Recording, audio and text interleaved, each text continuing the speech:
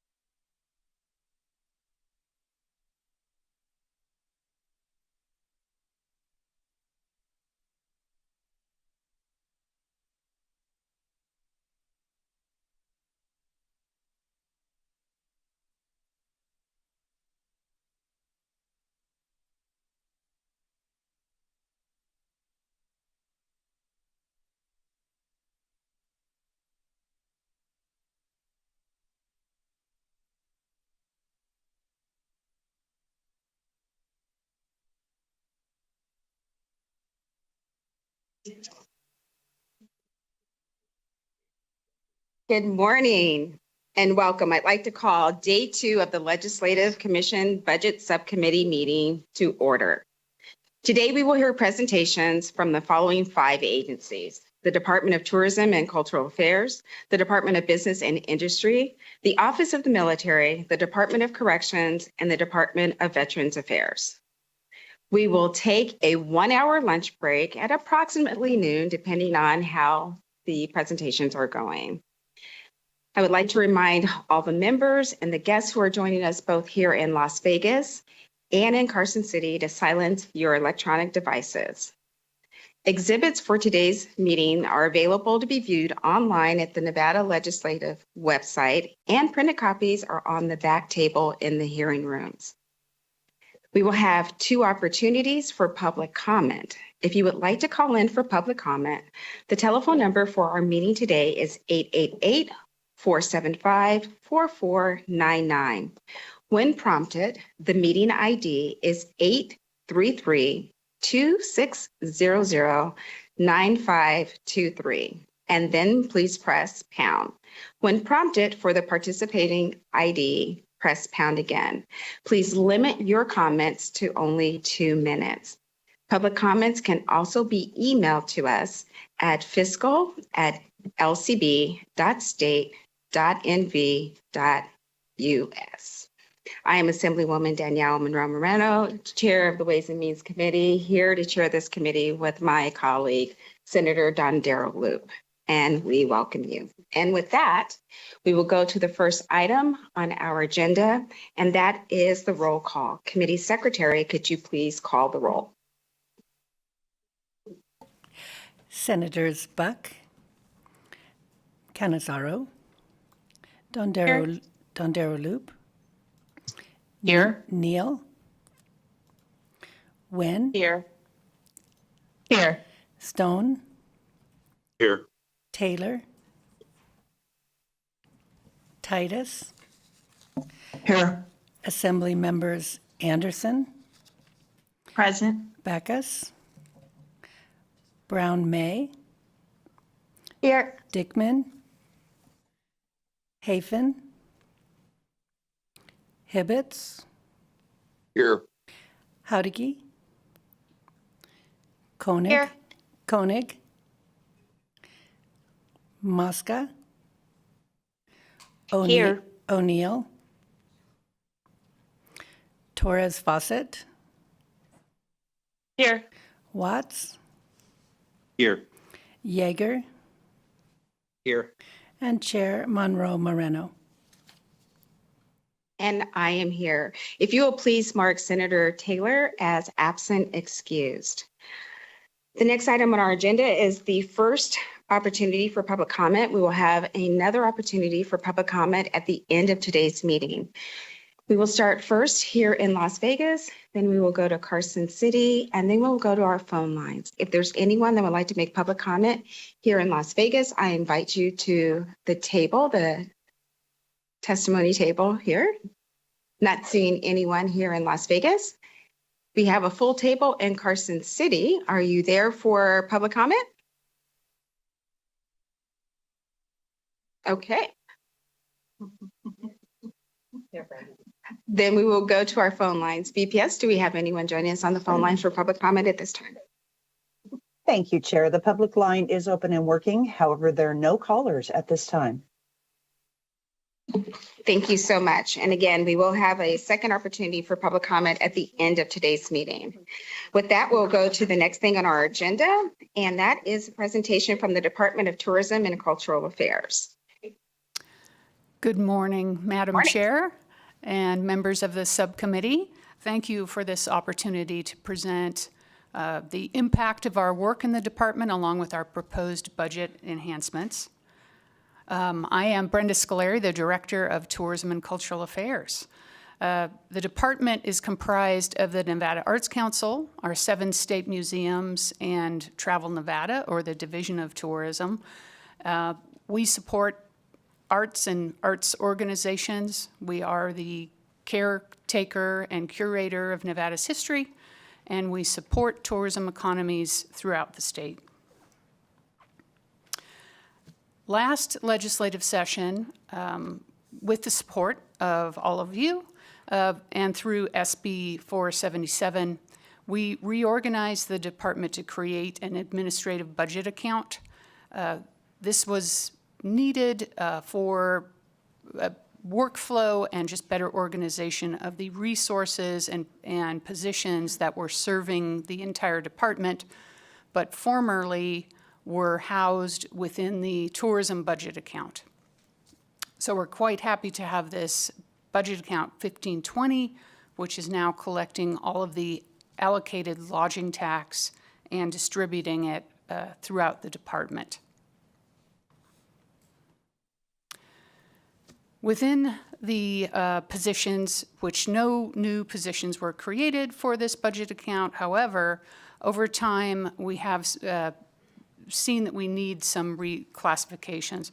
One of them is our IT director, who, and this is not the norm, we do have our own IT team within the department.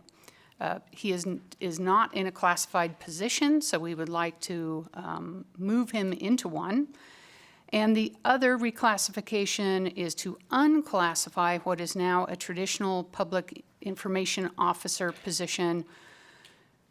This person is actually a dedicated marketing manager for the Division of Museums and History at this point, and the job description has expanded to encompass more marketing tasks.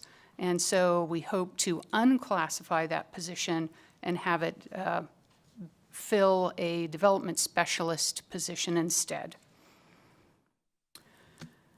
These are the enhancement units for the administrative budget account.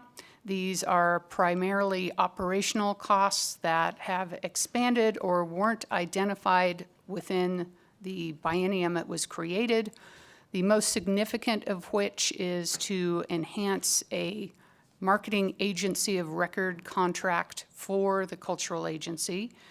As I said, we now dedicate services and resources to the Arts Council and the Division of Museum and History for the first time. And we have a contract for media buys and creative services through this budget account for the first time.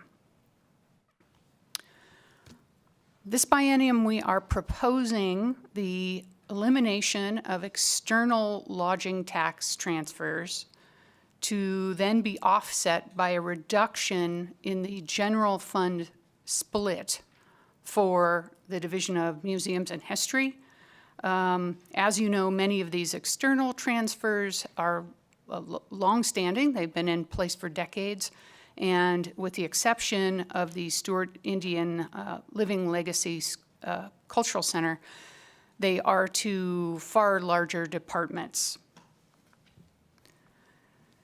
This slide would be, I apologize, it would be more meaningful with the summary totals of these enhancements, but it's here to demonstrate that we have a long list of enhancements within the department that will be transferred out of this budget account. And the last two bullets then represent the enhancements requested by, so above base, of course, for the Nevada Film Office and for the Stewart Indian School. And really this is to just inform you and let you know that though we in no way mean to devalue or diminish the validity of these enhancement requests outside the department, that this long list of enhancements represents only those approved by the governor's office, and we always have needs unmet within the department that we are struggling to cover with our allocation of lodging tax. In subsequent hearings, I can provide you with some further breakdown of what this looks like in terms of funding totals. In this biennium, we have projected a conservative projection of just over $74 million in lodging tax, and the total of external transfers is approximately $3.1 million. That concludes the administrative budget account. Madam Chair, would you prefer to take questions as we go or wait until the end of the presentation? Let's see. Members, do you have any questions for this part of the presentation? Not seeing any. Go ahead and go on. Thank you. Thank you. At this point, I will introduce Rafael Villanueva, the Deputy Director of Tourism for Travel Nevada. Good morning, Madam Chair, members of the subcommittee. Again, Rafael Villanueva, Deputy Director and also CEO of Travel Nevada. We wanted to touch a little bit on who Travel Nevada is, what we do, but more importantly, why we do it. And then we'll touch briefly on the enhancements. Travel Nevada promotes enriching travel experiences while driving statewide economic health through tourism. Our role has grown beyond just promotions. It now includes destination development, helping communities enhance tourism offerings. We aim to balance growth with preserving each destination's unique character for the benefit of the visitors and the residents alike. We focus on marketing and promotions by positioning Nevada as a must-visit destination through innovative campaigns that highlight everything from our vibrant cities to our wide-open rural landscapes. Industry collaboration. We prioritize building strong partnerships with state, local, and industry stakeholders to ensure everyone benefits from the tourism growth. And then product development. We work directly with communities to provide resources and guidance for creating tourism products that reflect the unique identities and preserve our local character. Destination stewardship, which is our approach to balancing tourism growth with preservation. We're committed to ensuring that Nevada's natural and cultural resources are protected while driving economic benefits. One of the most important parts that we do is our destination development. Destination development became a priority after COVID-19, highlighted the need for sustainable tourism growth. This program tackles challenges while creating opportunities to ensure Nevada's long-term success. Community-driven growth by local communities shaping tourism strategies to balance economic benefits while preserving character of each destination. Rural and urban communities need infrastructure and products to meet modern visitors' expectation. The program equips them with resources to reflect their unique identity. Tourism growth is aligned with protecting Nevada's natural, cultural, and historical assets by focusing on three of these pillars. Destination development helps Nevada thrive as a sustainable world-class destination. We're very fortunate to have been able to develop programs and product. The Nevada Adventure Centers, which will be built in Carson City and Boulder City. These hubs, initially supported by $3.7 million federal funding, will serve as a one-stop for outdoor recreation, experiences, education, and engagement. They enhance Nevada's position as an outdoor leader in tourism. Our 3D program is a collaboration program that fosters regional partnerships to bring impactful products to life.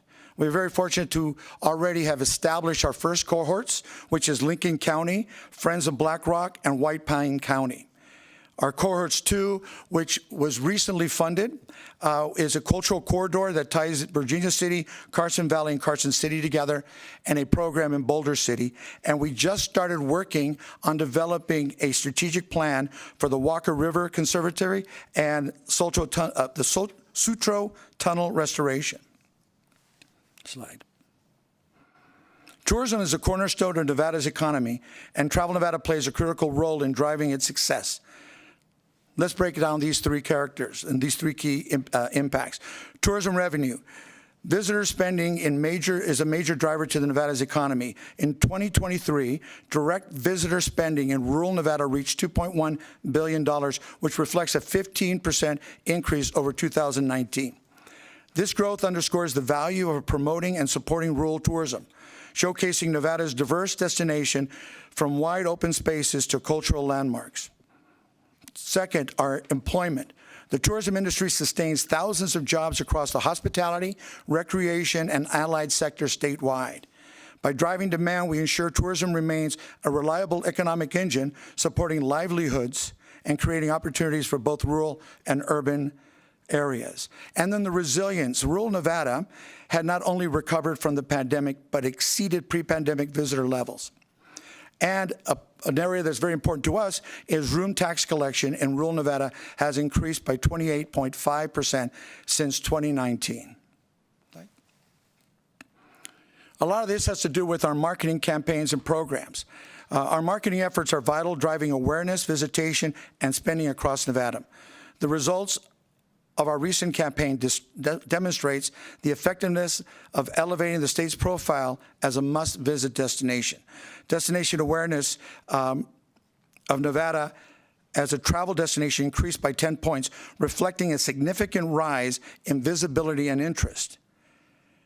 Visitation growth, campaign viewers showed a 155% increase to trips to Nevada compared to non-viewers, demonstrating how effective our research and outreach is. And they've been staying longer and spending more while they've been here.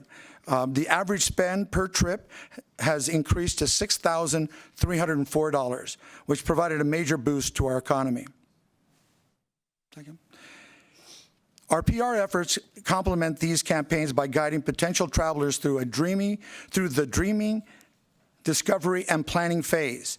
By leveraging trusted third-party channels, we ensure Nevada's key message resonates with our target audience. Next slide. A touch on our budget enhancements. Travel Nevada's budget account enhancements position us to continue the success. The America 250 celebration, $250,000 in grants to support local celebrations, enhancing exposure, but more importantly, attracting visitors. Our adventure centers, adding to the programs we've already started. We're going to continue strengthening the outdoor recreation hub, both in Carson City and Boulder City.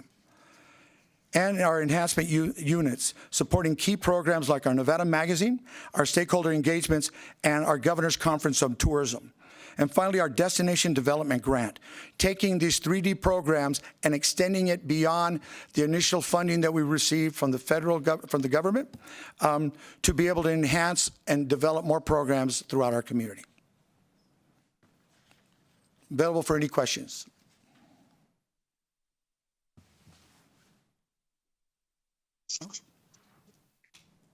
Thank you so much for the presentation. We do have a few questions. I'm going to start with Assemblywoman Anderson. Thank you, Chair. Thank you for the presentation. When I'm looking at the information that has to do with the paid and earned media overview, I was just wondering how the partnership is with the PBS stations, because I believe both Vegas as well as the Reno PBS produce different TV shows that have to do with celebrations of our state that are then shown throughout the nation and are directly related to some of that, some of that campaign to get more people to come visit us. So I was just wondering what that partnership is with the tourism department as well as with PBS. Thank you for the question, Assemblywoman. Rafael Villanueva. Pre-COVID, we had some programs with both the PBS stations.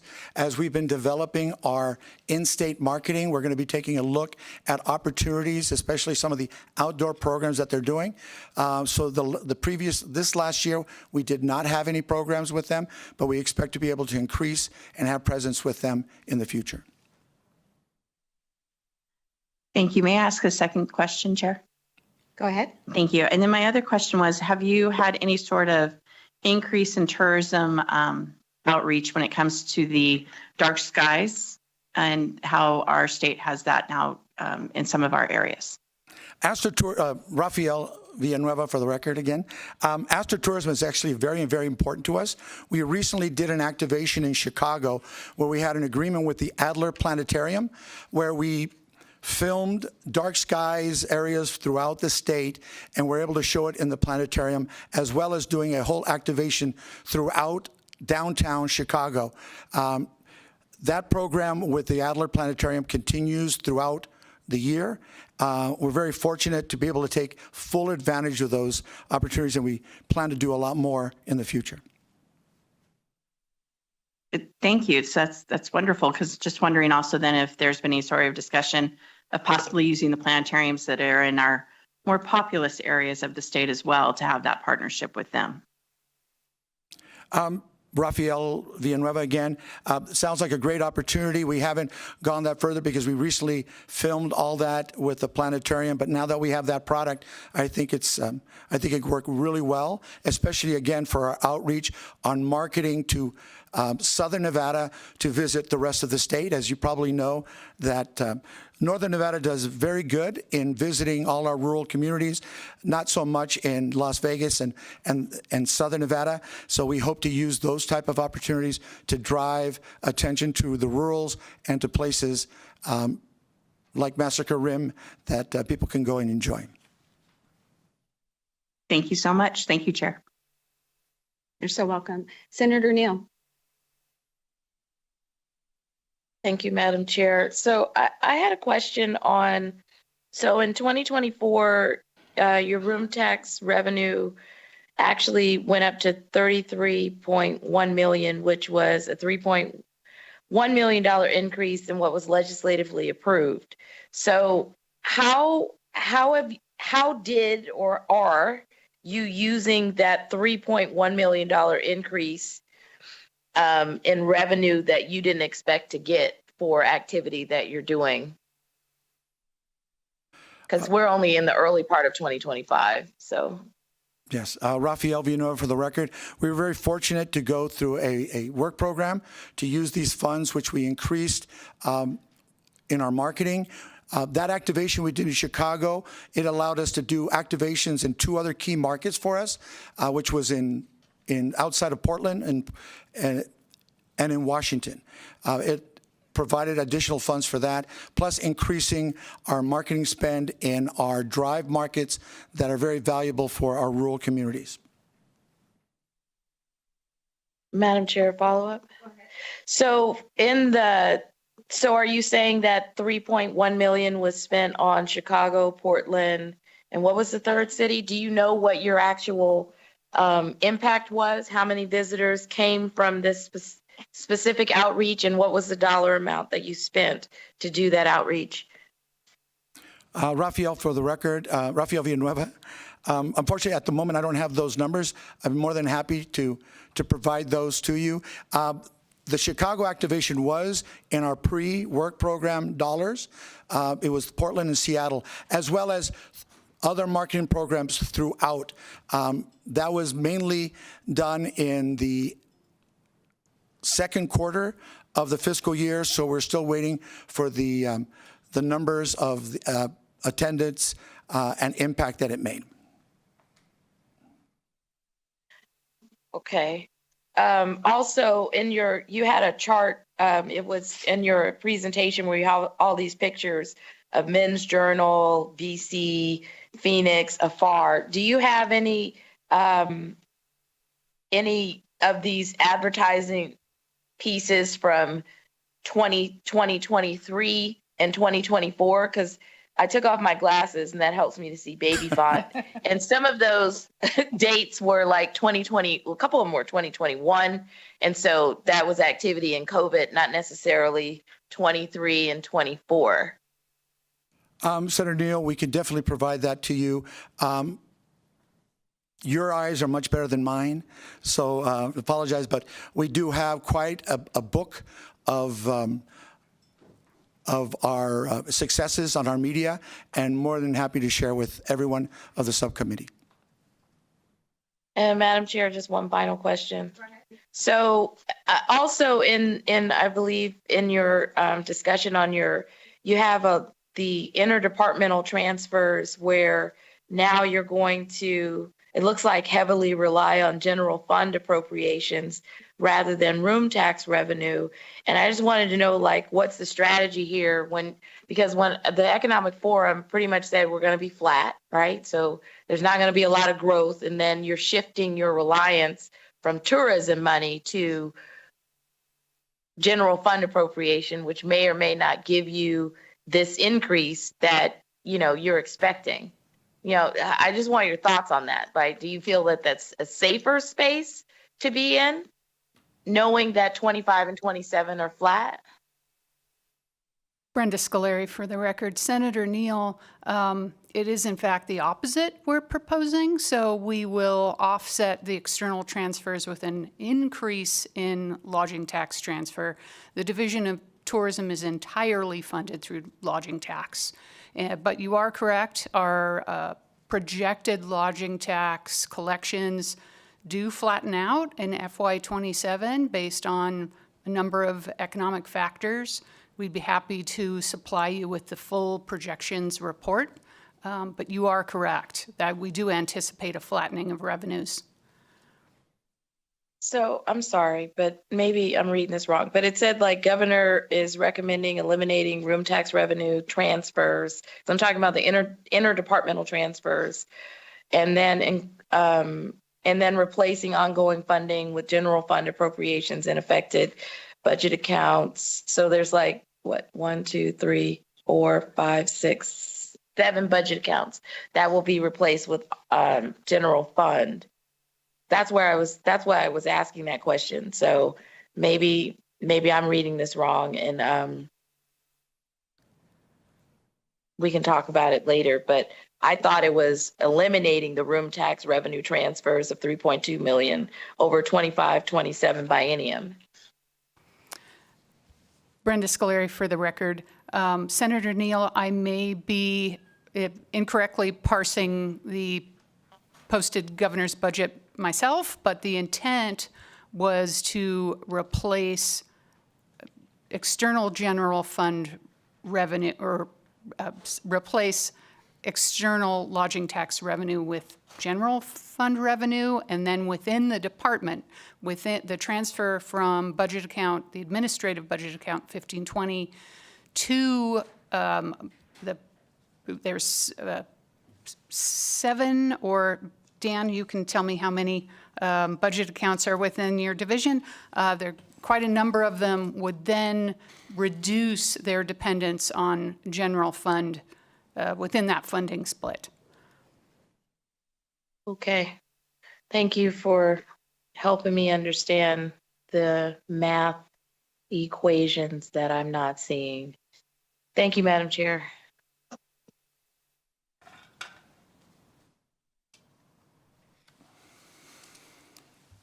Senator Neal, I'm going to ask our staff to kind of weigh in on it to kind of clarify.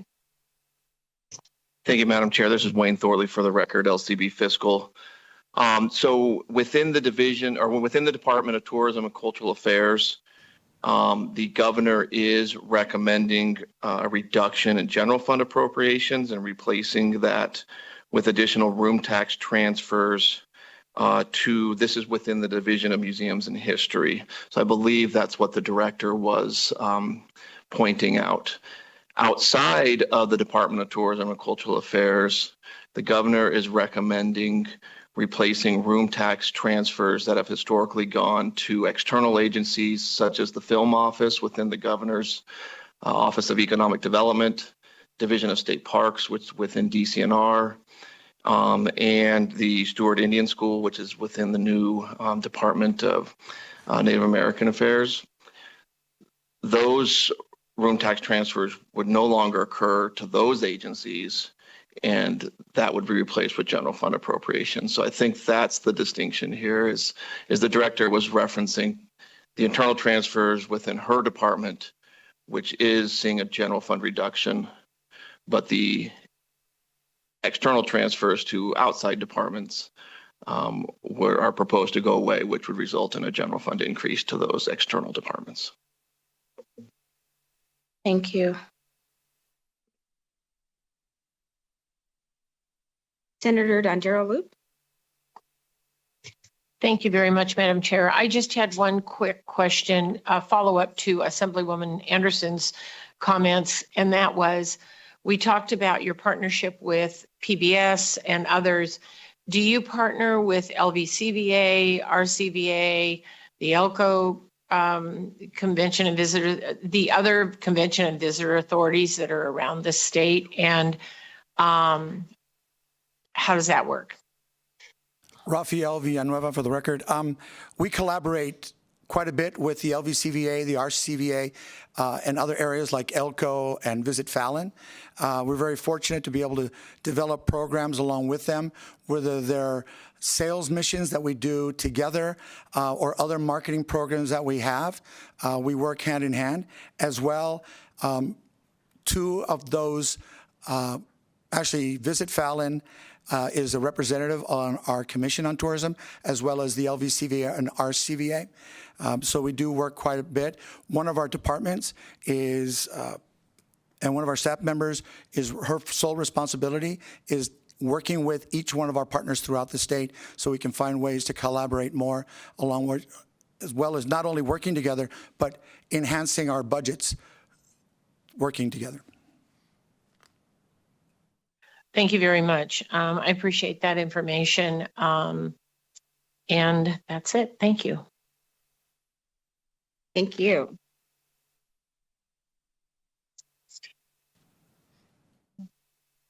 Were you finished with your presentation or Yes. still had some? Okay. Is there anyone else at the table? Yes, that's thanks. up I'd like to introduce Tony Manfredi, the head of our Nevada Arts Council. Good morning. For the record, Tony Manfredi, Executive Director of the Nevada Arts Council. Thank you, Chairs Monroe Moreno and Dondera Loop, and committee members, for your interest this morning and for your commitment to serving our great state. The arts strengthen Nevada, and we strengthen the arts. This morning, I'll briskly highlight the impact and value that arts, creativity, and heritage have on Nevada residents and how our state and federal government is supporting this critical component through our public purpose, strategic focus, and program areas. Next slide, please. Arts and creativity are a backbone of innovation, prosperity, and thriving people and places, making us stronger as individuals, families, communities, Nevadans, and as a country. Next slide. In 2023, a national public opinion poll showed that 86% of respondents agree that arts and culture improves a community's quality of life and livability, with 79% seeking out arts experiences. 72% agree that arts builds social cohesion and unify communities, providing better understanding of people and places.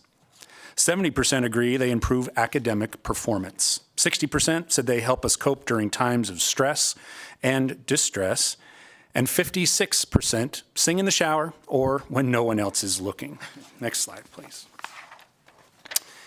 Arts and creativity are a Nevada economic engine, strengthening economic health by creating jobs in multiple industries, driving tourism, and equipping an innovative workforce.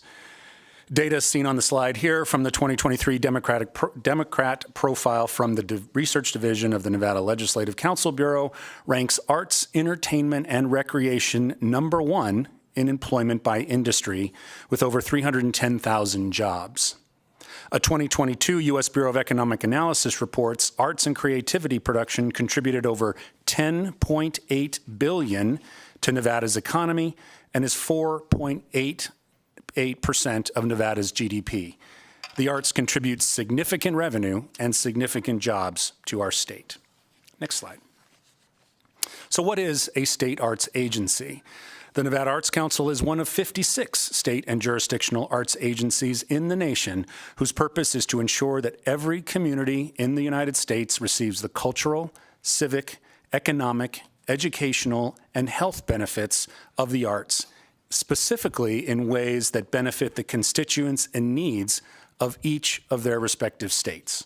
Next slide. And how is the state investing in arts and creativity? Well, one of the most significant ways is through the Nevada Arts Council. We are celebrating 58 years as a state arts agency. The Nevada Revised Statute declares that the arts are a vital, essential, important, and will continue to grow and play an ever-increasing part in the cultural and educational experiences of the residents of Nevada. And that's really critical language. We are not in existence to help necessarily our artists and arts organizations, but more to help ensure that Nevadans are able to receive all of the wonderful benefits that the arts provide. The Nevada Arts Council is also the sole agency within the state who may receive federal funding from the National Endowment for the Arts, and we do this annually through a partnership agreement. Next slide. This slide highlights our focus areas and program areas. Our strategic plan has 3 areas of focus: arts education, economic vitality, and healthy communities. The arts education segment is about providing professional development opportunities to artists and arts organizations, municipalities, public institutions, to help them do better and be better at what they do every day.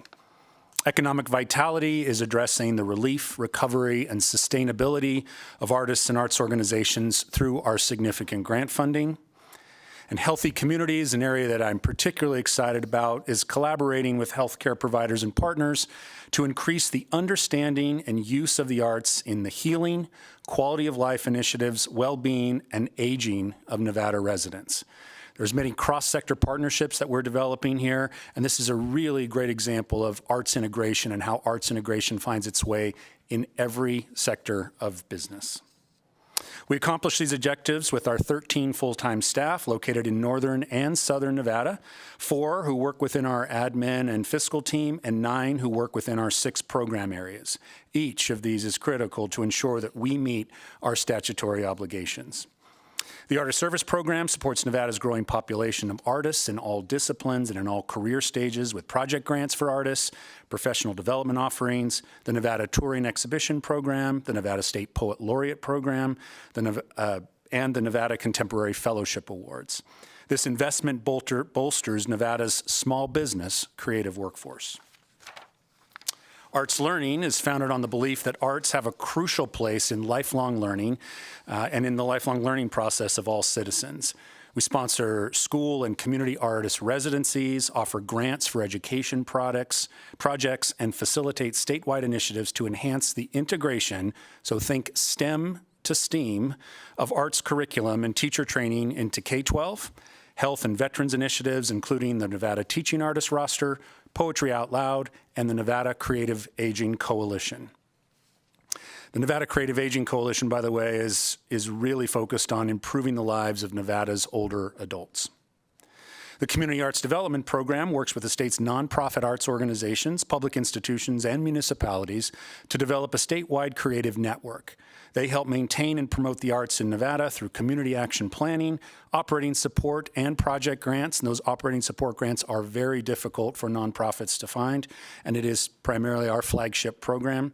Site visits and technical assistance. An example of statewide initiative in this program area is the Basin to Range Exchange Program, an in-person community building gathering with rural and urban participants focused on conversations through the arts. This year, BRX will convene in person with arts leaders from across the state from May 7th to 9th in Ely, Nevada.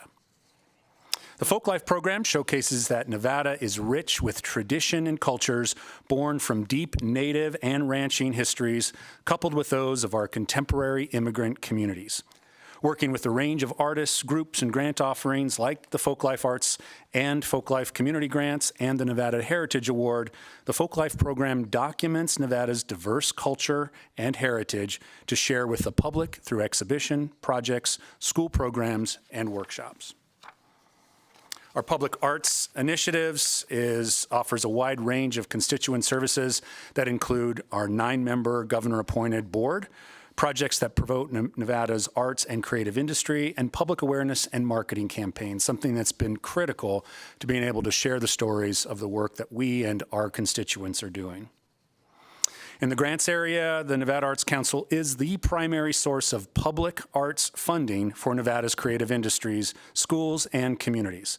The grants program invests federal and state dollars in projects that increase Nevadans' access to cultural experiences and arts education and learning opportunities. Grants are awarded through a professional panel review process that measure quality of product, planning, and evaluation to ensure that we are excellent stewards of this public money that's entrusted to us. Since 2023, next slide, please. Thank you. Since 2023, the Nevada Arts Council program and grant funding engaged with over 4.5 million adults, children, and artists through in-person arts experiences.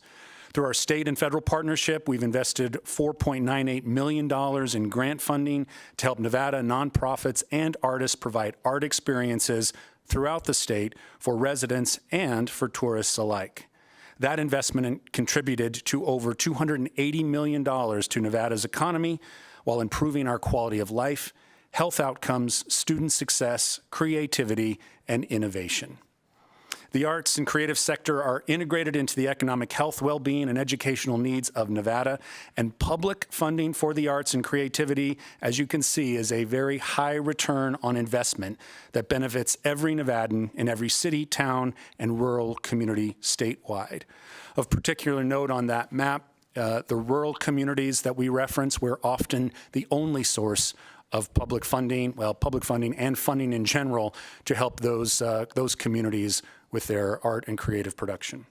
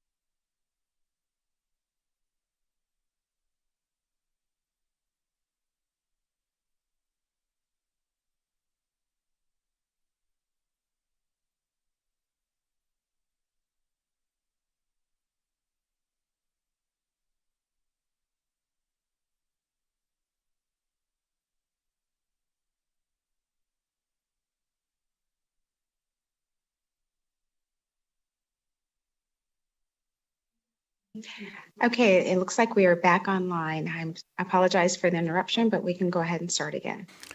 Dan Thielen for the record. Our final slide is the decision unit for maintenance and railroad operations, 330, E341, and E712. This is pretty exciting for us because we want to make sure that what we're doing in our railroad operations are completely in compliance with law. Tourist railroads, which is what our railroads fall under, is sometimes looked at by the Federal Railroad Administration, the FRA, that it doesn't have the as tight of requirements as standard cross-country Class 1 railroads have. And we are striving to make sure that everything that we do is well within the industry standard. But with that comes a bunch of inspections that have not been done. And it took a lot of work with the Nevada Division of Department of Transportation to help us get a bridge inspected so that we could cross it with our railroad operations down there. And this decision unit will help us have the money on hand to ensure that happens. In addition, the decision unit requests some equipment replacement. We need a scissors lift down there. It gets used a great deal of time, and so that happens. We have been renting one for a few years, and we want to get off of that, and that's what this decision unit does. Railroad museums are kind of unique for Nevada, in that we operate the artifacts, and if we could do with our railroad museum model, where we operated something and showed people exactly what was going on with these. Sometimes we take an artifact and it's very intuitive that you understand exactly what it means and where it fits into history. But as we get farther and farther away from the point of origin, it gets kind of tough to explain things. 50 or 100 years ago, kids growing up understood that the way we tame Nevada is through links to the outside world for food, for materials, to ship freight out of Nevada and ship goods in. It took an all-weather system, and that was the railroads. And I often think that if you went to a museum and you saw a T-Rex on a plinth all stuffed and mounted, and you'd go, wow, that was really cool. But if you could make that T-Rex come to life and take a step off that plinth, the kids would know more about that T-Rex than they could ever learn in the book. They'd feel its breath, they'd understand its movement, they'd watch the ripples of the muscles and the movement of the head. It would be really cool. With the railroad museums, we'd give children and our visitors that opportunity to witness that moment of, wow, I get it. I know how this thing operates just by watching it. And we turn lights on in heads throughout our museums. That object-based learning will connect with children and some of us older people in a way that normal academic book reading and understanding, searching the internet, all of those things are good. But when you see the object itself, it transfers a tremendous amount of knowledge in just that moment. And it's an exciting moment when you see things, when you see the lights turn on in people's heads. That concludes my presentation. I'm ready for your questions. Thank you. I believe we have just a few questions. We're going to go to Assemblywoman Anderson, Assemblymember Anderson first. Thank you, Chair. I get to do all the questions today, it seems like. So my question actually has to do with one of your first slides when you go into the specific museums that you have listed.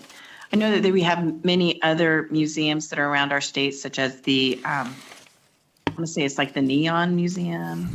And then I know in my little Sparks area, we've got a museum. How often do you partner with these, most of the time, nonprofit museums? And also in helping to increase awareness around our state about them. Dan Thielen, for the record, that is a tremendous question, and I appreciate it so much. We partner as often as we can and intersect between the museums as often as possible. We feel that the state of Nevada has a duty as being the general funded museum system to provide resources, or not resources, but to provide knowledge and to provide expertise and help when requested. So if there's a small museum that perhaps is run in a small county but don't know how to do museum work, how to curate something, how to stabilize something, we answer those questions as thoroughly and as they come. And that's the baseline of what we feel is our duty, is to help citizens keep their artifacts and their heritage in perpetuity if they're going to keep it, and to accept it when it fits our collections needs. So then the second layer is what kind of partnerships do we do within the regions? Las Vegas Museum in at the Las Vegas Springs Preserve naturally partners with the Springs Preserve as they develop their museum exhibits down there. We do a lot of cross-pollination with other activities with the Neon, with the Mob Museum, with Clark County Museum. We've assisted with the Sparks Museum on several occasions and have even loaned artifacts. The locomotive that's at the Sparks Museum is a state of Nevada asset that is on loan to the Sparks Museum to represent the dwindling railroad heritage of that important facet of Sparks, Nevada. We've got an exciting partnership coming up with the Atomic Testing Museum, as the museum in Boulder City will become the resting place for several artifacts, large artifacts out at the test site that will come to the museum in Boulder City. The Nevada test site in the 50s and 60s were trying to get to Mars, and the only way you could get there was with a nuclear rocket engine. They developed that, proved it out at the test site, and used some rail-associated locomotives that will be able to tell that story. So we're working with the Atomic Testing Museum to make sure that those are relevant, and they're certainly too big for them to accept, and they'll fit at the museum in Boulder City and be an amazing, quirky, very Nevada story to be told out there about how Nevada was part of the first attempt to get to Mars.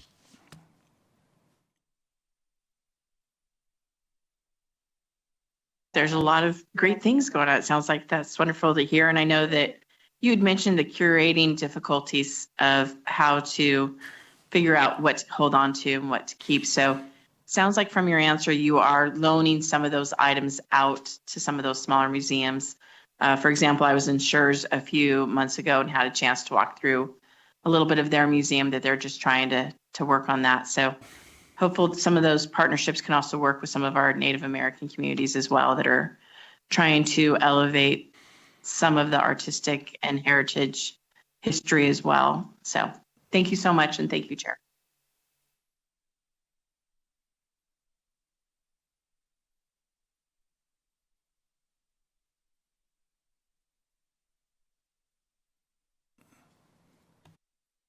Thank you, Assemblymember. I have a question on the Nevada State Museum, Las Vegas, for Decision Unit E680. You're looking to eliminate that position because it's remained vacant for an extended period of time. How has that vacancy impacted the retail store, if at all? Dan Thielen for the record. It has impacted the retail store tremendously to the point that they had to, they're using a museum attendant position to help cover down on the store to make sure it generates the income it needs to. As I understand that position, and I'll get a clearer, more direct answer, but the store had to generate enough income to cover the wages of that individual, and the store never generated that much income, and therefore we weren't able to fill it. On some of our museums, we have some private funded individuals that operate some of those activities. And this one, we just never generated enough money. That store has not been as successful as some of the other museum stores have been. It's improving, but at this time, it's not generating enough income to cover the wages of a full-time retail storekeeper. Thank you for that. Senator Stone? Thank you, Madam Chair, and thank you for the wonderful presentation. I'm a big fan of our railroad museums. When my 7 grandchildren come to visit with me in Henderson, the first question is, when can we go to the railroad museum and ride the trains? Yes. I know that the volunteers are a big part of maintaining costs at the museums.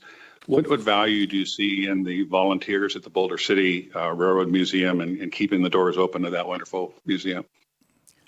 Dan Thielen for the record. I appreciate that question because volunteers are the lifeblood of our museum system, and in particular the Boulder City Railroad Museum.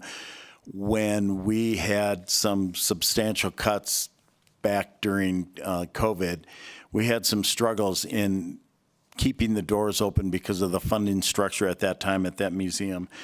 And the volunteers stepped up to find innovative ways to both be in compliance with the regulations and the restrictions of COVID and still maintain an activity that would be that would lighten people's minds and have something to do during those dark times.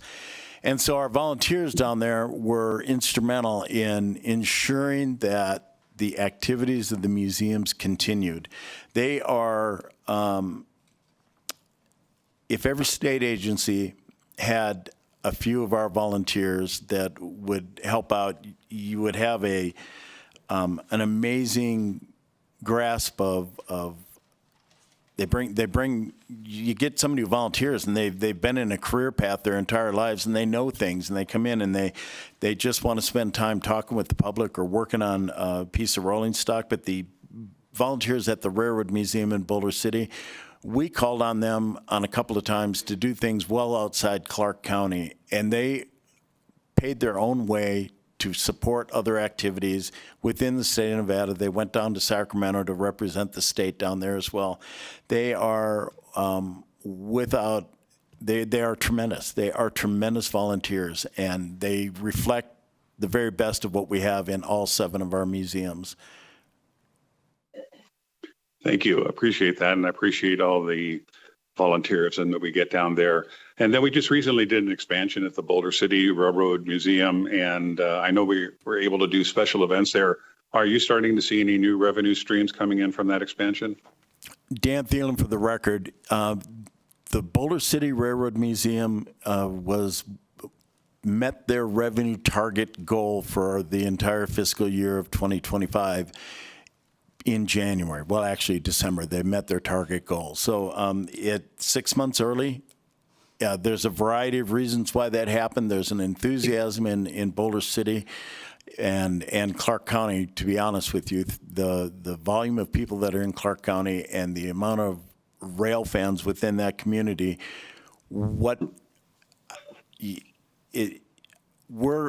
getting nervous that the programs that we're going to put in place are going to overwhelm the staff and the volunteers that we have there. One of the challenges you get with a lot of visitation is you look in the eyes of the people who are running the locomotives and the trains. They're happy on the first day, and at the 10th day, like for the Santa train season, they're like a dog that's been out all day, just dragging a little bit. There's thorns in their fur. They'll wag their tail. They're happy, but they are beat at the end of that 10th day.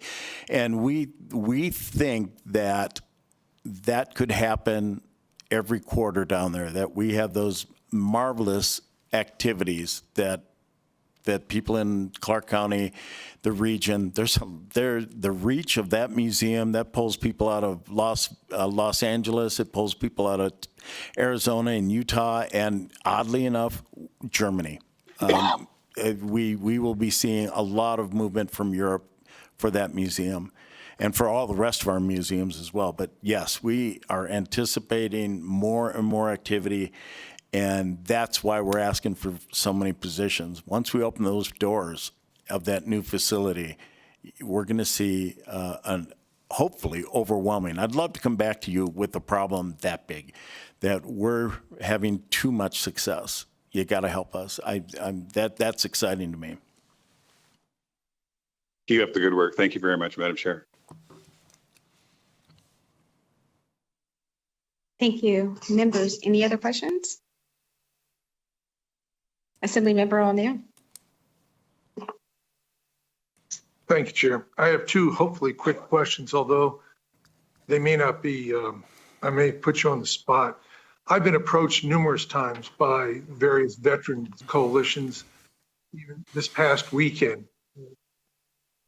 the United Veterans Legislative Coalition, talking about one of the priorities is to start a Veterans Museum and their willingness to work with the State Museum. Have you had any conversations? Can we put them in contact, or they said they've approached and talked, but it's still a very difficult situation for them too. And I keep thinking we could partner with one of the museums someplace. Any thought?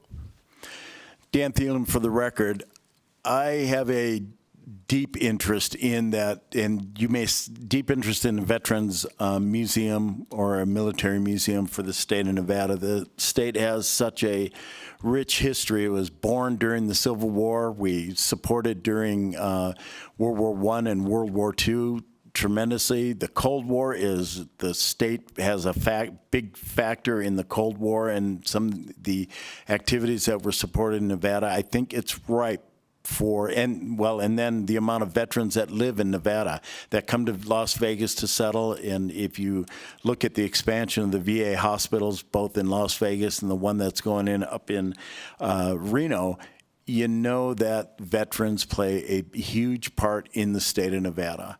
We'd absolutely love to have a museum discussing these important events.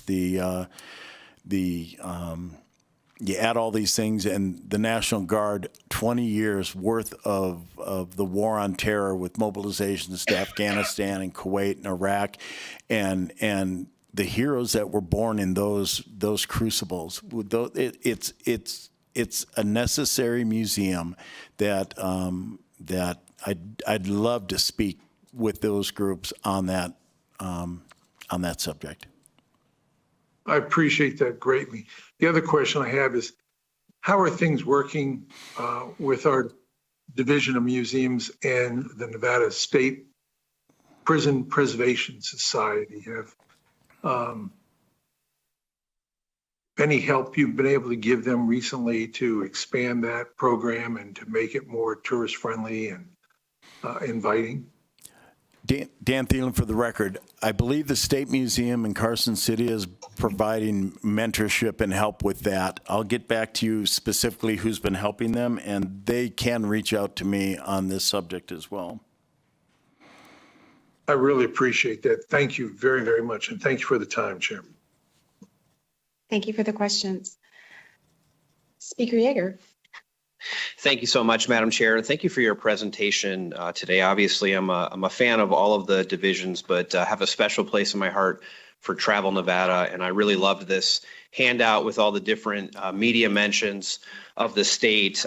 It reminds me that we live in a wonderful place, and reminds me I need to get out of this conference room and see more of Nevada as soon as possible. We obviously all agree that we live in a wonderful place, and something I think we can all agree on as well. And to my question is, we got confirmation yesterday that we received a budget from the governor last week that was $335 million in the red. Yesterday, we were presented with some potential amendments through a PowerPoint presentation that got that budget down to, I believe, 88 million in the red, so still a structural deficit. And so my question for you is twofold, and for the agencies that are yet to present, you're probably going to get the same question, so just be ready for it. The question is, the information that you presented today, is this the budget information that was included in the structurally deficit budget that we received from the governor last week? So that's question number one. And then question number two is, have you been asked yet at this point by the governor or the governor's budget office to make any cuts to the budget to potentially try to get us to a point where the budget is balanced? Speaker Yeager, Brenda Scolari, in answer to your first question, yes, it is. These enhancements represent the governor's recommended budget. And no, we have not been approached to make any revisions. That may be because, as presented, the majority of the funding is from our 3/8 of 1% of statewide lodging tax. So may be less representative of the deficit that you're seeing. But we may be. I can certainly let you know if that happens. Great. Thank you so much for that. I appreciate that context. And yeah, I understand all these budgets are funded differently. I think just as a legislature, we're trying to figure out how the governor is going to propose to get us to a balanced budget. I think we're going to get some more information, hopefully, about that next week. But in the meanwhile, I wanted to ask agencies if you've been tasked with trying to trim parts of the budget to get us there. So I appreciate that response and appreciate the opportunity to ask a question, Madam Chair. Thank you so much for the questions. And thank you so much for the presentation. It's very detailed, a lot of information. We look forward to seeing you during the legislative session. You have a great day. Thank you so much for your time. And that closes out the presentation for the Department of Tourism and Cultural Affairs. Members will move on to the next agency on our calendar for today, and that is the Department of Business and Industry.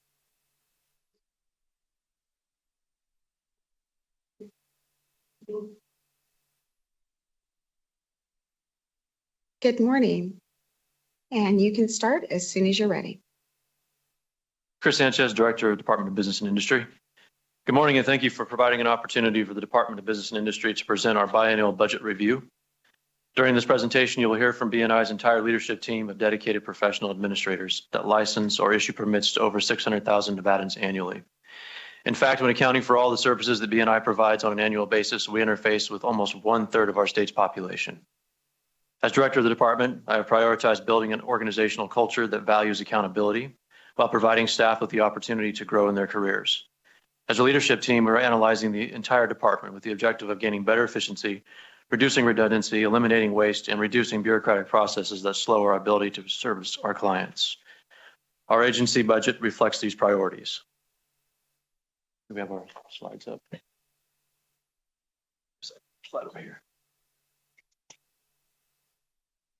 All right, so we have 12 divisions within the department, as many of you are familiar, and we will be having our administrators present from those divisions. We have 61 boards, commissions, and advisory councils, and that includes the 37 boards that were transferred into BNI as a result of SB 431 during the 2023 legislative session. And as you know, we have a pretty hefty reform agenda for our boards and commissions in Nevada, although I know we won't have time to cover that in any detail today.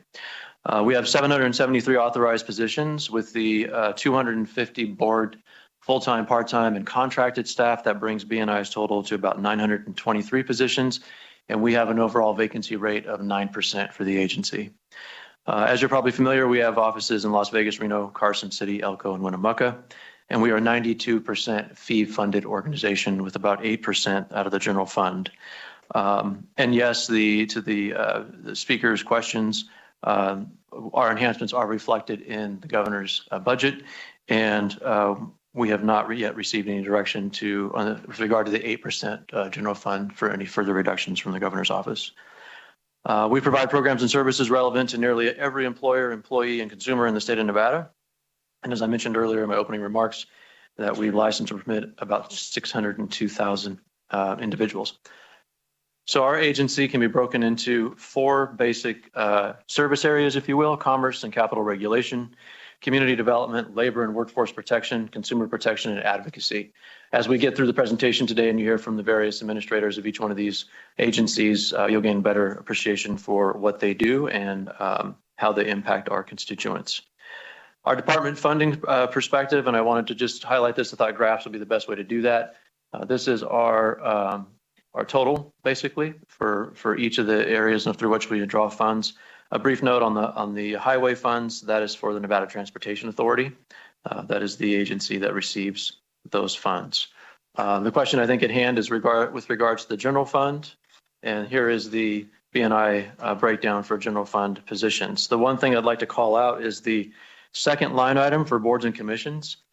We envision that as the biennium progresses, we will be able to reduce that amount as we migrate over boards and commissions should SB 78 pass. That is a revenue neutral bill. There is no general fund impact for SB 78, and the staffing that we will be proposing as part of that legislation will be covered through a cost allocation to the boards and commissions. I say that just to say that this line item will be reduced over the biennium with my goal of eventually, by the time we get to the mid biennium, not having to draw from the general fund to fund those two positions. One is currently funded. That is Nikki Haig. She is the director of the Office of Boards, Councils, Commissions, and Standards. And we have a request in here for an additional staff person that would be aiding the director's office and Nikki as we migrate the boards to their new merged boards should that pass. For slide 7, I'm going to go into the department priorities, but I'll do that when I go over the enhancements. So move into slide 8. Slide 8 here, just some key functions. So at Business and Industry, we have basically a centralized administration. What that means is we cost allocate to the 12 agencies the items that you see here, which is the Fiscal and Budget Administration, assessments, payroll, human resources, IT, regulatory review, and policy development. So our agencies are varying size, with Department of Industrial Relations being our largest, for instance, and so we proportionally cost allocate the services that we provide in the director's office. That's important because we're intend to utilize the same model for how we approach our licensing boards in the future. We have a FID, Financial Institutions Division, and a Mortgage Lending Division. We will get into in the enhancements some of the changes that we're making with respect to the services we provide those two divisions. But I will move down to our third bullet point here, which is Small Business Resource and Advocacy. We provide information on access to capital through the Director's Office, business support ecosystems. Many of you may have heard of our roadmap, and if you haven't, I recommend that if you have some time, you visit our website and look at the roadmap. And this is to help small businesses navigate all the resources that are available to them in Nevada. The team has spent a lot of time putting that together. It's very detailed. We are looking to put that and overlay it on a GIS database so that our constituents will be able to go onto our website eventually and click on their region and bring up the support services for their small business in any given location across the state and access that information. We also have a guide to starting and growing a business in Nevada. And the intent there with our Small Business Resource Advocacy Center is to capture all of the resources in the state, of which there are many. The second, or just underneath that bullet point, we have the Industrial Revenue Development Bonds. These are intended to fund projects that have a high capital investment, provide new jobs, high-paying jobs, as we are in accordance with our economic development plans in the state, specifically in industrial manufacturing and warehousing, research and development facilities, commercial enterprises, civic and cultural enterprises, and enterprises open to the public, including theaters and museums. We also administer in the Director's Office our New Market Jobs Act tax credits. There's about $200 million in funding through the legislature and an additional $120 million through our federal program as well. And we have a Consumer Affairs unit in the Director's Office. This unit is responsible for helping constituents that have issues with deceptive trade practices or have questions or feel that in some service that they may have sought in any given industry didn't live up to expectations.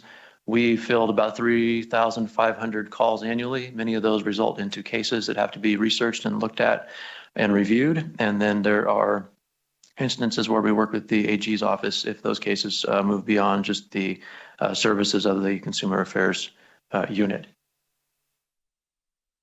And we have our Minority Outreach program, and through that program, we also have consumer fraud and deceptive trade practices services. We participate in task forces and working groups across the state that are focused on solving issues in our minority populations, and we represent the Department of Business and Industry in interviews and minority print and broadcast media as it pertains to consumer fraud and deceptive trade practices. What follows this slide is 3 different slides that show our organizational structure. They are actually kind of intended to go side by side. The agency size does not allow for it to be all on one page, but it gives you an idea of kind of the breadth and scope of business and industry. One thing I want to point out is on slide 11, which is with regard to the boards and commissions. This is the build out that was discussed in the 2023 session. It is representative of what the agency had mentioned back in our presentation to the Interim Finance Committee about a year ago.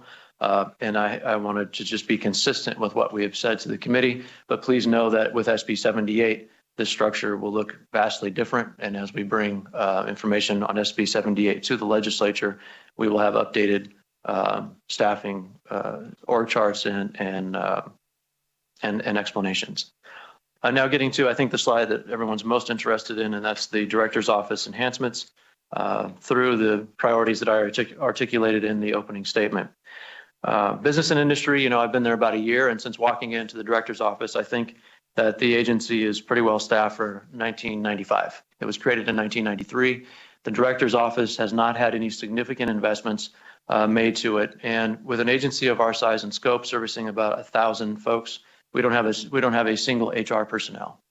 So what that means is that HR issues bubble up to the 2 deputy directors and myself. And running an organization of that size, we need additional support staff to ensure that we are serving all of our employees to the best of our abilities.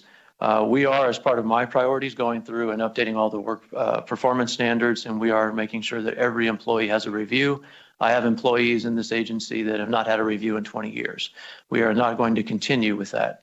When we talk about retention and making sure that folks are able to stay and want to work for the state, we have to show up as leaders and administrators and ensure that we do our part.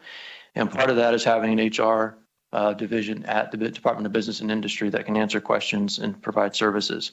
So we do have, and I should mention right out the gate, that all of these positions that are here in the governor's budget for enhancements are funded through our cost allocation and our fee base. There is no general fund impact. We are centralizing IT. We have silos of business and industry, and in my view, silos just get in the way of common sense sometimes and getting things done quickly. And so what we are proposing is to enhance that IT division and then aggregate that IT division under the director's office. We already have a director's office IT division, but we need to aggregate and provide additional staff. As you can imagine, with this many agencies and the amount of IT services that we require to function well for our constituents, it's quite onerous, and so we need additional investment there. We have currently 1 PIO and 1 ALJ, and to be blunt, it's just not sufficient. We've got to have more folks. We have to communicate a message across 12 different agencies with 12 different functions that represent 12 different industries, as well as all the things that I mentioned for the director's office. One person trying to get out social media, trying to provide information through press releases and all the various forms of media is very difficult. So we want to provide that individual with more support, and as well as our ALJ provides a lot of services to our various agencies. And we wanted to provide additional paralegal support for that individual as they are working to support our various functions. We need to expand our fiscal unit. We have more increasing demands being placed on the fiscal unit, especially with the boards and commissions migration as a result of SB 431. And so we wanted to robust up that as well. And we do have, and this references back to the earlier slide where I mentioned that there was 1 staff person that we are adding to help with the transition from SB 78 should it pass. And that is the 1 person that is here referenced under the creation of boards and commissions. It is the exception on this slide for it being general funded for a short period of time before we were able to build out the mechanism to bring in licensing funds from the occupational licensing boards. We have agency realignment, and this is I referenced earlier with the financial institutions division and the mortgage lending division during the global financial crisis. And that's right, the 2008 global financial crisis, not the pandemic. In order to save staff, the 11 staff were transferred into the director's office, so those folks would not lose their job. We would like to now transfer them back over to their respective agencies. We are already funding those positions through a cost allocation of those agencies, so this is revenue neutral. It is more of an accounting function. We have, as many of you are aware, have moved into 2300 West Sahara, just up the road from 3300 West Sahara. And in the new building that we are in, we're working with the property management there. We are, and this is reflected, I think, in DPS's budget as well as ours, partnering with Capitol Police to put a substation into the 2300 location. And that will ensure that our building is secure and safe. If both of our buildings are secure and safe. We will have 1 patrolling officer there and 1 full-time officer there in the beginning, and right as you enter the building. For me, safety is a priority. I want to make sure that all of our 1,000 staff are secure, that we have quick, rapid response times. And we have had some very unfortunate things to happen over the last year. where that capital presence, I think, police presence is necessary to keep us safe. We have BNI website redesign. I know the Office of the OCIO is working on redesigning the state website. We will need to plug in additional capability to our site because of the migration of the boards. And we've got right now 34 different sites. We intend to aggregate under one site. We're modeling that off of a site called DIAL, D-A-I-L, out of Iowa. We are working with the OCIO's office in Iowa as well as their technical staff. They are beta testing a system that works quite well.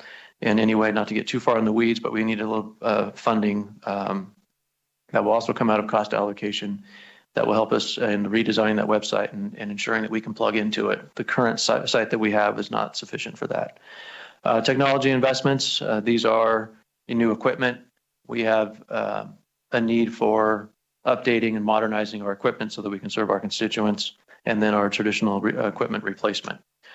So these are the enhancements that we have had, that we are requesting through the governor's executive budget, with the fee-based, as I mentioned, being the majority of them. The last slide for the director's office before we get into industrial relations is just a brief overview of SB 431, and just a quick reminder for the committee. During the legislative session in 2023, there was a lot of discussion about how boards and commission staff would be funded. When the session ended, there was no funding provided for standing up a staff. We worked with IFC. We were able to get Nikki's position filled last year. Since that time, Nikki and I, and you've all received our policy paper on boards and commissions, but we had to do a deep dive into really understanding the current operating structure of our boards, the number of contracts, the number of staff, where frankly, the challenges and threats were, and the things that we needed to shore up and address. And so we've spent the better part of the last 9 months really doing that deep dive through surveys with all the boards, working with all the board staff, all the executive directors and board chairs, constituents, stakeholders, associations. And so we've done, I think, the lion's share of the work now. And what will be proposing is standing up a staff that will be successful in administrating the boards. And of course, there's a desire to reduce the number of boards as well, and that'll be reflected in SB 78 and I'm sure our future conversations. But this is reflective of what was talked about in the IFC a year ago following the last session, was what you have here in front of you. It does not reflect where we intend to go. With that, I would like to, unless the chair would like to open up for questions, but we certainly would like to get into our presentations from each of our divisions, with the first being industrial relations. Before we go to the individual presentations, we do have a question or two. We're going to go to Senator Neal. Thank you, Madam Chair. So I just want to understand a little bit. You mentioned a lot that these are all cost neutral and you're doing a lot of cost allocations. And you also mentioned several times SB 78. But what I want you to break down is, why is it cost neutral exactly? SB 78 or just in general? Just in general, all of your suggested changes. Why is it cost neutral? Well, so the cost is not, when I say that, Chris Sanchez for the record, Director of Business and Industry. What I'm referencing there is that those are funded through our cost allocation to our fee-based agencies. So there's no general fund impact with those positions that we have proposed through the governor's recommended budget.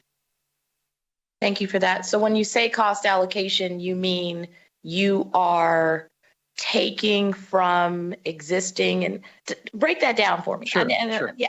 Chris Sanchez for the record. So right now, the way that the department works, the director's office works, is that we basically charge our divisions a fee for our service, is the best way to think about it. So it's almost like a forced contract, I guess is probably not the best word, but so all of the services from our IT to our HR, intended HR, to our fiscal support, all of that is charged to the regulatory agencies through that cost allocation model.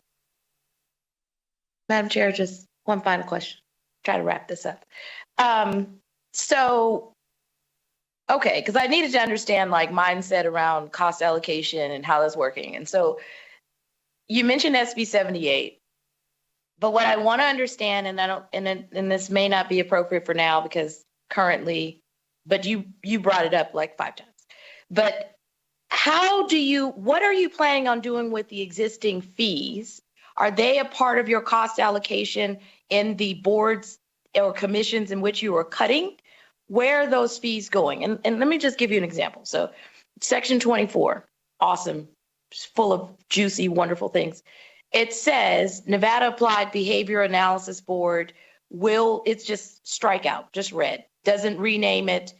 There's a $100 fee for licensing assistant behavioral analyst. There's a state examination fee of $150. There's a registered behavior tech fee of $70.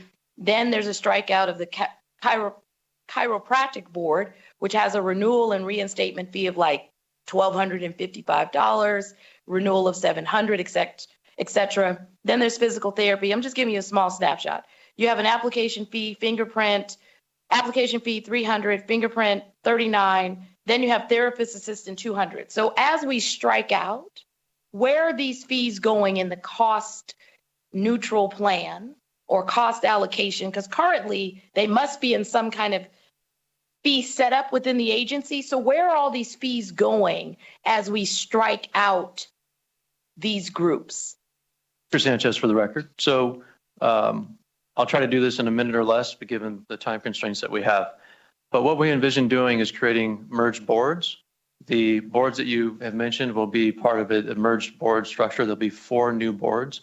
We are moving all of those fees and the authorities that accompany those, capture those fees to the new merged board. One of the things that we are doing, or I should say not doing, is we are not changing any statutes that have to do with the authorities granted to the boards. Those authorities will merge over to the new merged board. We have not changed any fees or sought to eliminate fees. What you're referencing, I think, without looking at what you're looking at, is that the specific board that those fees are attached to, that board will not exist, but the new merged board will. So the new merged board will be able to capture all of those fees.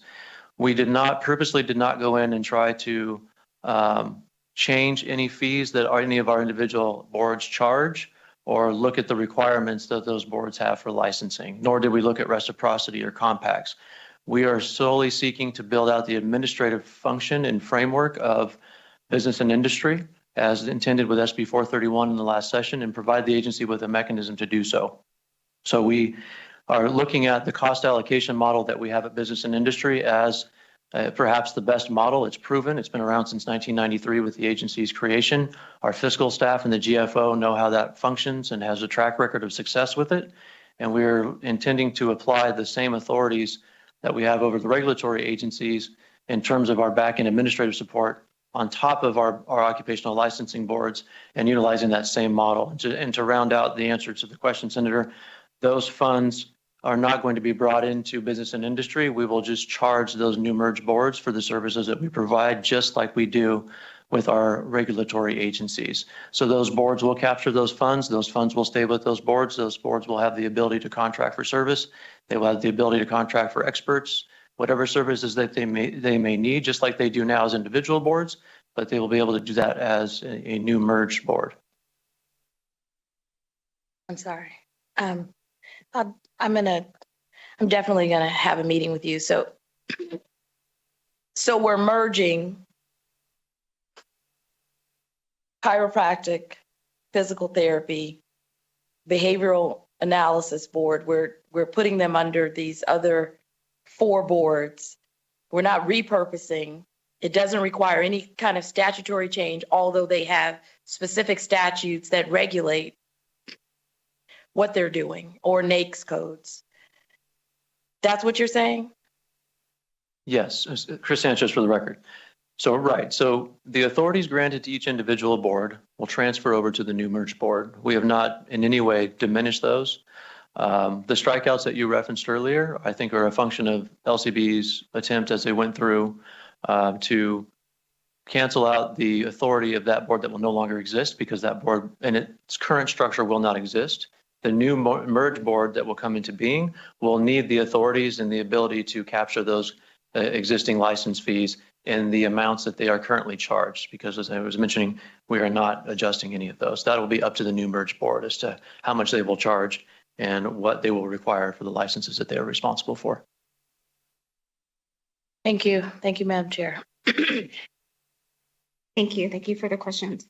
I have a few questions. You mentioned some security issues that you're currently having, and you're looking to fund a contract with the Department of Public Safety. What security mechanisms are you currently utilizing? Is it a private contractor that you're using right now? Yes, we have Chris Sanchez for the record. We have a contract with Allied Services. I think it's common across the state, where they provide limited service, in my view, in protection of our building. I think we need a heightened level of capacity in post-certified folks that are trained. Unfortunately, we have had direct threats made to employees. We have had people show up in our parking lots with the intent to cause harm that have been arrested. I don't want to wait for something to happen to have the right staff in our building that are ready to act. And so I think with what we've experienced in the last year, this makes the most sense. Thank you for that. I would have to agree with you.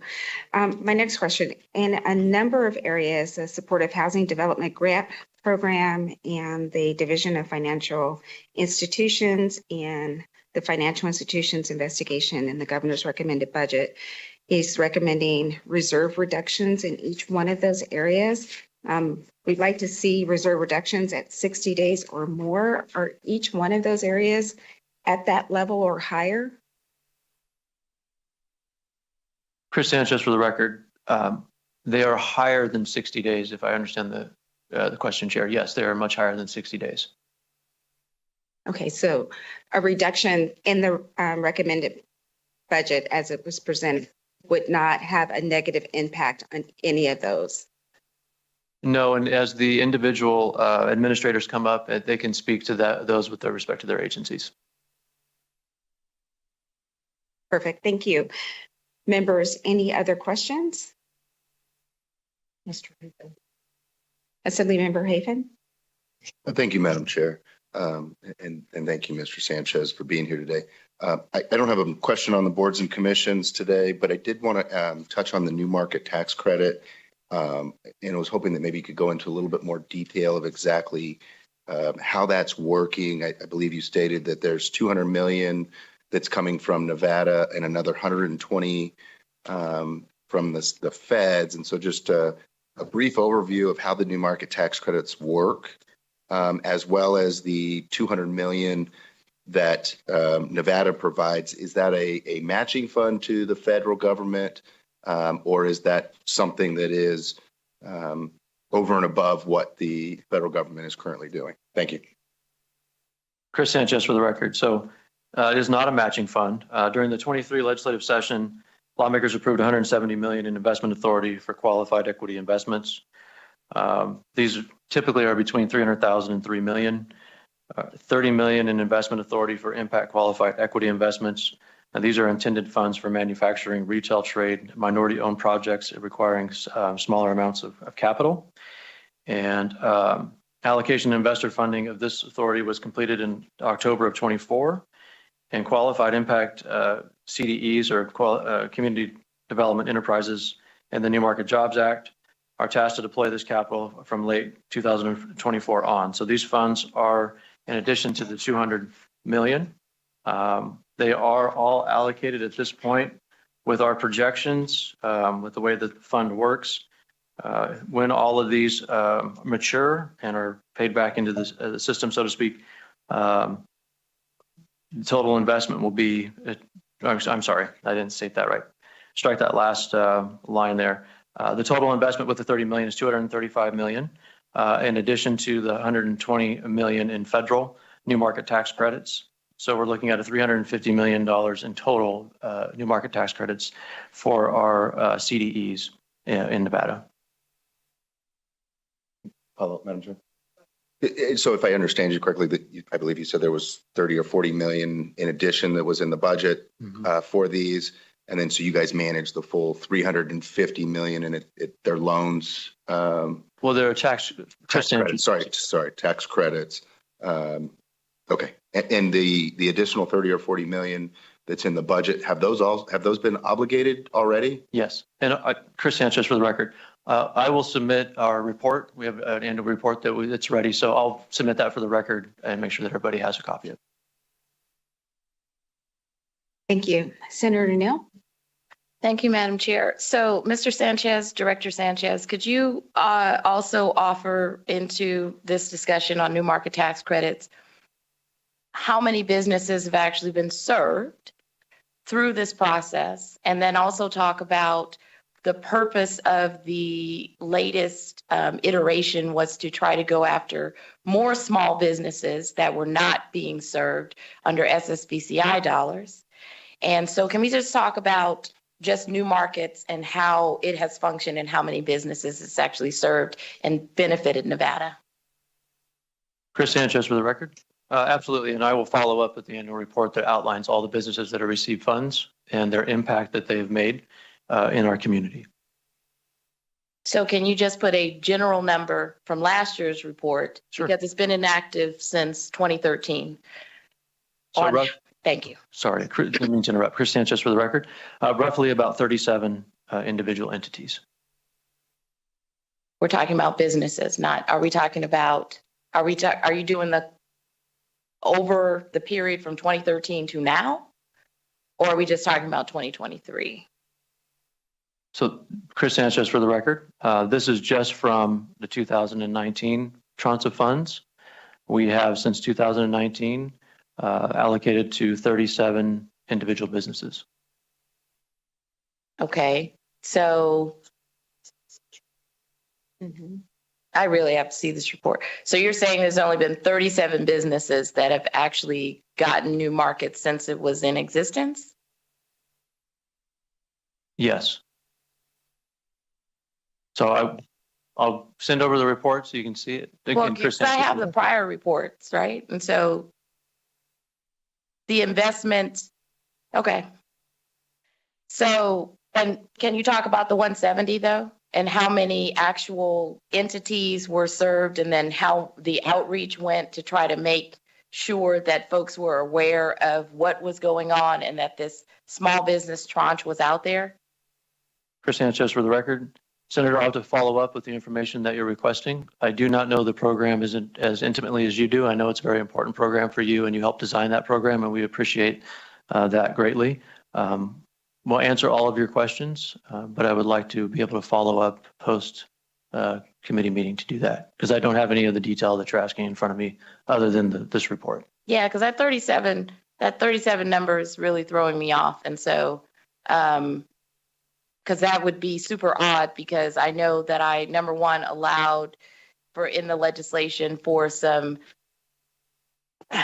additional repurposing, and then also they could go back and refinance and help some businesses, and then there's tacking and there's some other things. So I'm just super like I'm running through my mind right now on prior reports, and that just seems to be an extraordinarily low number.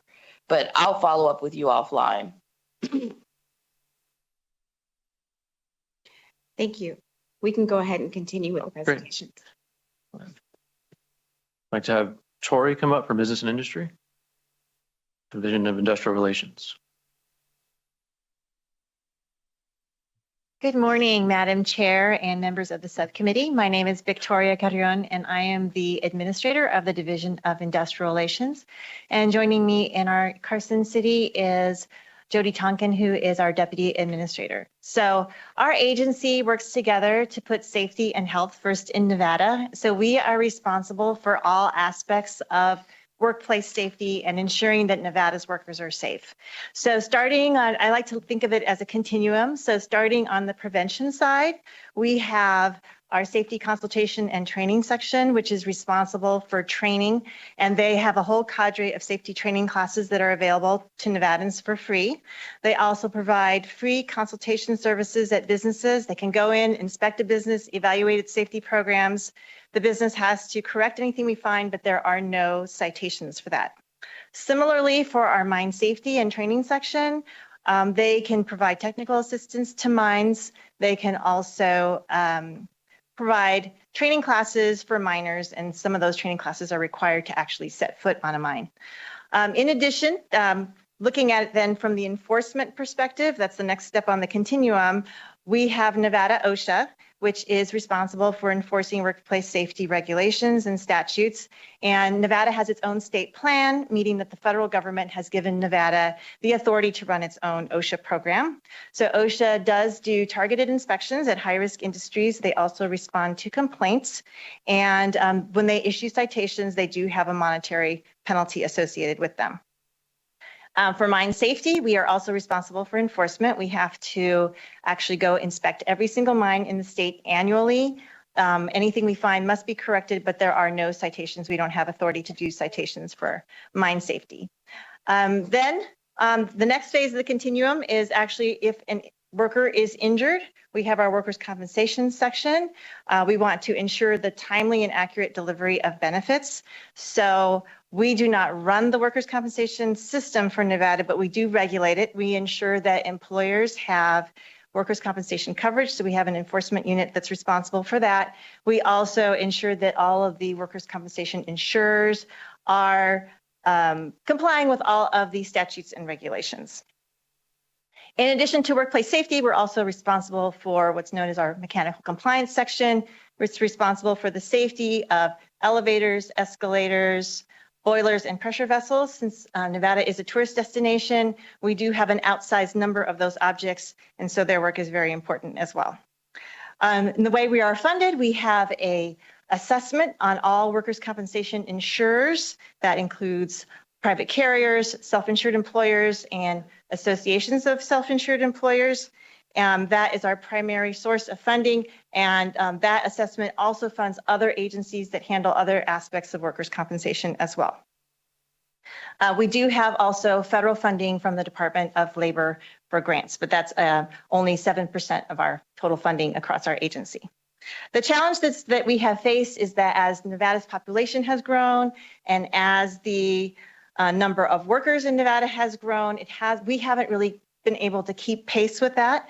We've had challenges with the rates of injuries increasing, challenges with non-compliance of employers with workers' compensation coverage. And so we take this as an opportunity to really try to right-size our agency and ensure that we are fulfilling our mission and fulfilling all of our statutory requirements and doing that effectively. Next slide.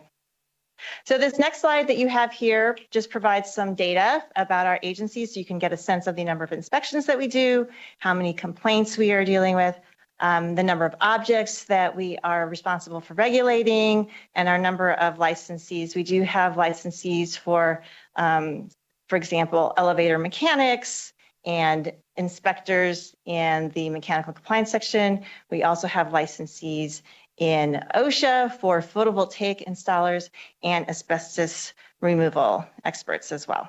So we can go on to the next slide. So looking at our enhancements, I wanted to focus in on two of the key enhancements given the limited time available. The first one is we are requesting additional staff, as I said earlier, to try to right-size our agency. Here it says 23 positions. It's actually 32 positions being phased in over the biennium. 20 of them would start in FY 2026, and the remaining 12 would be added in FY 2027. And to give you a sense of what those positions are, we have in our workers' compensation section, we would be taking on the responsibility of doing the calculations for the assessment, doing the invoicing and following up to ensure that all of the insurers are paying their assessment. That's 3 positions. Also in our workers' compensation section, we're asking for a business process analyst, and that position will be helping us to navigate our workers' compensation database system and ensuring that we have good processes as well as training staff both internally and externally. Also in our employer compliance unit, we have 4 positions being phased in over the biennium, and that will really help us to improve the compliance rate of employers who are all supposed to have workers' compensation coverage. We find when we go out to sites that there is a high level of non-compliance that really needs to be addressed. Over in OSHA, we are adding a total of 18 positions that are recommended. The first phase would be 9 in the first year of the biennium and then 9 in the second phase. So these would all be 2 units of industrial hygienists. We'd start in Las Vegas with a unit of industrial hygienists there, and then the second year would be in the Reno office. So industrial hygienists are responsible for doing health inspections. They are very highly trained technical positions, and with the increasing complexity of the regulatory environment, things like silica, respiratory hazards, bloodborne pathogens, and now with our new heat standard, we feel this is a really important area where we have not really been able to keep pace with the number of businesses and the number of employees out there. So that's one of our major requests. We also have 5 positions for our mechanical compliance section that we would like to phase in over the biennium. Those include 2 new boiler and pressure vessel inspectors, 2 new elevator inspectors, and as well as 1 administrative staff person. And we've had a tremendous increase in the number of objects in those areas, and so we really need to be able to meet our needs. And our last position that we're asking for is a safety supervisor in our safety consultation and training section. So this supervisor would actually be specifically working with the industrial hygienists that are in that section, because we don't have somebody specifically supervising those. So we think this would be a much more efficient and effective use of funds. So those are the positions we are requesting. The other enhancement I would like to highlight is we have on here a new management database system for $1.7 million. The costs you see here also include user licenses for current software. This database would be for our mechanical compliance section as well as OSHA. And it would replace current software as well as outdated manual processes. So we really are trying to focus on improved customer service as well as improved efficiency.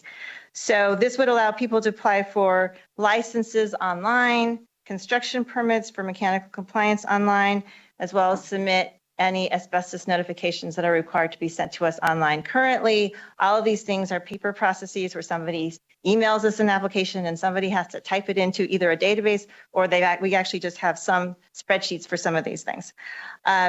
They would be able to pay any license fees, permit fees online, and we would be able to actually issue whatever the permit or license, et cetera.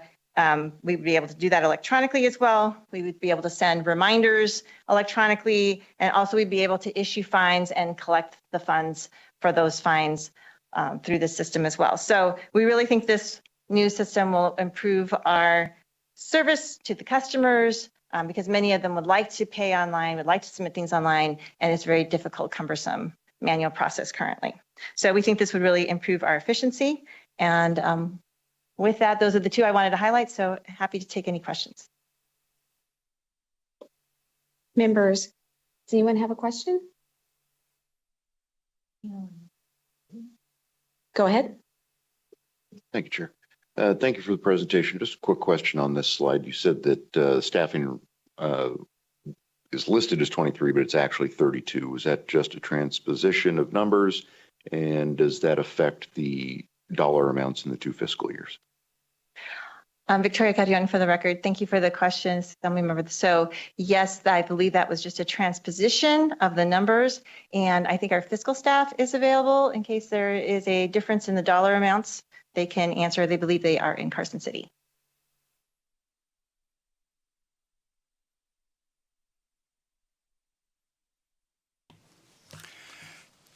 James Kirkpatrick, Administrative Services Officer for Business and Industries.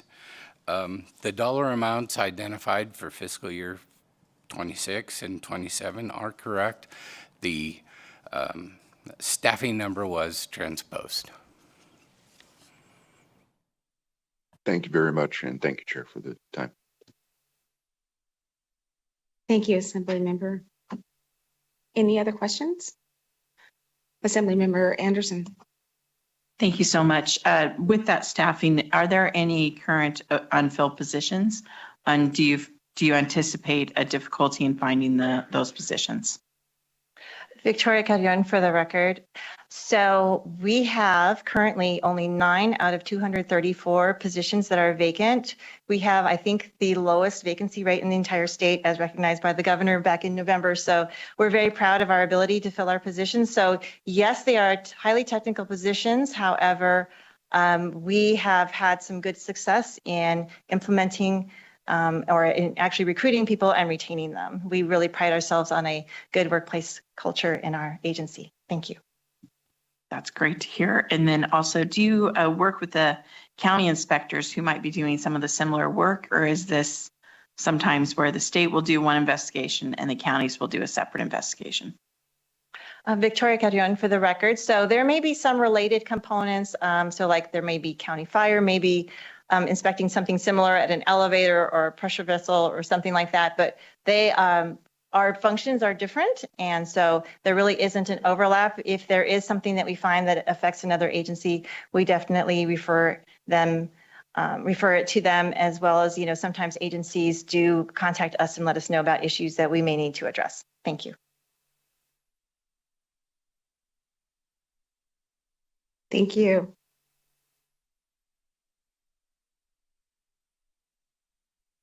Christine, just for the record, next we have our Nevada Housing Division, and we have Christine Hess, who's in the north. Thank you. Good morning, Madam Chair, members of the committee. Christine Hess, CFO for the Nevada Housing Division.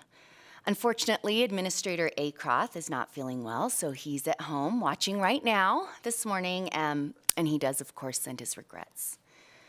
In the slide deck, slide 17 before you is an overview of the Housing Division's activities and programs to support low and moderate income Nevadans. I'm going to present with a fiscal slant today, since that's the work of this subcommittee. Outside of the Supportive Housing Development Fund that was brought by Chair Monroe Moreno in 2023 through Assembly Bill 310, the Housing Division does not receive general funds.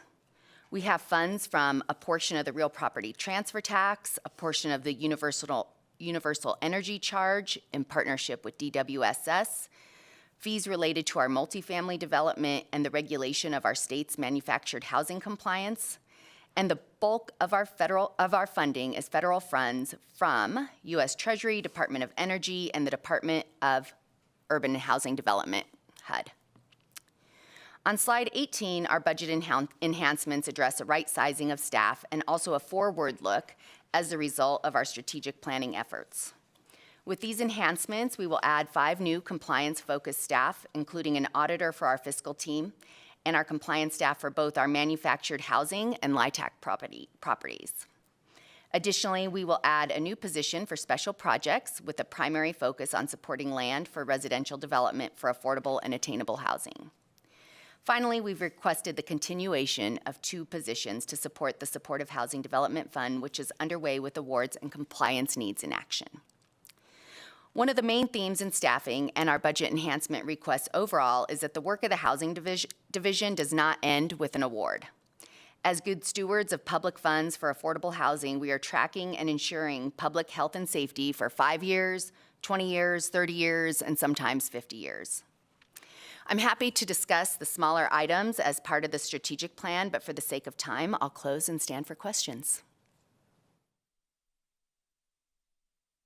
Thank you so much. I do have one question, and I gave it to the director earlier about the governor's recommendation for the reserve reductions for the Supportive Housing Development Grant Program.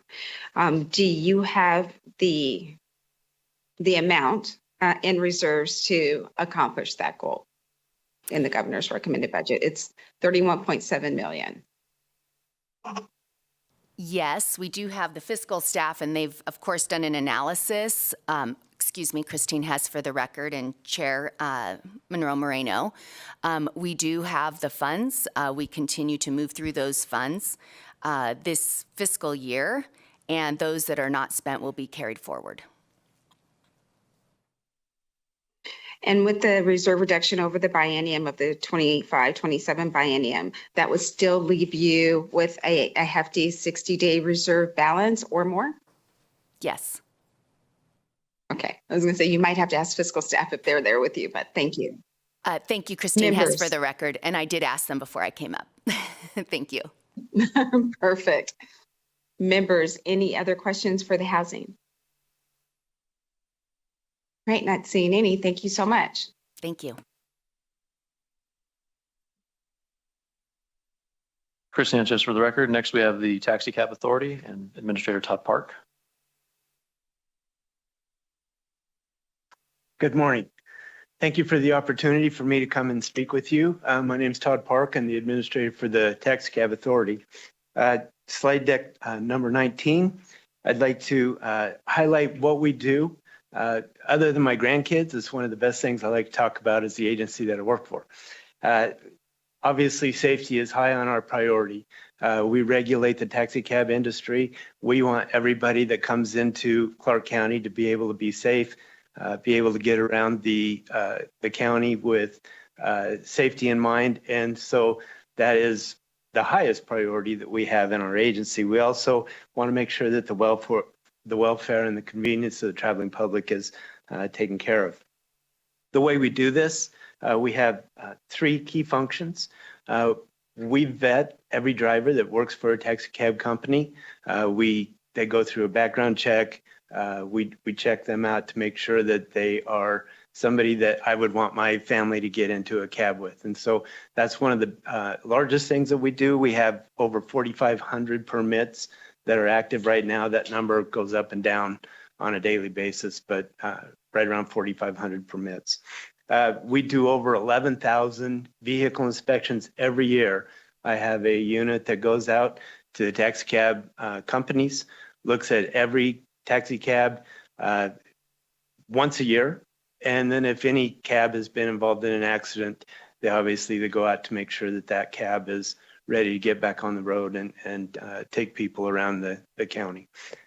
We also do, I have an enforcement division. I think the biggest thing that we want is for compliance in the taxi cab industry. We do that through training, we do that through education, and we also do that through enforcement where we give citations. Some of the challenges you can see on the bar graph on the right, there were 2 incidents really that affected the taxi cab industry when ride shares came into Nevada in 2016. You can see a big drop after that in the amount of rides. And then obviously in 2020 when COVID hit, that was a huge hit to our agency and the ridership that was going on. Over the last 3 years, we've kind of leveled off. One of the challenges that we still face, autonomous vehicles are coming into existence now. All of this will affect the amount of rides, possibly. If you have been lucky enough to go to an Eagles concert over this fair and you tried to get a cab afterwards, you can see that there's still a lot of people that are looking for transportation. So I think we'll be able to work through the diminishing rides a little bit. Our budget enhancements basically just need to replace some computers. You can see in fiscal year 26, about $5,700. And then in fiscal year 27, $13,000. And those are just on a replacement schedule. So with that, if you have any questions, I'm happy to answer. Thank you. Members, any questions? Not seeing any. Sounds good. Sounds like you did go to an Eagles concert. I'll just say I got some phone calls about it. Okay. Thank you for your so time. much. Chris Sanchez for the record, introducing Vaughn Hartug, Commissioner for the Nevada Transportation Authority, and he's in the north.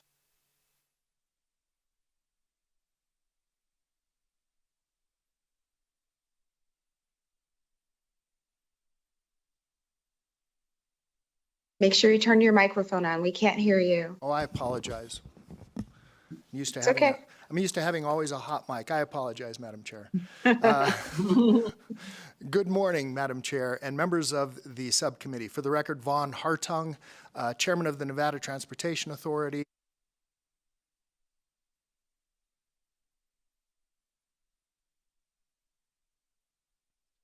I am so sorry. We appear to be having some technical issues. I know that you turned it on. We heard you at the very beginning, and then your mic went out again. You want me to try to move to a different?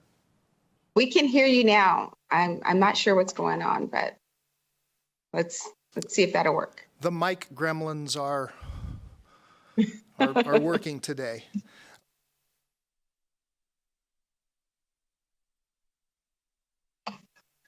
Okay, let's switch chairs. Okay. Maybe the gremlins won't be there. Okay. Can you hear me now? All right. Hear you now. Hopefully we have all the bugs worked out, and I like that the top of my head is cut off. That's a good thing. The Nevada Transportation Authority's primary responsibility is to provide for the safety of the traveling public through fair and impartial regulation of intrastate transportation. Our statutory authority is granted through NRS 706, 706A, 706B, and NRS 712. We regulate charter and shuttle buses, limousines, moving and storage, tow cars, non-emergency medical transportation, transportation network companies or TNCs, which would be Uber or Lyft, autonomous vehicles, and then taxi cabs outside of Clark County. We also permit employer van pools, airport transfer services, and warehouse permits for moving and storage. The NTA's primary office is located in Las Vegas, and we have 38 FTEs, and our northern office is located in Reno with 8 FTEs. Our key functions are listed on the slide under current activities, and I'll jump back to that in just a second. That said, I'd like to take a moment to review several key challenges that the agency is facing. Our first priority is technology modernization. We are currently migrating our driver permit, our driver, carrier, and enforcement databases to a new platform. This will ensure data integrity and meet the growing demands of the state of Nevada. Secondly, the state is experiencing a rise in illegal transportation, as reflected in the growing number of complaints, impounds, and warnings. To effectively address this issue, we will need to increase our enforcement staffing. But that is not a request in the budget. That is just a hiring issue that we're having currently. Lastly, there has always been a significant regulatory. Again, am I back on? Keep looking. You're back on, but the camera's not there on. We are. You can, there we go. are. Where's Waldo? All right. Forgive me, Madam Chair. Oh boy. I'm going to end up on YouTube on this one. Lastly, there has always been a significant. Most definitely. There has always been a significant regulatory enforcement gap in the rural areas of Nevada due to the NTA being based in Las Vegas and in Reno. The requested increase in our travel budget will allow us to send compliance enforcement investigators and compliance audit investigators to the rural areas more frequently. As a result, we hope to establish a more consistent regulatory presence throughout the rural areas in Nevada. This concludes my presentation, and my staff in Las Vegas and I are ready to answer any questions. Thank you. I know that we have a few questions. Speaker Yeager. Thank you, Madam Chair. Yeah, I just have a couple of questions. Obviously, we heard from the Taxi Cab Authority before this, and they indicated that every vehicle is inspected annually. Can you just confirm for me, you don't currently inspect TNC vehicles before they start operating, do you? That's correct. For the record, Von Hartung, for you, Senator Yeager, through the chair, we do not inspect TNCs, nor do we permit their drivers. Through 706A, that is a function that is was permitted to allow them to do. Thank you for that. And then, so on the slide you just presented, you did indicate that there were 154 inspections. Were those inspections of either taxis outside of Clark County or other modes of transportation? Or I guess, is there any scenario where you would inspect a TNC vehicle? Those are operational inspections. For the record, Von Hartung, Senator, those are operational inspections, and those can be anything from a moving and storage van to a tow company or a limousine, and the number that you see there, by the way, those are risk-based operational inspections. So that's actually it's a good number that it's falling. Great. Thank you, Madam Chair. If I could ask a couple more, please. I noticed you had listed complaints, 588, which looks like it was an increase. Do you have any sort of breakdown on those complaints in terms of, you obviously regulate different forms of transportation. So I'm just interested in how many of those complaints maybe pertain to TNCs versus taxi cabs versus other modes of transportation, the charter buses, limos, et cetera. Is there any further breakdown you have of that? Maybe if not today, something you'd be able to provide. For you, Senator Yeager, through the chair, I don't have that with me in today, but I can provide that to you.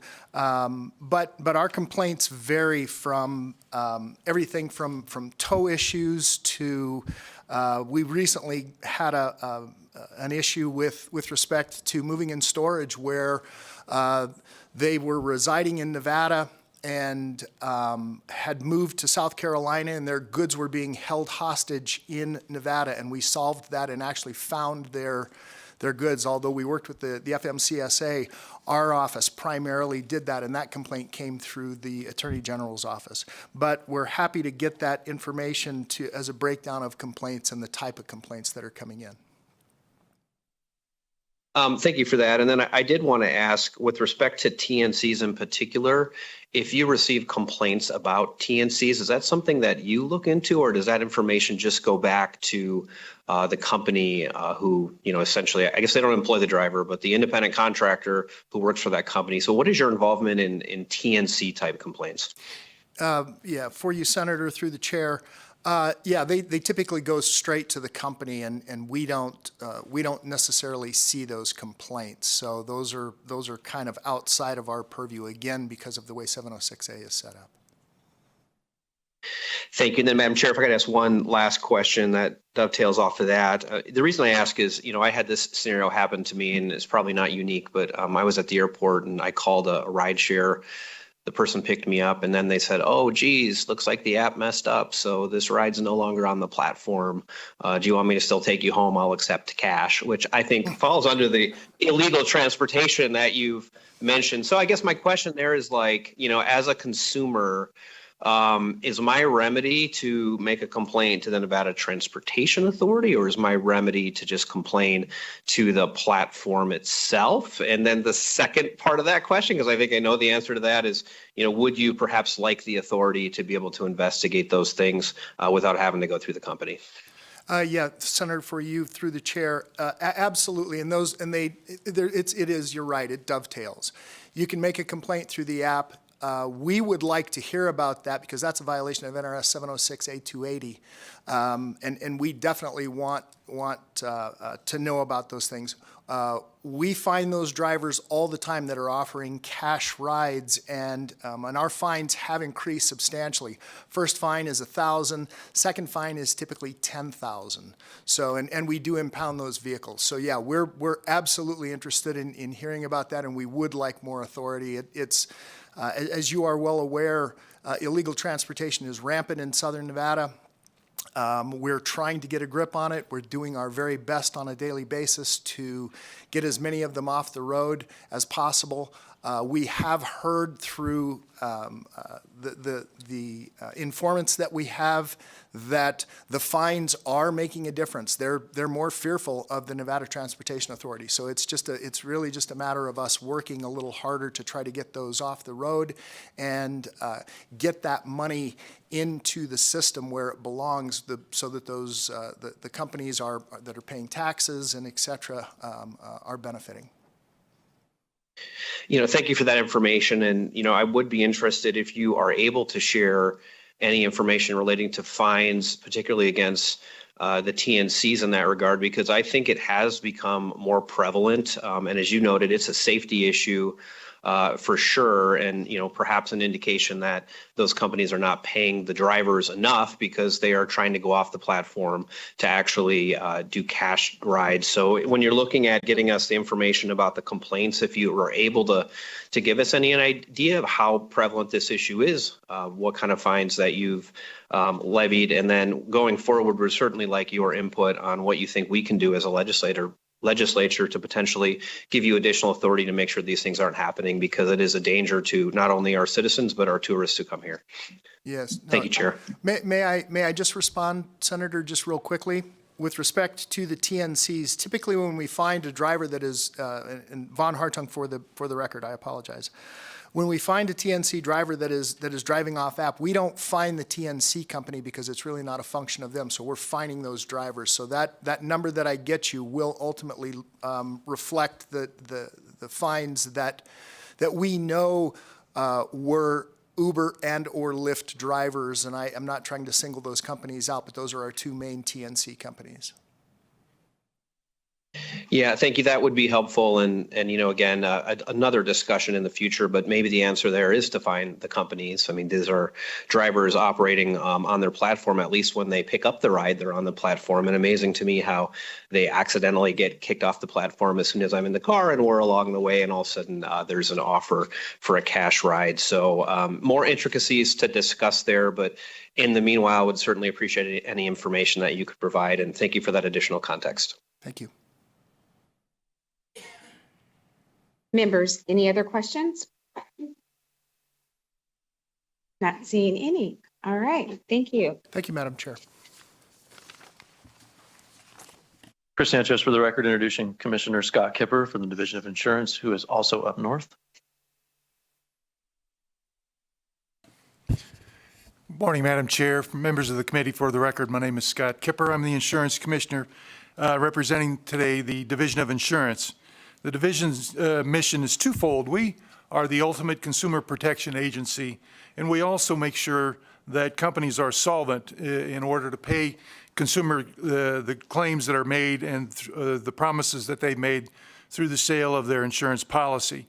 We oversee and regulate a $25 billion industry in the state. The division administers approximately 60 chapters in the Nevada Revised Statute. We oversee, obviously, insurance companies, captive insurance, insurance agents, adjusters, bail bondsmen. We also oversee the different lines of insurance, including health, life, long-term care, workers' comp in some areas, funeral, burial, pre-needs, and so on. It is important to note that the agency is an enterprise-funded agency, and we receive no general fund dollars. A couple of key statistics. We have over 1,400, nearly 1,500 authorized insurers, of which 140 are domestic carriers. That is, that they're cited here in Nevada. We have over 265,000 active licensees, including 249,000 individual, of which 24,000 are resident Nevadans and agents and brokers. Another couple of key statistics, the revenue generated by insurance premium taxes is roughly $600 million that goes to the general fund. This is the fourth largest contributor to the general fund. And we also last year had a very successful year in intervening on behalf of Nevada consumers who have requested assistance to the tune of $9.4 million in additional recoveries that went into consumers' pockets. The division has a couple of primary challenges right now. Certainly looking at our rates for auto insurance, we are among the highest in the nation, and that continues to climb. This is a national trend as well. We work at very diligently in making sure that those rates are accurate and entitled by the carriers. The second challenge that we've seen, and this again is more of a national problem, but certainly very problematic potentially here in Nevada, are the challenges resulting from natural disasters that are fueling record property damage losses. Certainly, we don't need to look much further than the recent fires in LA County in California as to the effects that this potentially could have on our property and homeowners markets here in Nevada. Turning to the next slide, which is number 24 in your slide deck, this addresses our budget enhancements. And before we get through some of these specifics, I would like to note that there has been no really increase in staffing levels at the division since at least 2013. But, been handed since then certainly a lot of extra work to do, including standing up the Affordable Care Act in the state 10 years ago, as well as a number of other challenges that have been placed at the request of the legislature. These enhancements are including 6 new positions. These were only to support the daily operations goals and objectives for the division within the B&I department.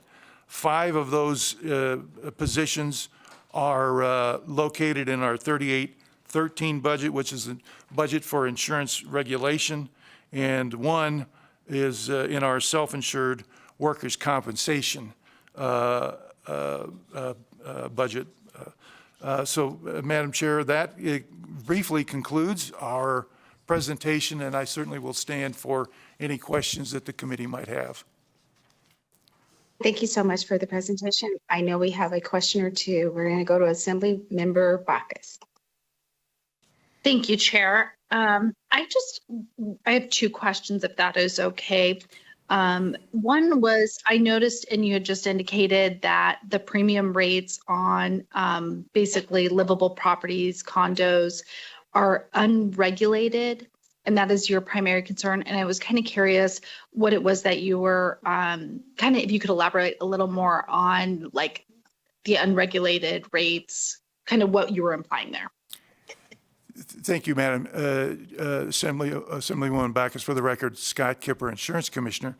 And one of the concerns we have is the issue that you touched on, which is the rates for condo owners. Under the insurance code, as it is across the country, condominiums are treated as commercial property, and as such, there is no rate oversight on those properties, with the idea being that these properties are unique and therefore they have to be looked at very uniquely by the insurance companies. To be able to set that rate, they examine what that risk would be. So that is a concern for us, because we're seeing more of those insurance companies being reluctant to insure at that same rate. They're certainly asking for more rate, or if they're even willing to undertake that risk at all. And Madam Chair, you okay with me as a follow-up? And that's kind of where you're going right into, because I mean, I'm sure what's at the forefront of everyone's minds, and we kind of already saw it. I know in the interim committee on Commerce and Labor, we had discussions about property insurance.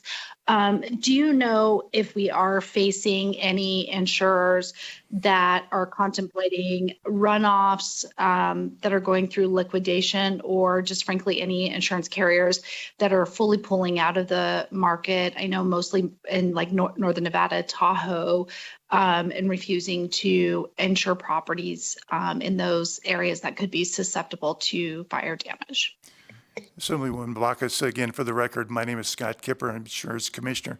And we do see some coming in and out of the marketplace on a regular basis. We are currently collecting data. This will be our 3rd year in a row of doing a data call, trying to gather that exact information of who's insuring, who's staying. We do get on occasion, we will get a notice from an insurance company that they're pulling out of the marketplace in specific lines of insurance. For example, we were notified earlier this summer that a prominent national carrier was getting out of the motorhome and insurance, motorcycle insurance lines. As long as they provide us proper notice and provide the consumer proper notice, they are entitled to do so. But I think the question that you're asking is, are we seeing some challenges in our workplace or in our homeowners marketplace? We should be able to know with a little bit more clarity at the conclusion of this data call and the subsequent review of that data by our staff. Thank you so much. And if you do have that data information, you're willing to share it, I would love to see it. So thank you so much for that information. My pleasure. Assemblymember Anderson. Thank you, Chair, and thank you, Commissioner Kipper, for bringing forward this information. Mine's along the same lines. I'm also from the Washington County area, so I hear often about friends and family members who are caught up in this insurance issue around getting a new house or in a current house, or whatever the case may be. Has there been discussion with current homeowners and their ability to be able to get that home insurance, or individuals trying to get home insurance in the higher, I guess, dangerous areas that are closer to that Tahoe area and possible the fire dangers that we're currently looking at? And you touch upon it in your report, but didn't know if there was more discussions going on. Thank you for the question, Assemblywoman. Again, for the record, Scott Kipper, Insurance Commissioner. We've had a significant level of discussion with community members and consumers, particularly here in Northern Nevada, around this particular issue. I wish I could say that this was an issue that is just a Northern Nevada issue, but unfortunately, this is endemic in almost every state that has been impacted by natural disasters. And it doesn't just address those issues along the Gulf Coast or hurricane-prone areas, but also convective storms, hailstorms are a significant driver of claims in the Midwest, certainly with tornadoes, record flooding, and of course, wildfires. So we work together with our colleagues from around the country to address these particular issues. There has been a great deal of discussion internally within the division, within the state, as to how best to address this, and I'm sure that there'll be a great more discussion as we get into the legislative session. Thank you so much, because that was actually going to be a question that I would ask us. Are there some solutions or ways that that are getting in the way of getting those help? So it sounds like those discussions are already taking place. So hopefully we'll be able to continue these discussions over the session. Assemblyman woman, we look forward to that. Thank you. Members, any other questions? Senator Titus. Thank you, Madam Chair. And I appreciate Insurance Commissioner Kipper, your being here in Carson City. I too have had many constituents reach out to me as I represent Douglas County and a lot of folks living up in the Tahoe area regarding that. But it's just not Douglas County. It's people throughout our state who are having trouble accessing home insurance or the prices. And although I'm a free market person, I do believe that I know you're collecting data, but hopefully you will be able to look at some solutions to this overall issue with insurance companies and things like the car insurance that are higher than national averages, looking for reasons that is and some real sensible solutions. So more of a comment than anything, look forward to working with you to actually not just gather data, give us some suggestions, because I know the insurance policy folks, my small independent insurance agents, are frustrated also, and would look at and they have some solutions, and hopefully you're open to hearing some of those. And again, that's more of a comment. Thank you. Thank you, Senator Titus. For the record, Scott Kipper, and certainly, we have approached working on these solutions in a very much a collaborative manner, in working with our local brokers and agents, as well as those insurance companies that are doing business here, as to how we can best address those challenges.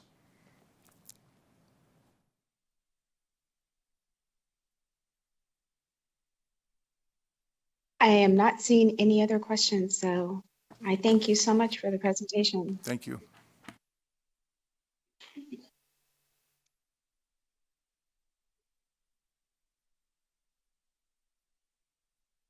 Good morning. My name is Perry Fagan. I'm the Deputy Director with Business and Industry, and I'm going to do my best to fill in for our Commissioner for Financial Institutions today.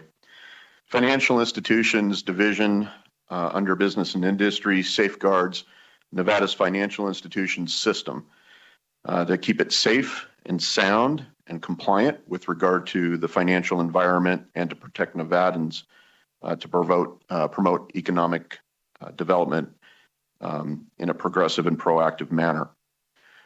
We regulate 3 different titles within Nevada, 27 different chapters, and 19 different business types, such as banks, credit unions, payday lenders, title lenders, collection agencies, money transmitters, as well as retail and family trust companies. So there's a lot that they have to focus on. Some of the key functions are examinations of these depository and non-depository licensees, of which they have just under 2,000. They investigate possible violations and take disciplinary action where and when needed.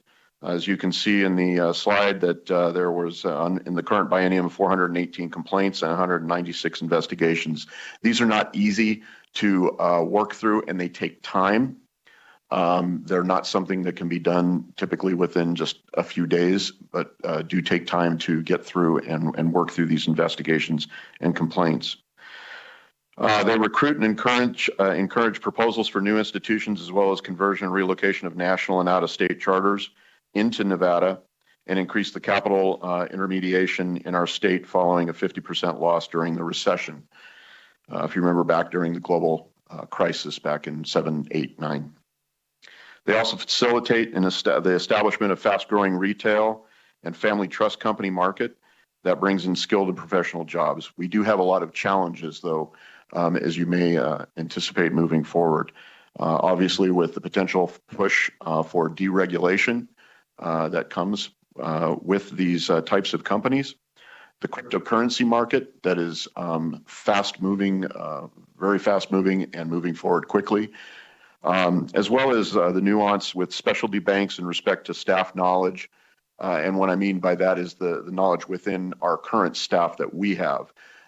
So that is something that we're going to talk about a little bit within the enhancements, the potential for problems that are occurring and can occur around AI and replacing actual decision makers with artificial intelligence to make decisions on products. This has been actually going on for quite some time, but it's becoming a potential concern and an issue for the state.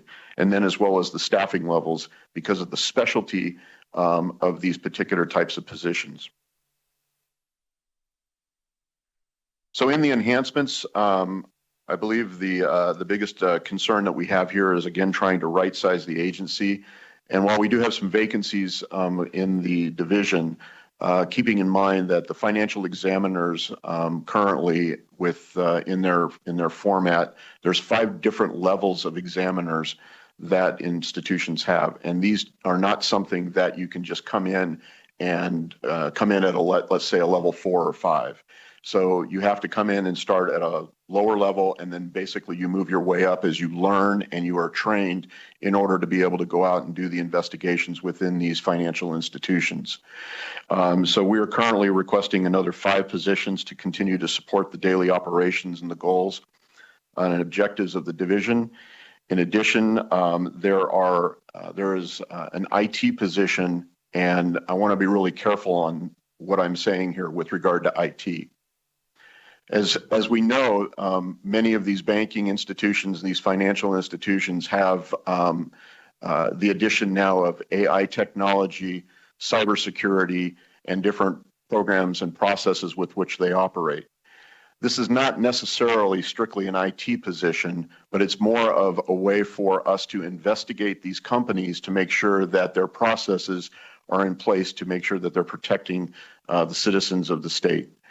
And so we call it an IT position because, quite frankly, there's really no classification for it currently. We did this last session with mortgage lending in providing them with an IT position as well. This individual came in as an IT Pro 4, and they are currently working to establish programs and processes to make sure that we can go out and look at these different companies to make sure that they're being compliant and following the rules. And in some cases, there are no rules, and we're having to try to figure out how we put those together. So that's the intent with regard to this one particular IT position. So I hope at some point in time they may be able to reclassify it, but we want to be careful because it's not really a financial examiner, but it kind of is. It's not really an IT person, but it kind of is. We're also going to be moving, and we talked about this a couple times, about moving positions from business and industry back over to the financial institutions division. This is really important. Again, as we came out of that financial crisis, we moved some of those folks underneath B&I to make sure that we could keep the jobs in place, and also to make sure that we could continue to license and properly move institutions forward and licensees forward. So what we want to do now is we want to move those back to within their divisions so that they can have proper authority over them, maintain those folks. And so it's really there. We're already getting the allocation for them. We're just going to put them back. They keep their allocation with regard to those particular staffing. There is also a request for an increase in travel as well. And I know this looks like a pretty high amount with regard to travel as compared to probably some, but there's a real need for this, and that is training. So you cannot get the type of training that these financial examiners need in the back, you know, out here in the Las Vegas area. In many cases, we need to send these folks back to where the training can occur. And they also need to travel for purposes of being able to get out and look at some of these institutions. So it, you know, keeping in mind that a lot of these financial institutions don't necessarily have their home offices potentially here in the state. And so we have to travel out in many cases to go out and look at these institutions as well. So that's why you see the increase in the travel budget there as well. With that, I'll stand for any questions that I might hopefully be able to answer for you. Members, do you have any questions? Senator Neal? Thank you, Madam Chair. So on the, and I don't know if you can speak to this because you're standing in, but on the challenges where they were talking about the potential problems around AI replacing decision makers in regulated institutions, can you add a little bit more to that in terms of like what they are believing they're seeing on the ground? Well, let me put it this way. There are many companies out there, and I came from the banking industry before coming to work for the state of Nevada. I spent 20 years as a mortgage lender, working for all the major banks. What I can tell you is that many years ago, one of the things that was coming out, you might remember a company, and I don't know if I really want to start talking about specific companies, but there are companies out there where you can put in an application for something and you can get an instantaneous approval decision on that. That is not even seeing an individual. And so that's basically technology within the banking institutions that is making a decision based on other components that they have seen over long periods of time and a lot of information that they're getting. And so they basically put that into a bank just like you would if you opened up ChatGPT or AI and you put in a question, you'll get a whole bunch of information back. So it's the same type of situation where the modeling that they're using in many cases with the big, large, your FHA, Fannie, Freddies, those types of things, where the modeling is turning around and saying, we see this kind of thing all the time, therefore you're approved. Or we see this particular situation and your credit score is here, so we'll give you a pre-approval. You may at some point in time have to talk to a human being, but in many cases that may or may not be the case. And so that's a lot of what we're trying to turn around and take a look at here, is because there's not a lot of regulation necessarily standing around some of the AI technology that is out there that we may be looking at from the internal banking institutions. And so some of these institutions, when you're looking at the artificial intelligence and some of the other things that are going on within these makers, there hasn't been a whole lot of regulation around that. And so what we're trying to do is make some determinations. We have to be able now to go in and take a look at those companies and say, are you doing what you need to be doing to protect citizens, make good decisions? Can I follow up on that?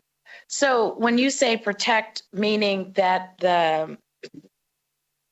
I guess, the AI model, how it is uploading information or other folks' financial information that are really it's prior patterns, right? So where someone else may have, in your example, been approved or denied, which then could have the inherent biases that carry over, right? So if I'm just going to use this as an example, like if you have a person of color, right, that has a history of being denied in the system, and then you're training the model on that data, then that scoring is then going to automatically trigger an automatic bias. Is that something that we're seeing in the system? Perry Fagan for the record, Deputy Director of Business and Industry. I don't know how to answer that question, and I would be hesitant to turn around and say that there are those kinds of biases in place within the companies, because I honestly don't know. And I wouldn't want to venture to say that at this point without turning around and saying we have evidence of that. Okay. I have not necessarily seen that. But could you at least speak to, like, if you're uploading financial data that is to a Nevada citizen, or that it is somehow in a holistic way being shared into the AI system in order to compute through that AI model?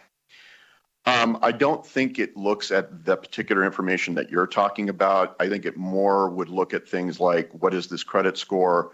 What is the income levels? What does the credit report look like? Usually those are the types of things I remember as a mortgage lender from years ago. Those were the things initially that I would be looking at. It had nothing to do with the other information regarding, race, sex, nationality, those particular types of things. Those were not things that you would want to base a decision off of. Yeah, but income is financial data. Yes. Income is financial data. And so, yes, they would be looking at potential income because you have to put that into the system. Interesting. So, yeah. Okay. Thank you so much for that. Thank you, Madam Chair. Thank you. Any other questions? Not seeing any. Thank you so much. Chris Sanchez, Director of Business Industry for the record, introducing Kathy Sheehy, Mortgage Lending Division Administrator. Good morning, Assemblywoman Monroe Moreno and the Budget Subcommittee. My name is Kathy Sheehy, the Commissioner at the Mortgage Lending Division, and in the audience, I also have the Deputy Commissioner, Zeliana Dari, with me as well. I appreciate the opportunity to be here this morning. This will be my 5th Budget Subcommittee meeting and Zeliana's 3rd.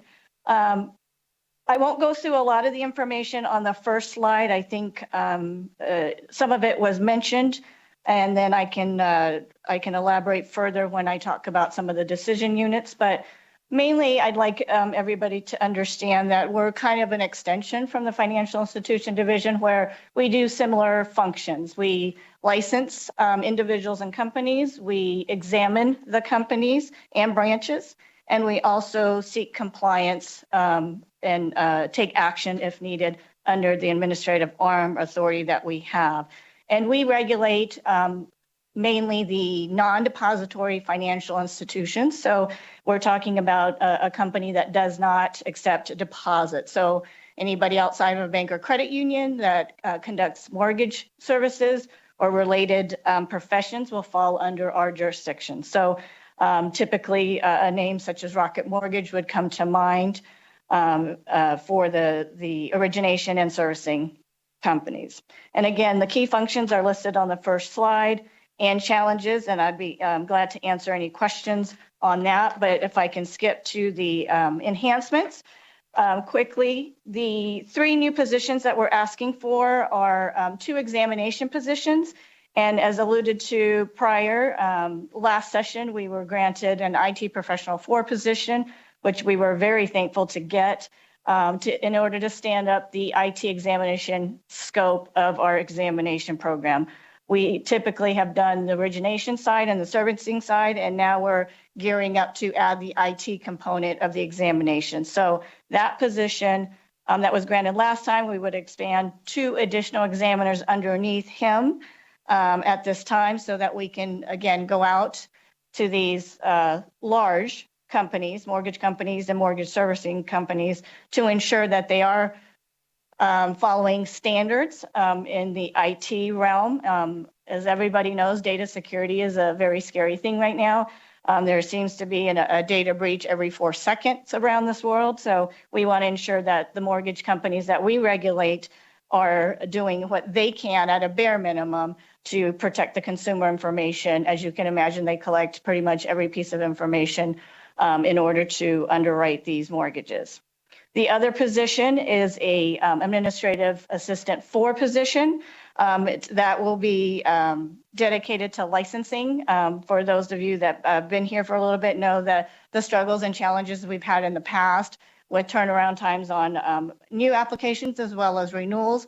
We've taken many strides to improve that, but we'd like to continue to maintain that and even further improve on the time it takes for those processing. So those are the 3 new positions that we're requesting.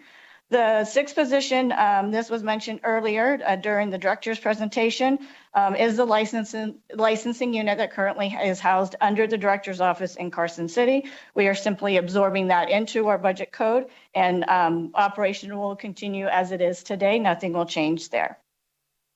We also requested an increase in travel, just like Director Fagan had mentioned. These travel is to not only for educational purposes, but to go to the conferences where we share information and we sit with other state regulators that do the same thing that we do. And we want to make sure that that information is properly absorbed and then shared here back in the state of Nevada so that we can do our best to keep up.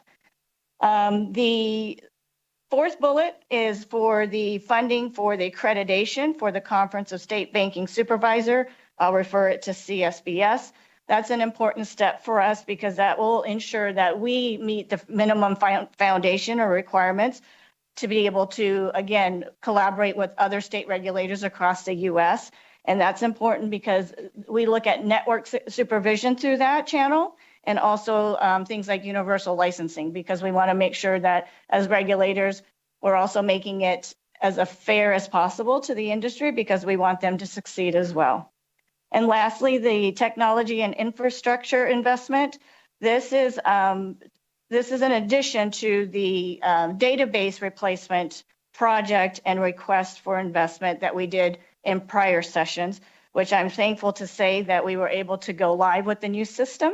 And as the dust settle and we continue to learn how to use the new system, we are realizing what we didn't know what to ask for during that initial investment, but we also need realize what the need is now that we have a system in place.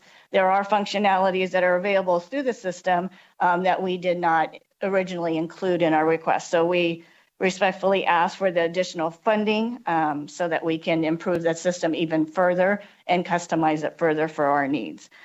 I think there was a question early on regarding the GovRec, and because we are not general funded dependent, I do not believe that will affect us in any way. And the other, I think, component or question that was asked was regarding the reserves. And I don't have the exact breakdown, and I'll be happy to come back with that later, but we will be using the revenue that we generate, but also reduce some of the reserves that we have because we do have more than the 60 days. But I stand available for any questions. Thank you so much. You answered mine in your presentation. Members, any questions? All right, not seeing any. Thank you so much. Thank you. Chris Sanchez for the record, introducing our Labor Commissioner, Brett Harris, from the Office of Labor Commissioner.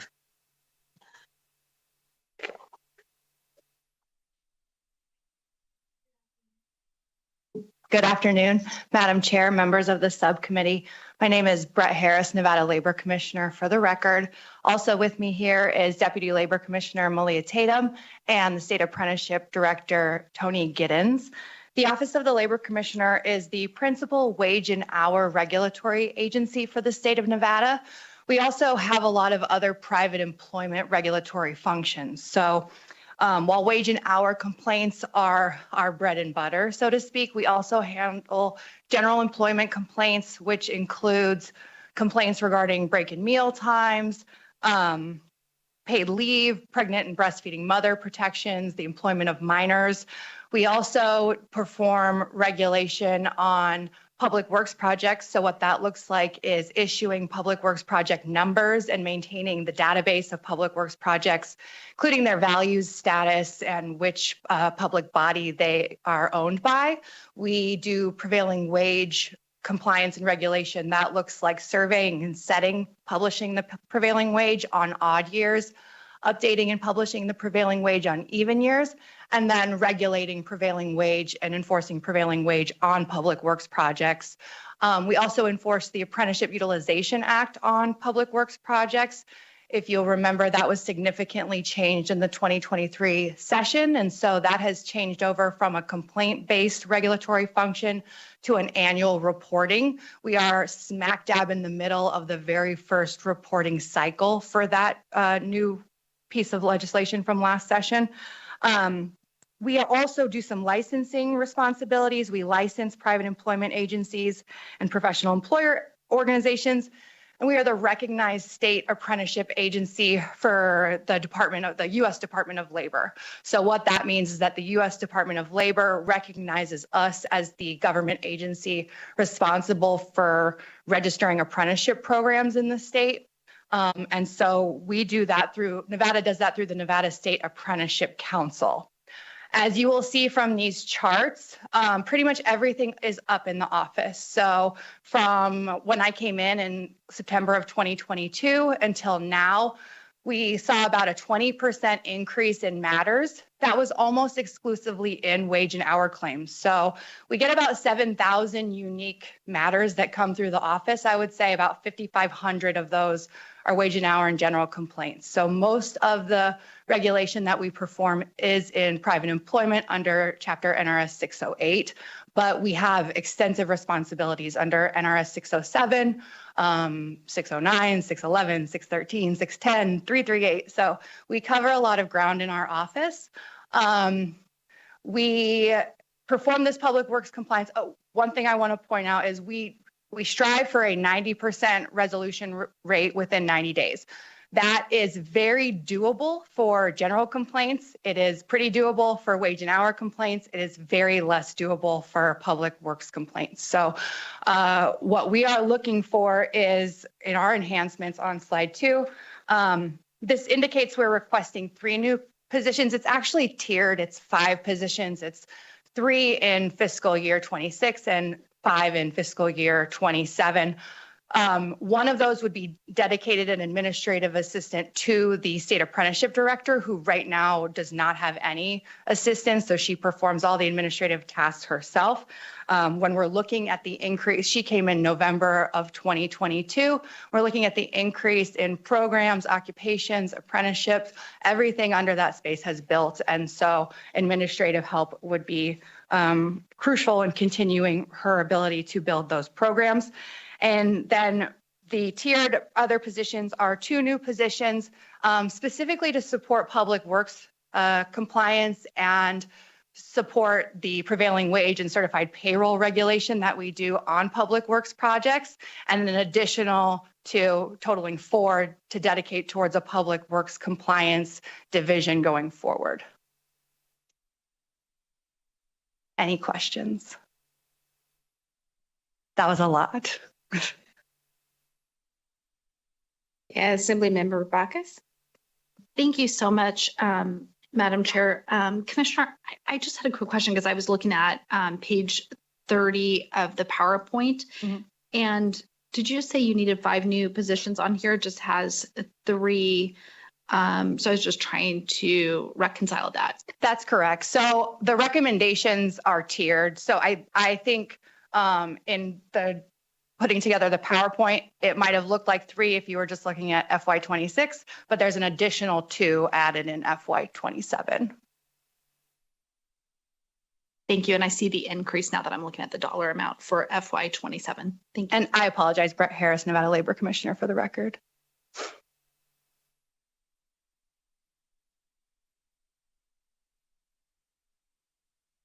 Senator Neal.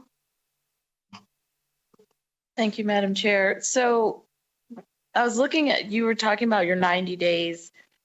non-public works movement. So on average, how much does it cost you to get this resolved within the 90 days, and how much staff time? What type of, So let me give, I don't even know if this is in there, but I can tell you that this is a common thing that's been popping up in my district is a private employer has ran out of money. They haven't paid their employees and the check is bouncing, and then they're filing a complaint against that employer. And then, but they're still faced with the bounce check fees from the bank and then half payment. And that's a common scenario. It's been happening with they're the private garbage collector companies. So. Brett Harris, Nevada Labor Commissioner, for the record. Senator Neal, I think if I'm kind of understanding the framing, unfortunately, what happens not infrequently is if a business goes out of business, we no longer have an entity to pursue to get those wages from. And so that unfortunately does happen, and there is nothing that we can do once the business entity no longer exists to pursue the wages. So I would say part of the reason that 90-day rate, especially when we're talking about wages, is so important is because that, you are correct, that is not an infrequent occurrence for businesses to become insolvent. So, but in this case, they're insolvent for a small period of time, and then they pay their employees later. So they keep their employees on the hook. I don't want to, I feel like I'm just outing a company that has been consistent, notorious in my district, but it's real. And so they're insolvent for a period of time. Maybe it's 3 weeks, and then they pay them, right? And they pay them maybe a portion of their money, but they keep going, right? I don't know, hoodwink or Jesus, but they keep going.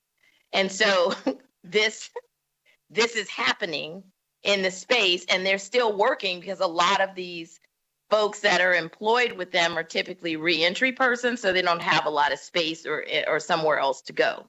And so maybe it's something I can talk to you offline, because it's a notorious company, and they're out there doing private garbage pickup, bulk junk pickup. And they've been doing it now for like 2 years. And every time I get it, I'm like, call the labor commissioner and report him, and report him again, and report him for the 16th time. So. Brett Harris, Nevada Labor Commissioner, for the record. I would like to know, Senator Neal, offline, if you would like to let us know who that is. We do have the ability in our office to initiate audits without a complaint. Assemblymember Torres Fawcett. Thank you, Chair, and thank you so much for the presentation. I remember during the interim you presented to Interim Government Affairs, and we had a conversation about some of the challenges in enforcement as it pertains to prevailing wage. And so I was just wondering what work has been done, or what work continues to need to be done to ensure that you all have the right support, and does the budget recommendations that you have in here include the support that you need to have the enforcement on those prevailing wage here in the state of Nevada? Brett Harris, Nevada Labor Commissioner, for the record. Thank you, Assembly Member. We did have that conversation. So these positions are meant to support public works compliance. Is it as many as I would like in a perfect world? I think we know probably not, but it is a start, because right now we don't have any dedicated public works compliance team. What ends up happening for prevailing wage claims very frequently, or prevailing wage issues or public works issues, is some sort of triage system between the chief investigator, the deputy labor commissioner, and myself, which is what I testified in that hearing. And so what we would like to do with these new positions is really firm up, like we have with wage and hour and general complaints, a system where it's streamlined through and everyone knows next steps every time.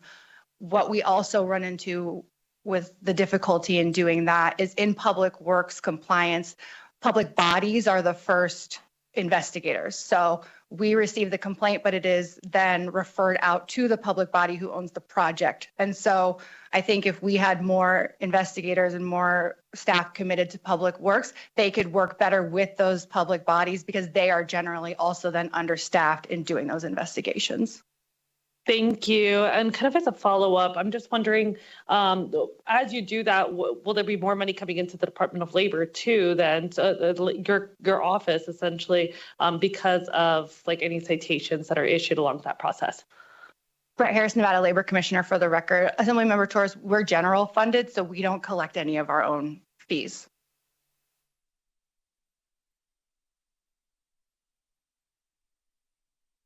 Thank you. Majority Leader.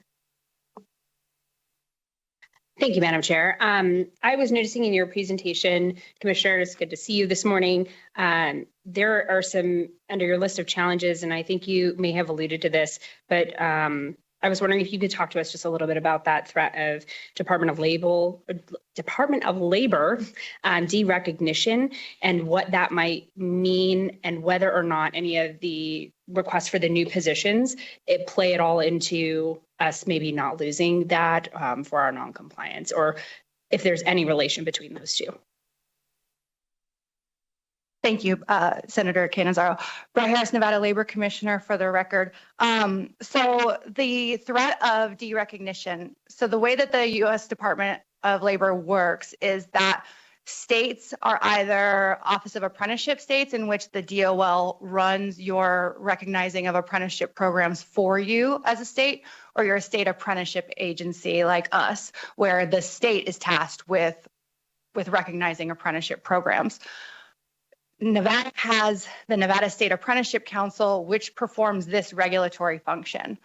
The DOL changed their policies in, I believe it was 2013. And then what happened is the Nevada State Apprenticeship Council was moved from the Office of the Labor Commissioner to Owen. And when that first move happened, it triggered the DOL sending these notices that we were in non-compliance with the DOL's regulations in this regard, because the DOL says that it cannot be a council which has the power to say yes or no to recognizing or registering an apprenticeship program in the state. That has to actually fall with the administrator of the agency ultimately. So a council can be advisory, but not actually regulatory. They have sent almost about yearly or every other year a new letter basically stating this same scenario. We met with them earlier this month, had the same kind of conversation. They are sending another letter. Derecognition, what that would mean is essentially it would split, well, a couple of things, but if we were to maintain the Nevada State Apprenticeship Council, which I believe they would want to continue to function, what would happen is they would only be registering apprenticeship programs for the state. Those programs would then have to go register again for federal projects, so Davis-Bacon projects, or I'm sorry, those programs in order to employ apprentices on federal projects. And the other threats with derecognition could be that, well, one, in addition to being inconvenient for our programs and for our contractors who are trying to employ people on projects, is we would, if we lose recognition, then we lose access to the DOL apprenticeship grants. And we do get those grants. So we got it's called a state apprenticeship expansion formula grant in 2023 for about $500,000. They increased our grant in 2024 to about $750,000. We use that in order to partially pay back the general fund for the operations of apprenticeship, but we also subgrant that money to programs.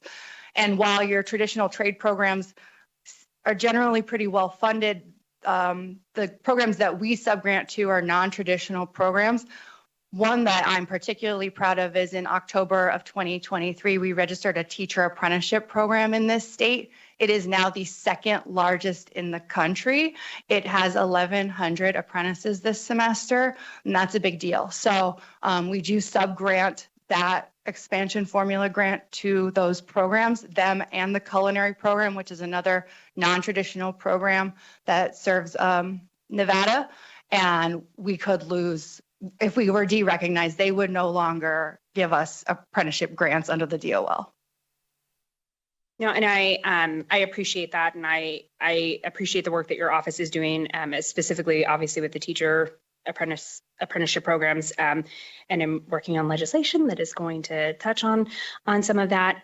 So I think to the extent that we can talk about ways to make sure that that noncompliance doesn't happen, or if there's anything that in your office that you're looking at that we can be doing, I would love to hear the details of that, just because I think that's important work. So thank you. Senator Titus. Thank you, Madam Chair, and thank you for the, especially the apprentice programs. It's something that has been critical across Nevada's workforce, but it's expanded more than, as you mentioned, the typical trade programs. And I've been very engaged in the nurse apprentice programs. Are you involved in that at all? Harris, Nevada Labor Commissioner for the record. I actually have a State Apprenticeship Director, Tony Giddens, here. I've been working on expanding our health programs. We have, I'm going to have her come up and then she can tell you which, because our health apprenticeship programs are not specifically type of worker, but in the specialties. So I appreciate that. And also you might add, maybe you could address, we're looking at doing the social worker apprentice program. It's been something that we're bringing forward this year. And so I'm just curious if you didn't mention it here, just wanted to see where you were perhaps. Tony Giddens, State Apprenticeship Director for the record. Yes, we're currently working with SEIU. The issues that we're currently having are licensure issues, and those are in merging apprenticeship with the licensure issues for the state. So we are currently trying to move that forward. We have already established medical assistant apprenticeships, community health worker apprenticeships, and as far as the social work, we are working with the University of Nevada, Las Vegas, currently to put forth both a social worker and a school psychologist program, apprenticeship program here in the state of Nevada. Since that's a BDR that we're looking at carrying from our HHS interim committee, I would very much like to be a part of that discussion. So looking forward to further details. Thank you. Members, any other questions? Not seeing any. Thank you so much. Thank you.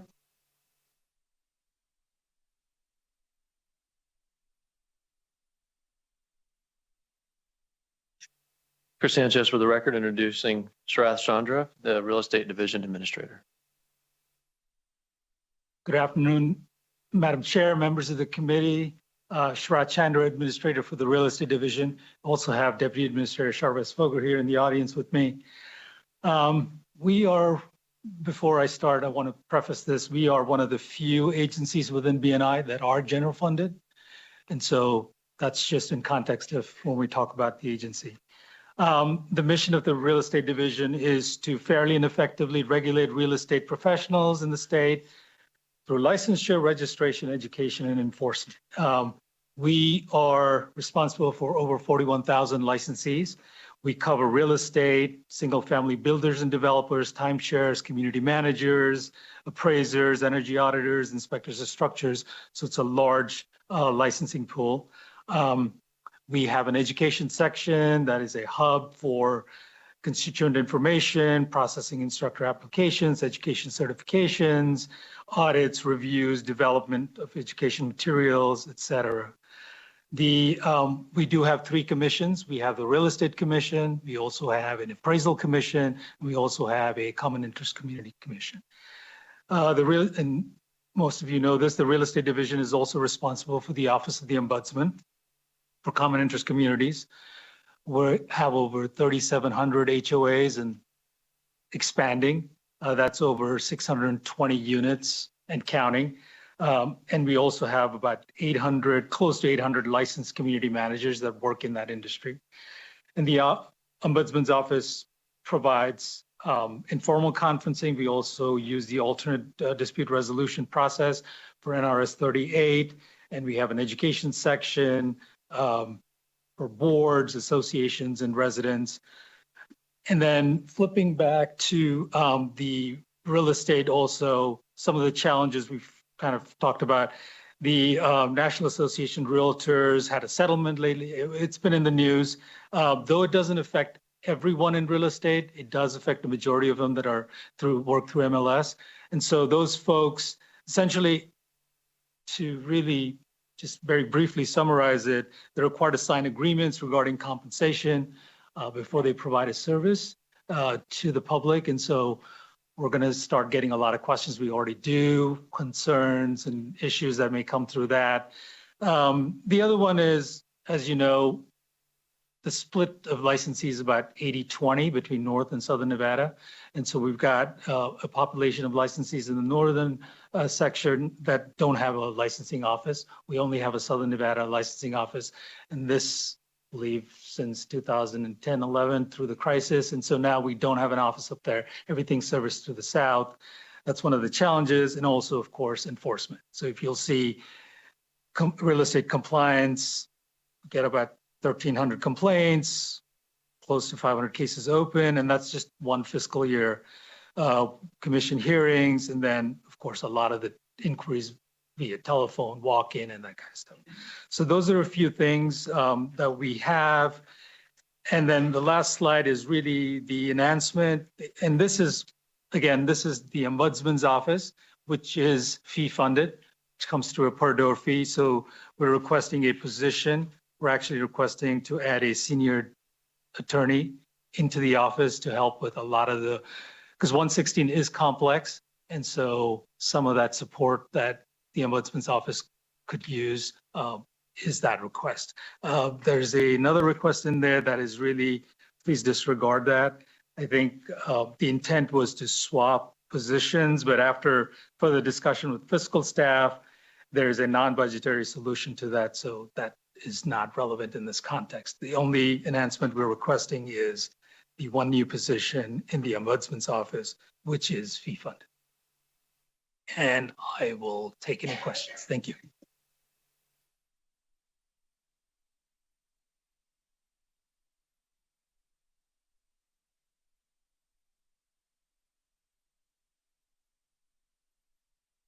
Members, any questions?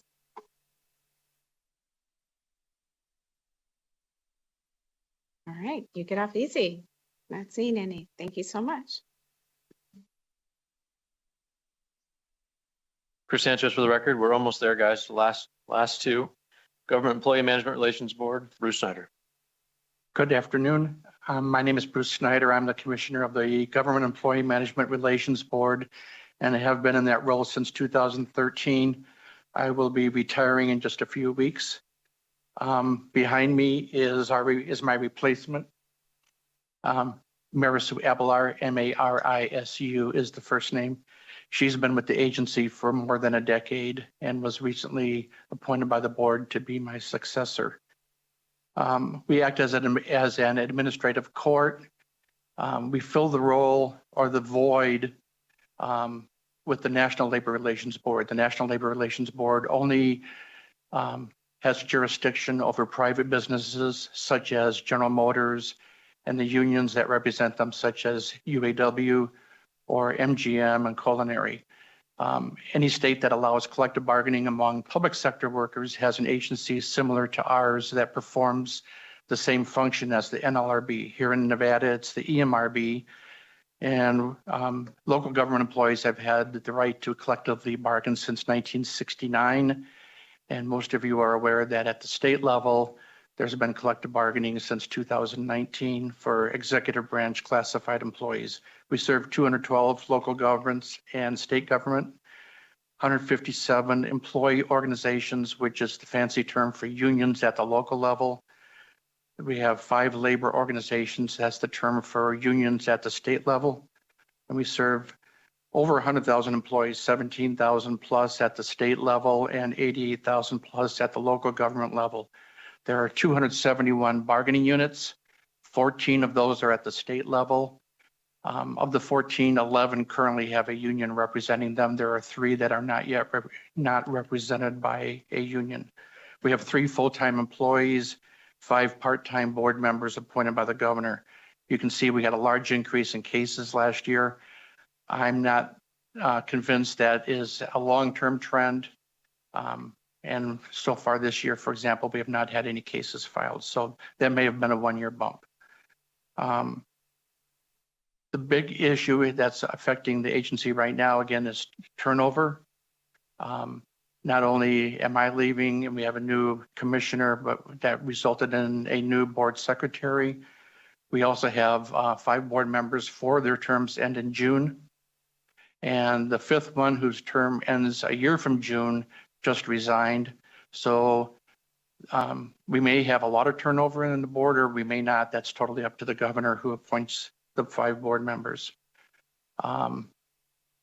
Any questions? We have no enhancements. We're small. We like no enhancements. Members, any questions? We have one question, then I'll have a comment. Thank you. Thank you, Chair, also. So just to make sure that I'm understanding correctly, there's no backlog or any sort of cases that are pending to be brought forward to the MRB? Everything's already been decided? Correct. We have in our goals to hear cases within 3.5 months of the initial documents being filed. Our board has taken the step due to the increase last year, starting about when we started to see a backlog around September or October. They have doubled up their meetings, and they are currently meeting twice a month instead of once a month. So we hit that goal. We've been fortunate that a couple of cases set for hearing have settled at the last minute. So we actually haven't always had to have 2 board meetings a month, but our board is willing to do that. And when they meet up 3 times or for 3 days at a crack. So right now they could be 6 days per month. Thank you. That's great news. Thank you for the question. Any other questions? Not seeing any, but as chair of the committee, and I think I speak for everyone on the committee, thank you so much for your service and enjoy your retirement. I will, and I want to thank everyone here for all the professional courtesies you've had over the past decade plus. You've treated the agency well, and I thank you. Thank you.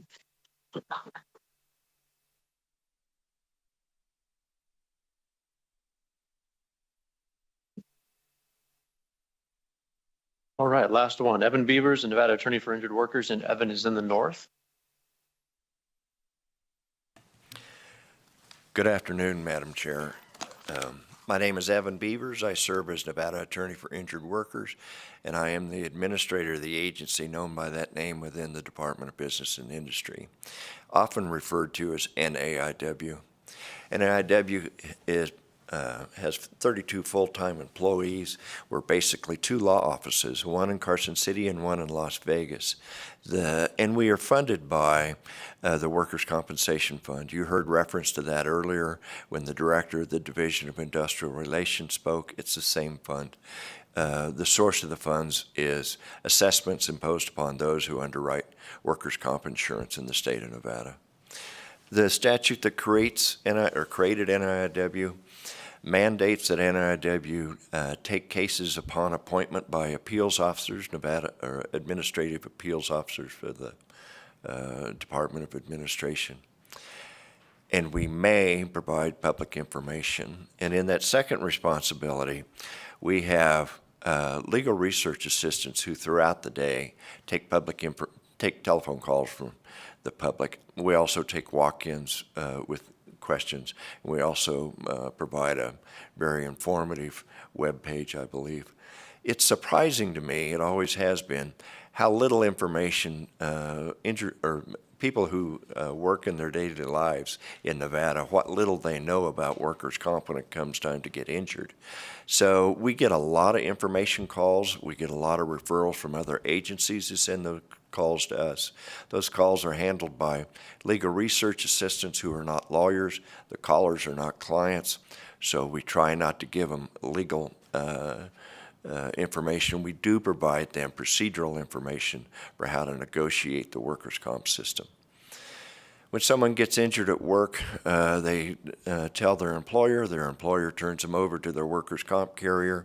A claims adjuster gets them medical treatment and the compensation wages that they're entitled to until they return to work. and that's in a perfect world. But if there's any dispute in that relationship, the workers' comp or the injured workers' only recourse is to file an appeal into the the Department of Administration's appeals process. The first step is informal. Hearing officers are appointed by the governor, but they're not lawyers necessarily. The insurers show up with lawyers, the employer can show up with lawyer, the injured worker generally shows up without any counsel.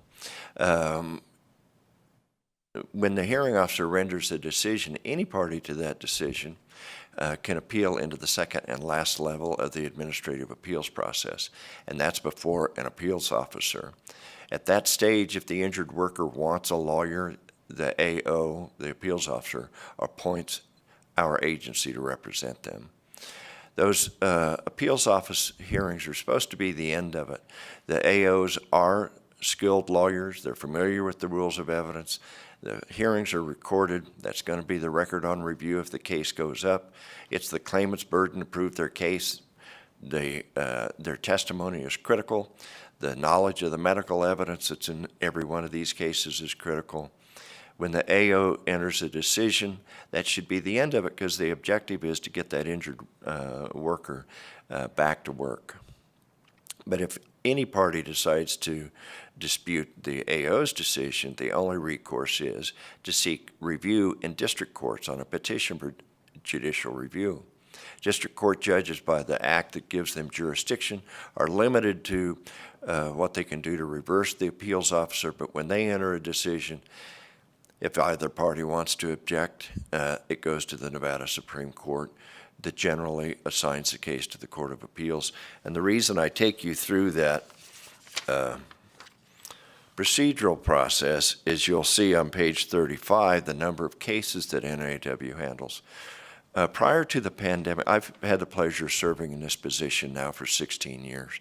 Prior to the pandemic, the agency carried 1,000 to 1,500 cases at a time.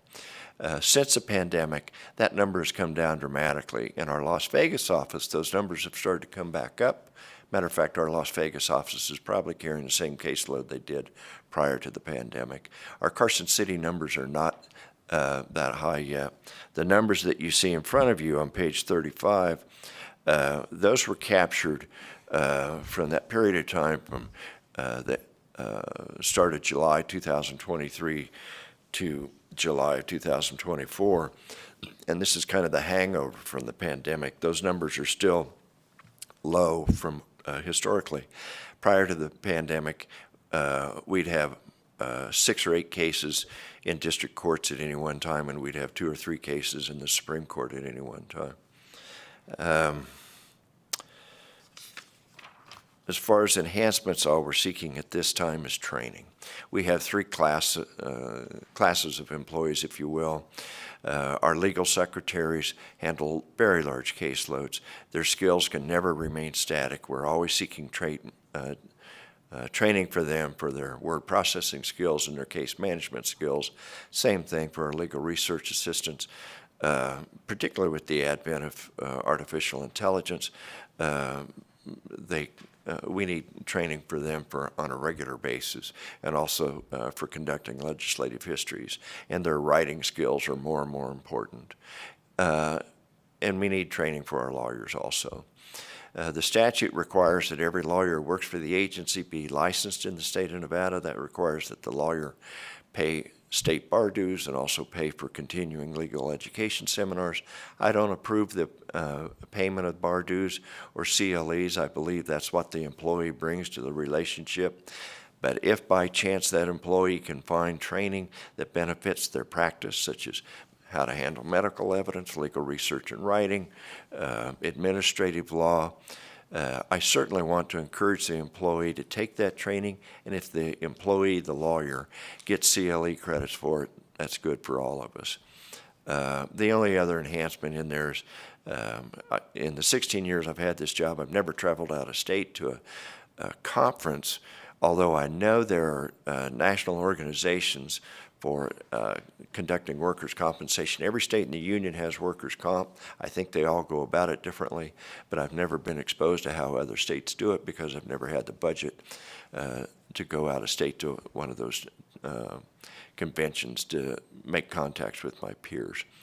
So it's a rather modest request for enhancement, but Madam Chair, that concludes my remarks. I'll answer whatever questions you or your subcommittee members may have. Thank you so much for the presentation. Members, any questions?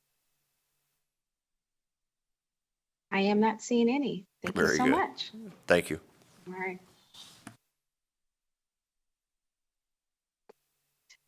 Well, that brings us up to the end of this presentation, correct, Director Sanchez? Chris Sanchez, for the record, that is correct. That's the end of our presentation. Thank you, Madam Chair, and thank you to the committee for your time today. Thank you so much. At the beginning of the meeting, I said that we would break for an hour lunch at approximately noon. We're a little behind. So unfortunately, our cafeteria here in the building is not operational as of yet. So that's why we're taking hours so that those of you in our audience have time to go out and get something to eat. And we will be back here in our seats at 1:40, 1:45 at the latest. Madam Chair.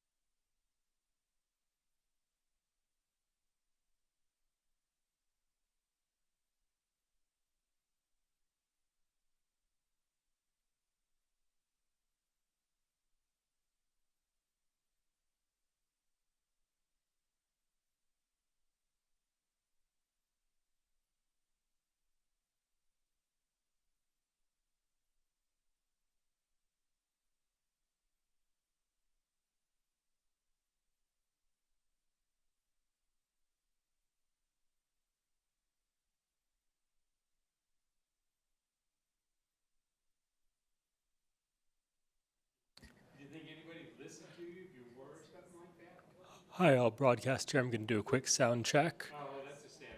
Mic check, mic check. 1, 2, 3, 4, 5, 6, 7, 8, 9, 10.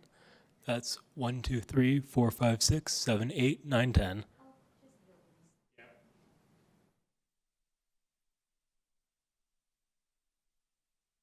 One, two, three. Hello. Hello, hello. Going to do a count for you guys. Sound check 1, 2, 3, 4, 5, 6, 7, 8, 9, 10. Tossing it to my co-host.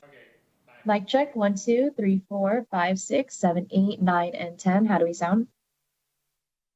You guys both sound good on Zoom and in Carson. This is Vegas. Mic check 1, 2, 3, 4, 5, 6, 7, 8, 9, and 10. Awesome. How do we sound? Y'all are all audible in Carson.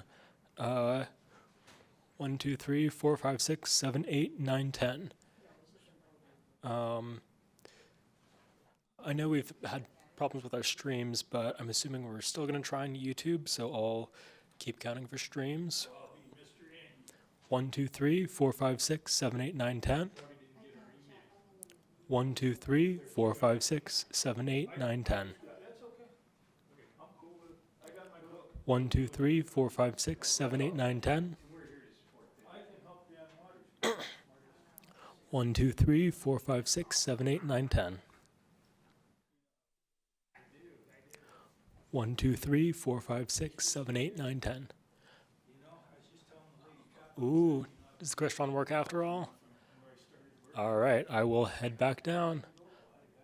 Oh, didn't know it went that far. All right, see you back in the control room.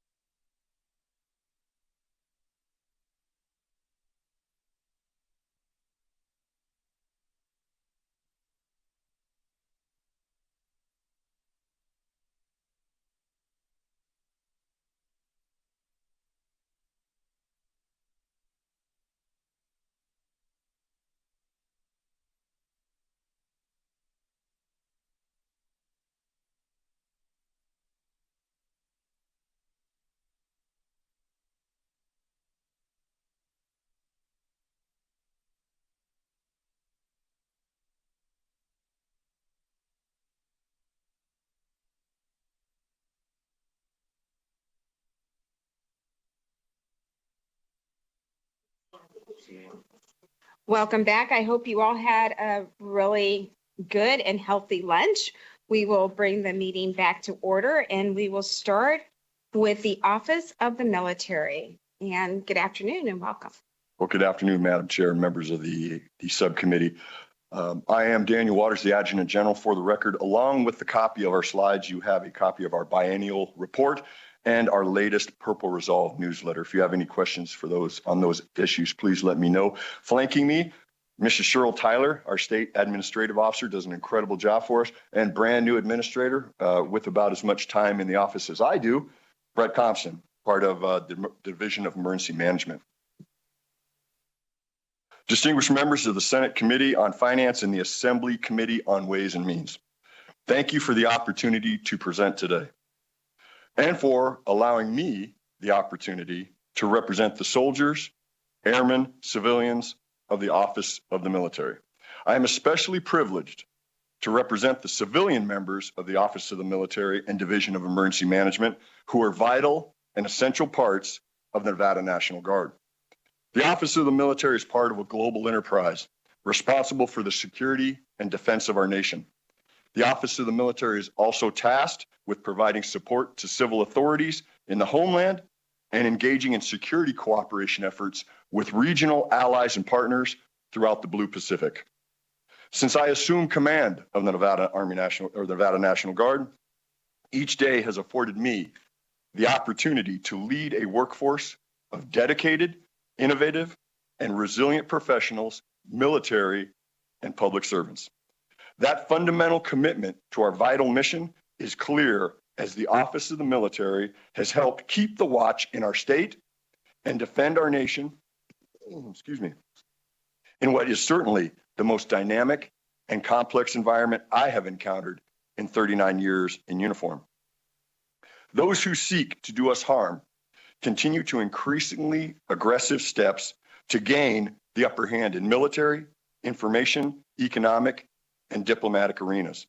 The Office of the Military is part of a force that helps meet those challenges head on, and we have continued to do so while supporting whole of government efforts to safeguard Nevada's citizens through events such as the coronavirus pandemic, historic Hurricane Hillary, and wildfire seasons, all while simultaneously synchronizing the deployment of our personnel to support global requirements. The events of the past few years placed unprecedented strain on our people and our interagency partners, and I am proud that we overcame each of these challenges and have emerged more resilient. The steadfast commitment is more important than ever as our competitors continue to target the homeland through multiple means in all domains. Securing our state, our citizens, and our way of life requires constant vigilance, and the Office of the Military has demonstrated time and again that our people remain determined, focused, and ready. But we must keep moving forward. Looking to the future, we will continue to pursue innovative capabilities and procedures to detect, deny, deter, and if necessary, defeat the mounting threats posed by rogue nations and foreign and domestic violent extremists. No matter the challenge or circumstance, the subcommittee should be confident that the Office of the Military is always ready, always there. The global environment continues to evolve rapidly. While the United States has spent the last 30 years projecting power forward to combat rogue regimes and violent extremists overseas, our potential enemies pursued capabilities to circumnavigate our warning and defensive systems and hold the homeland at risk. Countries like China, Russia, Iran, and North Korea are undermining the international rules-based order and challenging us in all domains. Meanwhile, violent extremist organizations continue to devise plots to attack our citizens and our way of life. The ability to deploy forces, support allies and partners, provide humanitarian assistance, and project presence and reassurance relies on our ability to safeguard our citizens, as well as critical infrastructure, transportation nodes, and institutions. The reality of a vulnerable homeland and the risk associated with violent extremists are driving the Office of the Military to collaborate with interagency and intergovernmental partners at ever-increasing levels. To ensure the security of the homeland, We cannot be satisfied with incrementalism or gradual progress. Instead, through efforts such as Purple Resolve and the State Partnership Program, we must continue to increase the pace and tempo of our readiness and resilience efforts. The work is essential, and we are proud of our collaboration with a host of interagency and intergovernmental partners and international allies as we work together to outfit our competition, outpace threats, and ensure preparedness to defend what we hold most dear. Our success has in large part been due to collaboration with partners and allies. With history as our guide, the Office of the Military is building and fostering the critical interagency, interdepartmental, and international relationships that are so vital in the security sector. As the Office of the Military looks to a future marked by rapid shifts in security environment, we are guided by lessons of the past. Key among those is that we cannot challenge in isolation. By viewing changing conditions together, any problem becomes more solvable and solutions more feasible. The Office of the Military will continue to build our partnerships, collaborate with our fellow Nevadans, and work towards overcoming shared problems. And most importantly, we will continue to prioritize our most vital assets, our people, the soldiers, airmen, civilians, families, and veterans of Nevada. With that in mind, I would like to take this opportunity to recognize a select group of Nevadans responsible for ensuring the success and readiness of the Office of the Military. The State Administrative Office, led by Mrs. Cheryl Tyler, and the Division of Emergency Management, led by Administrator Brett Compston. Their mission is crucial to our state's security and safety, and these great Americans have dedicated their lives to the service of others. Such selflessness and professionalism, our citizens should rest assured, knowing these extraordinary people have the watch. Ensuring the security and safety of Nevada citizens in the United States is an organizational imperative and government obligation, and the Nevada National Guard stands ready to serve.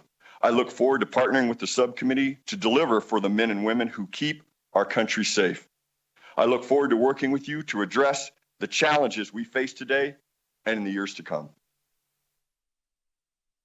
Very quickly on this slide, I'll just highlight some of the expansions that we've had over the last 2 years, the biennium. Specifically in the center, Hawthorne Army Depot, we've used federal funds to develop a multi-purpose range complex. And then to the lower right, Nellis Air Force Base, we're co-locating a small arms qualification range that the state has funded. So we'll have weapons qualifications ability to the north and to the south of Nevada. On this slide, what I would highlight is currently the Nevada National Guard, the 17th Sustainment Brigade, has approximately 250 soldiers from Las Vegas deployed to the Middle East. Another 30 will deploy in the next 30 days. We have 2 C-130s equipped with a modular airborne firefighting system supporting the fires in Los Angeles. We have 1 C-130 in Antarctica at McMurdo Station, supporting the National Science Foundation, and we have a team of NCOs strengthening partnerships in the Blue Pacific. Since the last legislative session, 172 Battle-Born Youth Challenge Academy graduates, 54 are currently enrolled. Almost with Starbase, almost 3,500 students throughout Nevada, concentrated primarily in Clark County and in Washoe County, but we've covered the rural areas also with our outreach programs. Several civil support missions, including Hurricane Hillary, the Davis Creek Fire, the Northern Nevada floods, the Super Bowl, Las Vegas Formula One Grand Prix, and the Las Vegas New Year's Eve celebration. The Nevada National Guard Counter-Drug Program, 226 drug demand reduction outreach events for over 8,500 Nevada students. 371 cases supported with seizures totaling almost $10 million. 22 civil support team missions with federal, state, local, and tribal partners. Our chemical, biological response, and nuclear enhanced support package certified team with our med group from the 152nd Wing achieving 100%. The only organization in the entire Department of Defense to do so. Our state partnership program with Tonga, 20 engagements over the last year. Fiji, 23 engagements, and our newest partner, Samoa, 7 engagements. With that, I'll turn our financial, with subject to any questions, I'll turn it over to Mr. Tyler with our financial information. Good afternoon, Madam Chairman and members of the subcommittee. My name is Cheryl Tyler, ASO for Office of the Military. This slide shows that outside of what we receive, the federal funds we receive within our budget accounts, Nevada National Guard receives federal funds to support the operations of the Guard. The Nevada Army National Guard in federal fiscal years 23 and 24 received close to $107 million in federal funds. And the next slide shows that the Nevada Air National Guard receives approximately $74 and $75 million respectively. Office of the Military state employees provide administrative, accounting, personnel, firefighting, security, range operations, family services programs assistance, environmental and project management, psychological health services, cybersecurity, and operating and maintenance services to the Nevada National Guard facilities throughout the state. The agency also has 3 youth programs under National Guard Bureau: Battle-Born Youth Challenge in Carlin, Starbase High Sierra in Reno, and Starbase Henderson in Southern Nevada. A master cooperative agreement is established between the National Guard Bureau and the state of Nevada through Office of the Military. The MCA includes all terms and conditions related to the federal funds contribution for the operation and training of the Nevada Army and Air National Guard. There are currently 15 appendices as shown in the slide, of which 12 are 100% federal reimbursed. Also shown are the cooperative agreements for the youth programs. Youth Challenge is 75% federal reimbursed, while Starbase programs are 100% federal reimbursed. Budget account 3650 funds are utilized for the operation and maintenance of all Nevada Air and Army facilities throughout the state, operation of various programs within the organization, and for the operation of our youth programs. This slide shows some of our major enhancement for within budget account 3650. Agency requests 7 additional firefighters to be able to meet our required minimum staffing for emergency response. These are 100% federal reimbursed positions. Agency also requests for a new psychological health clinical manager position and 1 additional psychological health therapist position to enhance mental support program. Due to the 67,000 square foot expansion of our Washoe County Armory instead, agency requests 4 facility staff and corresponding operating and maintenance costs. Lastly, agency requests 3 staff for the base civil engineer office at our Reno Air Base.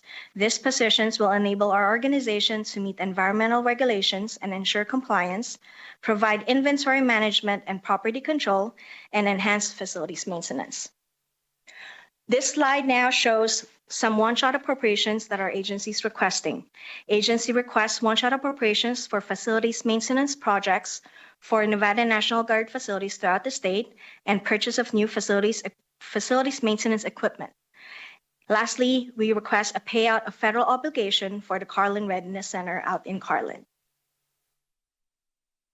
Madam Chair, Dan Waters, the Adjutant General, just to add some emphasis to the Carlin Readiness Center. And I was remiss, I apologize, Mr. Speaker, Madam Chair, through you to the Speaker on your previous question earlier this morning.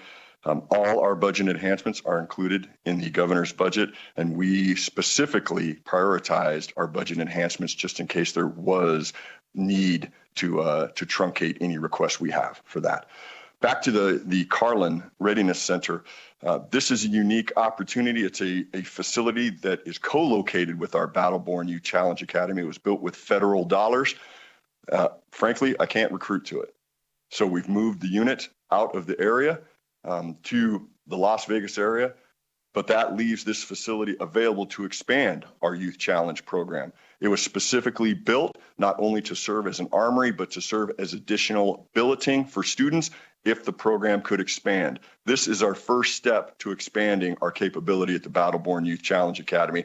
Then the second is to increase, once we have that facility and we can prove to the Department of Defense we have the capability to house more students, then we can request more funding from the Department of Defense and increase our staffing to provide additional throughput for the state. Our resiliency program, Purple Resolve, I'm sure you've heard about it.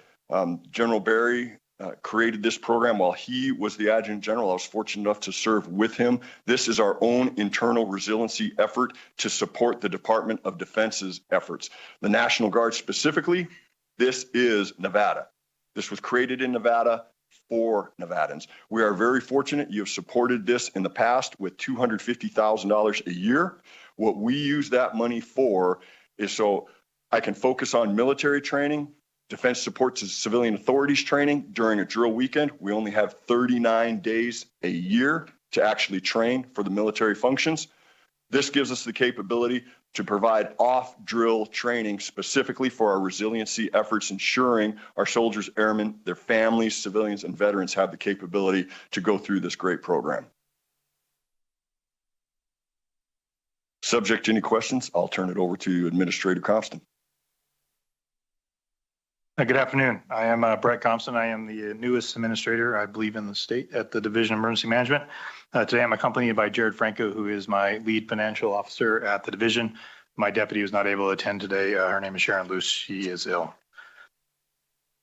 So before you is my purpose and my mission.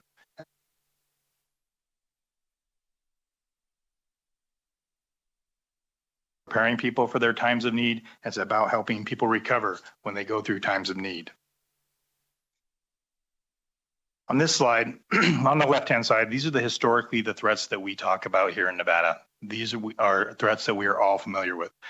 Coming from recently retired out of the National Guard, obviously I bring a little bit of a Department of Defense flavor. And so some of the things that I worry about that I am going to drive the division towards are these threats on the right, the things that we will focus on. And the first and foremost is a long-term outage of critical infrastructure. We're talking power, we're talking fuel, we're talking communications and logistics and wastewater. I think that this can happen in a couple of different ways. This could happen through a nation-state action between the United States and one of the threats that the general talked about. In particular, the one that scares me the most on the West Coast is an interaction with China in a Taiwan scenario. In open class or open media, we know that the Chinese intent in the Taiwan scenario would be to limit the deployment of the U.S. military. And you do that on the West Coast by messing with the ports and the deployment nodes in California. Most all of the things, many of the lifelines that we need feed us through the Port of Los Angeles, Long Beach, and through the Bay Area. And so any disruption in those critical infrastructures will cause us problems. And when I talk about long-term infrastructure outages, I'm not talking days. I'm talking multiple weeks and multiple months. That's a hard thing to talk about, and that is a hard thing to prepare society for in the event that we find ourselves in those scenarios. Now, that's one way we could find that critical infrastructure outage happen. The second would be a catastrophic regional earthquake, most likely in California. We know that if we have a San Andreas event, that the Cajon Pass will be severed. And so, as many of you may be familiar with, about a week and a half ago, due to the fires in Los Angeles, we had a power outage on the pump that feeds Kinder Morgan that pumps fuel here to Las Vegas. And we were within probably several hours of losing our ability to have sustained regular gas here in the valley. And so there's a tremendous effort that occurred between the state and the county to try to prevent that. And luckily we were successful in that. But can you imagine that event not being a couple hours or several days, but being upwards of 6 weeks or 2 months? That's a tough thing to think about, but it's something that we need to prepare for. The other thing that worries me is the Tahoe Basin fire. We saw this happen in the Caldor recently. We know that there's limited access to get people out of there. And as we just watched in Los Angeles, the consequences can be catastrophic. We do not want to find ourselves in that situation here in Nevada. And the last thing is extreme weather. Things like hurricanes in Las Vegas, avalanches in Kyle Canyon, or a 5.6 earthquake that just recently happened outside of Arrington. These are all new things that we must be prepared for and deal with. So why invest in the Division of Emergency Management? Well, the division serves as an operational hub for the state. We coordinate assets, we coordinate information, we coordinate resources. We do that at the state level, local level, and with industry. The division also serves as the governor's ability to sense the environment, to determine what's coming, and ideally make decisions left of an event. Our job is to give him options so that we can coordinate the best possible response throughout the state. The emergency management and homeland security environment is no longer just where the division is no longer just a grants management agency. I know that that has been part of our history. At this time, we are heavily invested in those things that start to the left before an event happens. How do we prepare? How do we build resilience throughout the community? How do we train? And then inevitably, how do we respond and recover? We have seen an increasing number and variance in the types of emergencies, some of which I just listed, but the additional items of having just come through the pandemic, as well as the influence of lithium. It's a big deal here in Nevada, but it's also shut down all of our major thoroughfares. We've shut down I-15, we've shut down I-80, and we shut down 95, all within the last 8 months. These are things that we need to ensure that our community are prepared to deal with. And of course, the division will continue to be a vehicle to receive federal funds. And I will talk about the importance of federal funds versus general funds momentarily. So the challenges I face, the first thing I want you to know, and I want you to hear from me, is that the division is essentially new again. If you look at my statistics up here, and I used the end of 2020 as my benchmark, kind of in the middle of COVID, the division has had 81% turnover. So only 1 in 5 people in my division have experience in emergency management longer than 4 years. We have to retrain that. 46% of my agency is new, either within their, has transferred within the division, new to the division, or I have a vacancy. With any transition of that nature, be it from retirements, be it from burnout post-COVID, whatever the reasons be, grant management is hard. It takes time to build GPAs. It takes time to retrain these people, and that affects our services and our customer service to those downstream. So you will see a heavy investment in training internal to my team, both on their normal day, their blue sky job, as well as their gray sky job, which is in the Emergency Operations Center. We are going to spend the next 8 months training from the ground up in the Emergency Operations Center. The other thing that you need to know is that I have a patchwork of technology that is not woven together well. It is held together with a shoestring. I am going to invest. I'm going to ask you to invest in technologies where I can bring this together. I'm going to ask to do this over the next 3 bienniums, piece by piece, starting with an AI request in here, which helped me sense the environment and find out what is happening instead of monitoring social media all the time. And I'll walk you through that here in a second. We need to prepare the community to build resilience. So we talk about preparedness and we talk about resilience. Preparedness is training our first responders, our emergency responders, our emergency management, our homeland security enterprise. Resilience is preparing the public, the whole of the public, to deal with those long-term critical infrastructure outages that I discussed. And the last piece is federal funding. So this agency is approximately 94% federally funded through grants. We saw a 10% cut in grants last year through all of the FEMA grants. Investing in the division and increasing general fund percentages, in whichever way we do that, whether it's increase in personnel, whether it's increase in technology, whichever way that comes, buys down risk. At this point, if we were to lose federal funding, I would be able to retain 3.5 employees in the employee of the state. We would lose all capability. The other concern that we have is recovery. So recovery is something that is funded through presidentially declared disasters. The management costs that come with those, predominantly what we're living on in that arena right now is COVID, is what funds that program. We need, unfortunately, to have presidentially declared disasters to continue to fund that program. In the event that we do not have additional presidentially declared disasters, which is what we do not want, at some point I will have to come back here and ask for assistance to ensure that we maintain that capability within the state of Nevada. So on the bottom portion of this line here, on my bottom line, these are the things that you're going to see, or you do see in the governor's recommended budget that are related to the division. And the first and foremost is the governor has recommended moving the Division of Emergency Management out of the Office of the Military to become a standalone Office of Emergency Management within the governor's office. The second is I am asking for assistance with technology, specifically in AI that we have used in the National Guard since 2016, which allows us to be fed the information on when there's a fire, when there's a power outage, when there's a flood, when there's an earthquake. And we typically find that information somewhere between 20 and 40 minutes before it hits any media source. I am asking for 7 personnel enhancements, 4 of which are simply conversions within the budget I already have, and only 3 are new. And then you will see a BDR that also comes through related to the sharing of emergency plans related to education. So my walkaways, state funds matter, general funds matter. At this point, we are completely or very heavily dependent on federal funding. Should we see a significant reduction in federal funding, there will be consequences to my division. The Homeland Security environment has changed. Right now, DEM is serving as a state coordination hub in crisis. We are being extremely effective at this. We've seen it in the Davis fire. We've seen it in the Callahan fire. We've seen it in numerous different things, including the fuel incident several weeks ago. We want to remain in that position. And DEM is rebuilding and retraining. As I close, I'd like to point to this picture that's in the bottom right-hand picture of my slide. This is a photo of a sign that was on Mount Rose Highway after the Davis fire. It has all of the state agencies, many of the local agencies and federal agencies that were involved, and DEM is on there. I think that's probably the first time I've seen that in 20 some years that I've been associated with DEM through the National Guard. This is where we want to be. We want to be at the whole of government response. We want to be great partners. So your investments in the division will allow us to continue to do that and do it better. Thank you. With that, Madam Chair, this concludes our presentation. I appreciate the subcommittee's attention and the opportunity to give you an update on the Nevada National Guard and the Division of Emergency Management. With that, ma'am, we sit for your questions. Thank you so much for the presentation. I know that we do have a few members with questions. We're going to start with Assembly Member Bacchus.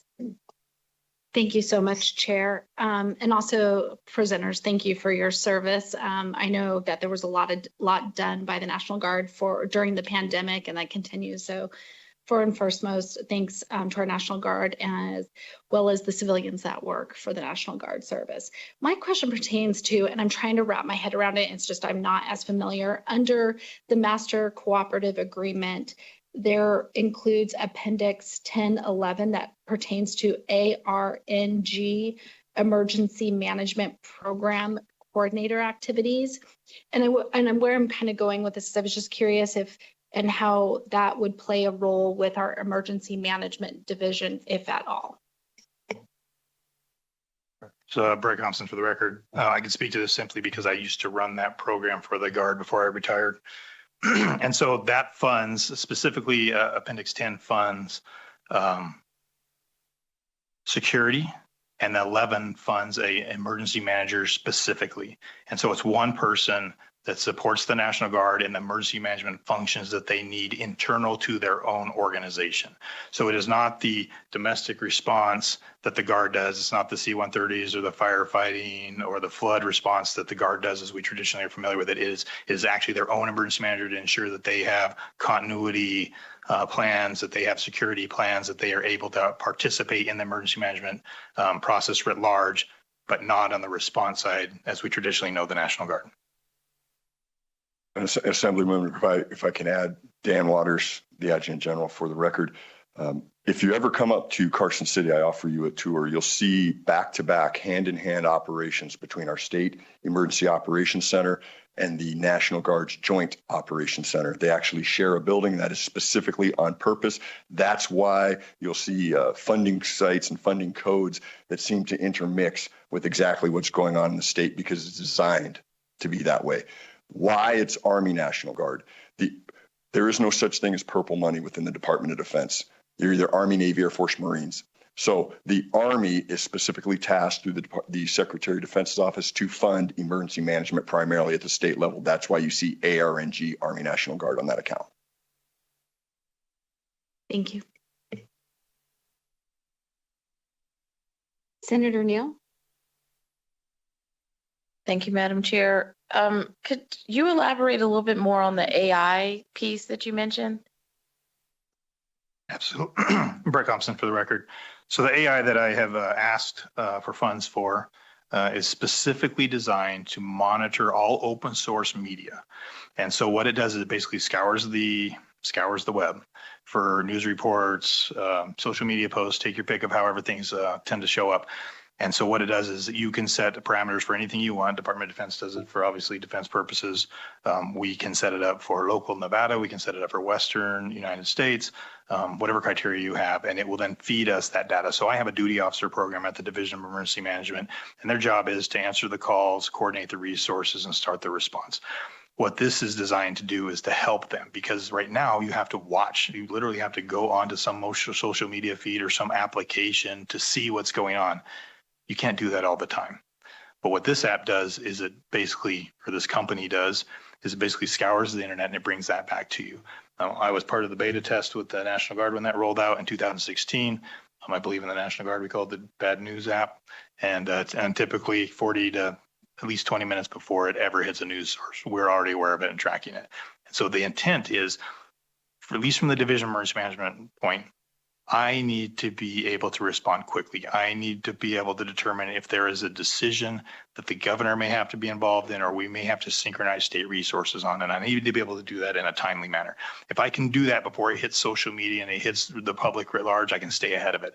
As you guys know, there are two stories. There is the story of what really happens, and there is the story of what ends up on the internet. And the trick in this is, how do we stay ahead of that story so that we can provide transparent and factual data to the public so they don't fill in their own story? We want to help people understand what's really happening, but we don't want to do it with speculation. We want to do it with facts. This gives me a head start on that. Thank you for that. How much does it cost? How much is the software? So we asked for $120,000 for, I believe, 30 licenses. And the 30 licenses is for 12 months or 6 months or 5 years? I believe that's per year. So it's $120,000 every year. Okay. Yes, ma'am. And then just another follow-up question. So on your slide, you talked about extreme weather events.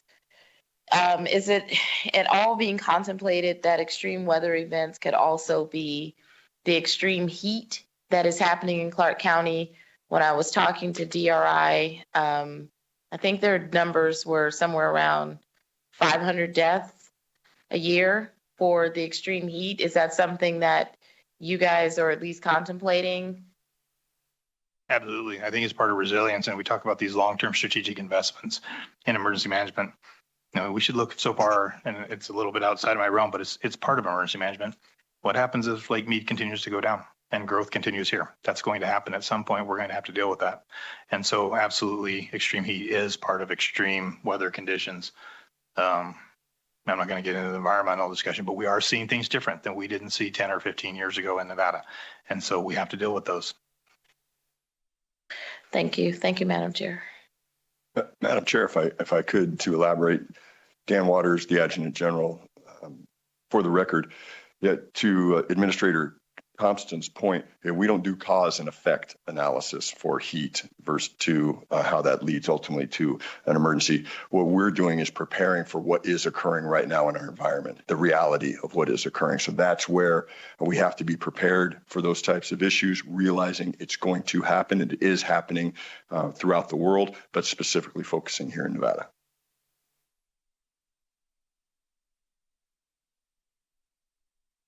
Senator Titus.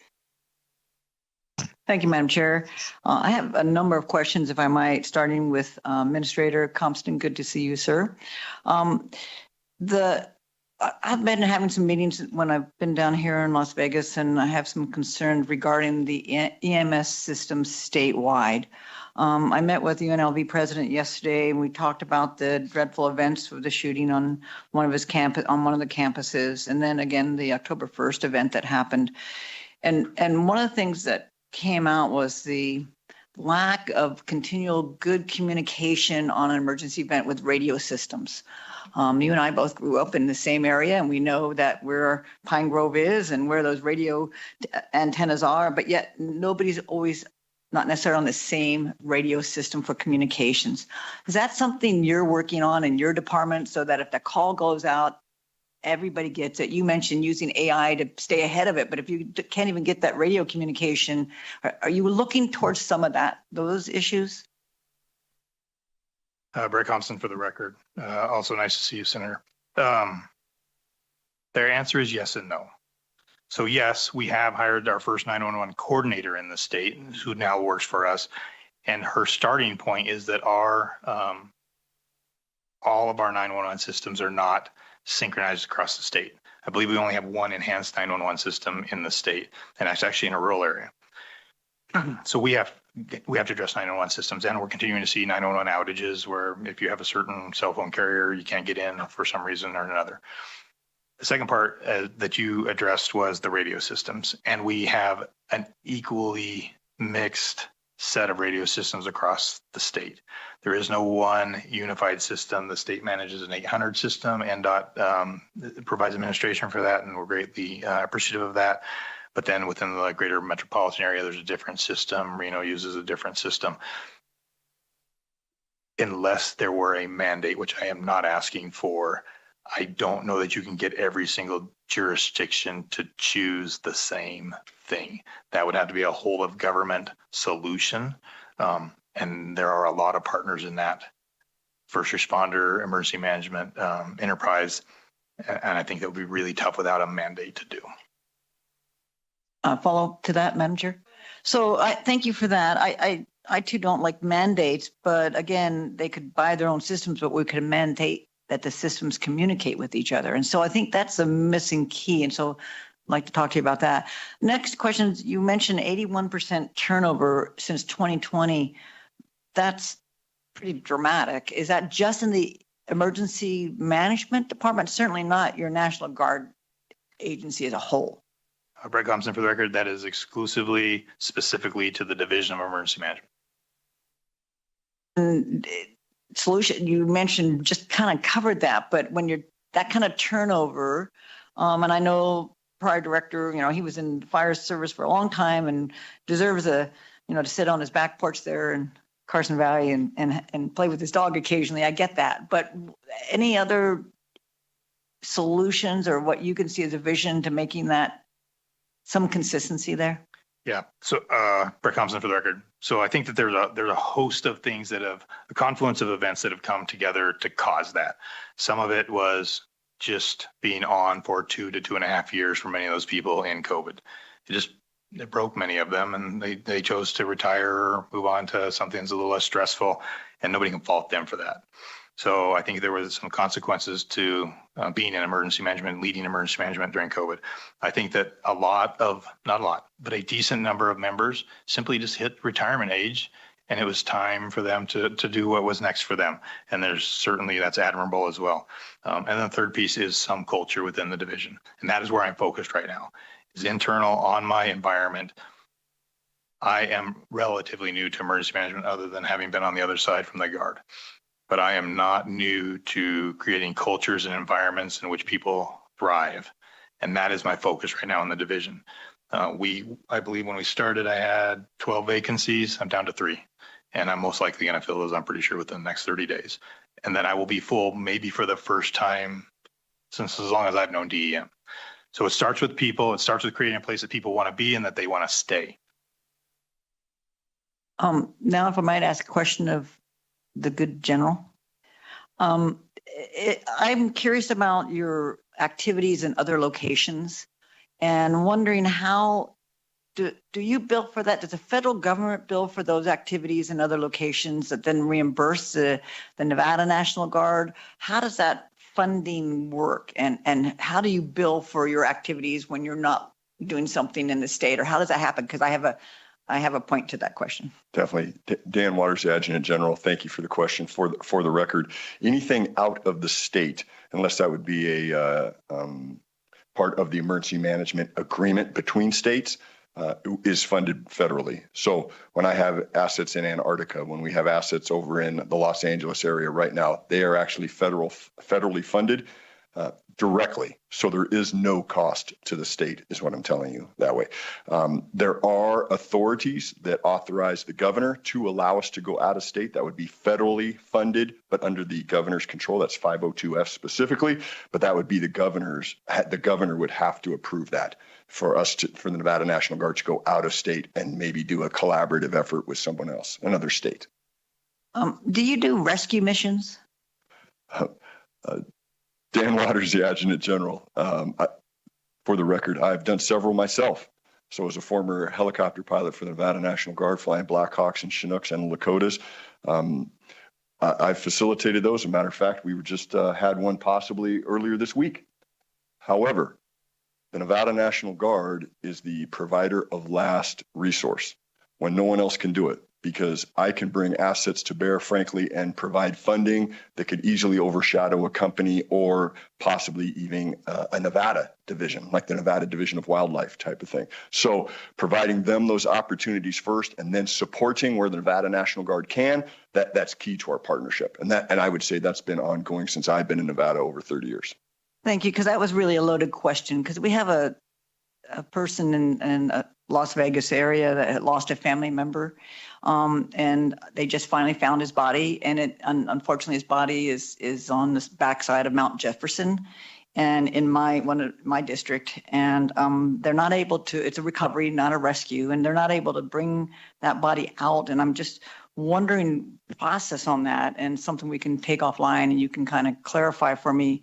But it seems to me that somehow the Nevada is letting this family down. Well, Dan Waters, the Adjutant General, for the record, what I would tell you is the Department of Defense specifically prohibits, unless secretariat level waiver, the moving of dead bodies except for expired people, except for military during military operations. That said, if that were to be approved, and that is, matter of fact, the mission I was specifically talking about, the one on Mount Jefferson, where Brett and I collaborated on that with the governor's office. As a matter of fact, the Division of Wildlife has taken that mission. I tell you, it's at 11,000. The wreckage is 11,200 feet. I would find it very difficult, based on the pictures that I've seen, to believe that body is easily removed from the wreckage. And I don't want to sound flippant. That's a mission reality of what we're facing right now. So would we possibly be able to move the assets, move the wreckage first to a more accessible location? But those are mission possibilities that, as this continues, as I was talking about, those resources are not able to do it or expire in their capabilities, that's where the National Guard could specifically come in. But I would say again, the Armed Forces Rescue and Recovery Coordination Center specifically turned this mission down. And I appreciate all that explanation. And I know that was not something on the agenda, but again, it's something that is happening. And so just wanted to see, and I appreciate your engagement and you're sharing me what you can do so that the citizens know that you are indeed out there. And there's certain expectations and I think misunderstandings of capabilities and responsibilities, and to certain, to families, they just want to see some solutions. So I appreciate answering that. And then thank you, Madam Chair, for the questions. But Madam Chair, Dan Waters, the Adjutant General, real quick, just for some additional emphasis on that, Senator Titus, I should say some context. I'll turn that over to Administrator Thompson. So Senator Brett Thompson, for the record, I'd ask you to reach out to me after this. Some developments have occurred today, and it's strictly safety. It's strictly safety. I'd love to speak to you afterwards. Thank you.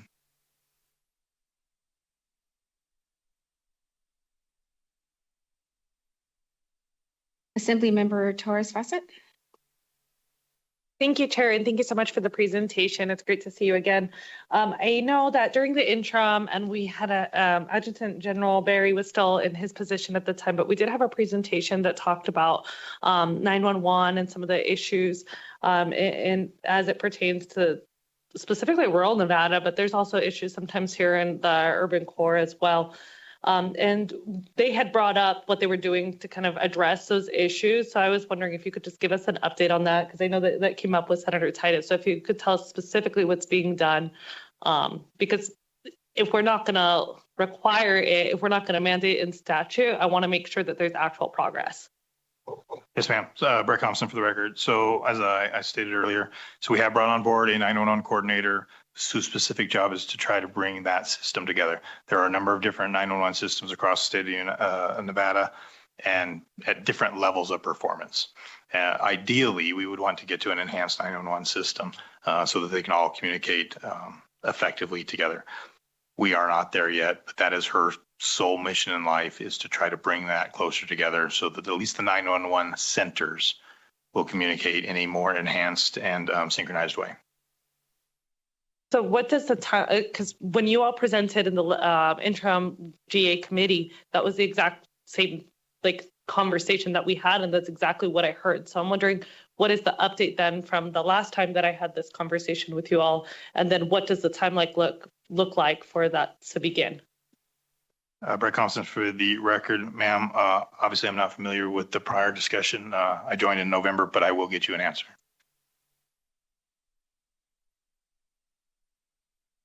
Members, any other questions? I do have one. You quickly in your opening presentation mentioned the Youth Challenge Program, but as I look at our highlights for today, the governor's recommending a reduction of 1.6 million to temporarily eliminate 11 vacant positions at the Nevada National Guard Youth Challenge Program. Can you expand upon why those positions are currently vacant and what are you doing to fill them? Yeah, yes, ma'am. Thank you for that question. Dan Waters, the Adjutant General. For the record, it goes hand in hand with the building acquisition that I talked about out at Carlin. We have to have the facilities first before we can actually request the DOD funding, the DOD share, the reimbursement ability for the Department of Defense to pay to reimburse the state that fronts those costs for those 11 positions. So what I made a decision to do was bring those back until we actually have the available facilities. And once we have the facilities, then work with the Department of Defense, securing that additional funding, fill those positions, and again, start increase the throughput for the Battleborn Youth Challenge Academy. Have the current vacancies, you talked about the number of students that have gone through the program. Have the current vacancies impacted the number of students who have been able to go through that program? Dan Waters, the Adjutant General, for the record, we are moving at 100% of our DOD funding. So that is our limiting factor right now. This, though it's a program of record, youth programs, DOD-wide, receives a limited amount of funding. Nevada gets a slice of that. So the slice of what we actually receive, unless we have additional facilities, we're executing at 100%. And I would add, this class is the first time we've had 100% state employees, and we didn't have to use state active duty with our soldiers or airmen to backfill that staff. It's a great news story. 52. The graduation is in July. I would invite every member of the subcommittee and the legislature, for that matter, to please get out there and embrace that program. It's an incredible program to help young people recover their high school, get back on track, and become productive Nevadans. Well, many of us on this committee were there at the legislature when the legislation was passed to create the program. We were very happy to support it because a number of us are military brats. So I think the next on our list of questions would be Senator Nguyen.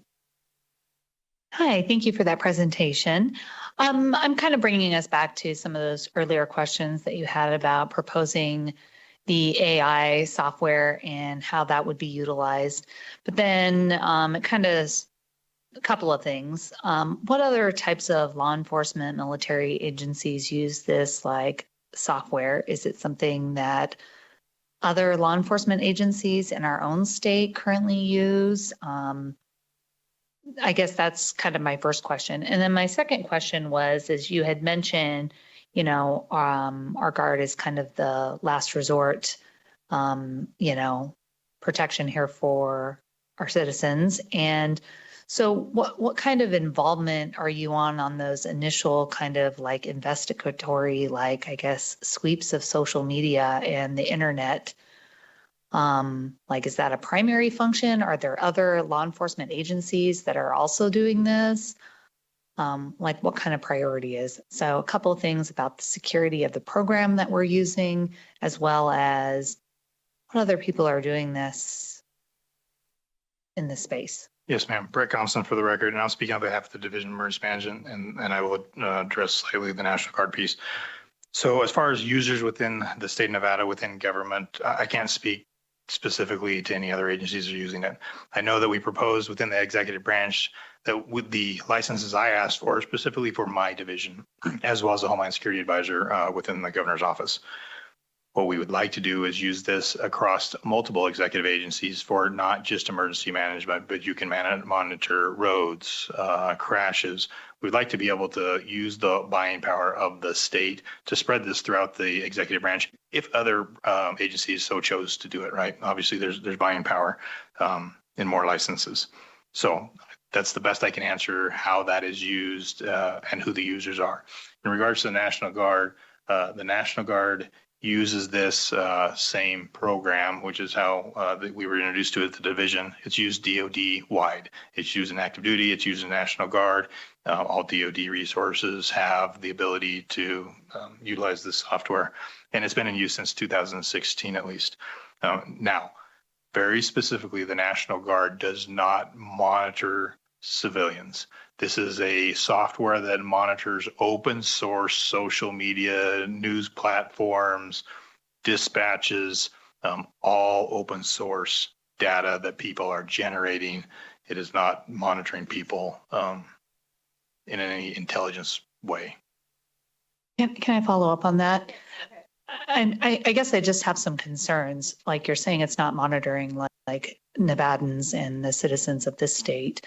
And you're saying it's open source, but I mean, all of our social media accounts are kind of out there. So feels very like you're monitoring people in the state of Nevada as a part of like everything that's out there in the open, which is abundant nowadays. I can ask some of my questions offline that answer some of the questions that I had about the security of the program. Who hosts it? Is it hosted here in the United States? Is it hosted I'm assuming if it's a DoD program that is used in other DoD functions, that it's probably not out of country foreign program. Is that correct? Brett Thompson, for the record, that is correct. It is a U.S.-based company. It is not a DoD program. It is just simply a license that they purchase. Matter of fact, I guess I should say I misspoke. Not a DoD program, but one that obviously has been utilized by the DoD. So I'm assuming there's some protections in there to make sure that we're not using something that is storing our data out of the country. yes, ma'am. And at any point, we would be happy to provide any information or specifics on the product that we're proposing. Happily to do that and bring that in at any point. Thank you. Assemblymember Bacchus. Thank you so much, Chair. I just had a point of clarification, Administrator Compton. When you were identifying those that would be holding the licenses, I understand it's for the Department of Emergency Management, but then you indicated something in the governor's office. Was that like a separate license? Like say if the legislature doesn't end up agreeing with the move of this division out of the National Guard and into the governor's office, is one of the licenses also going to be left with the governor's office? And I was just curious what that purpose was for. Brett Thompson, for the record, yes, it would be one license. It would be for the Homeland Security Advisor, who I literally work with day in and day out, all day long, in regards to emergency management and Homeland Security. Senator Neal, did you have another question? Yeah, I might as well. Thank you, Madam Chair. Can you tell us the name of the company that you're getting the AI software from? Yes, ma'am. Brett Thompson, for the record, it's called Data Miner, and their subset is called First Alert. Thank you. Thank you, Madam Chair. Thank you. Members, any other questions? All right, I am not seeing any. Thank you so much for the presentation. Thank you, Madam Chair. Again, thank you for the opportunity to present and update you on the Office of the Military and the Division of Emergency Management. And I would say if anyone has follow-on questions or requires additional information, please feel free to reach out to us. We're here for you. Thank you. We definitely will be.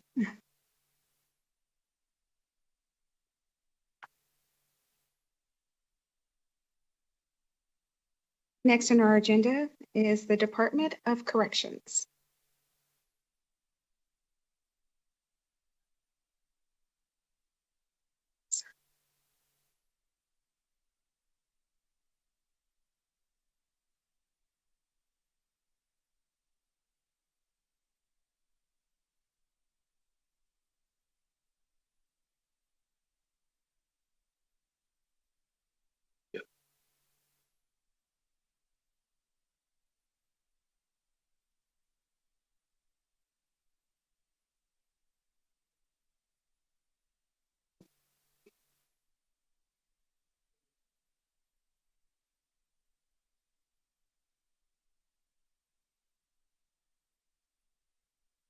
We're ready whenever you are. Getting there.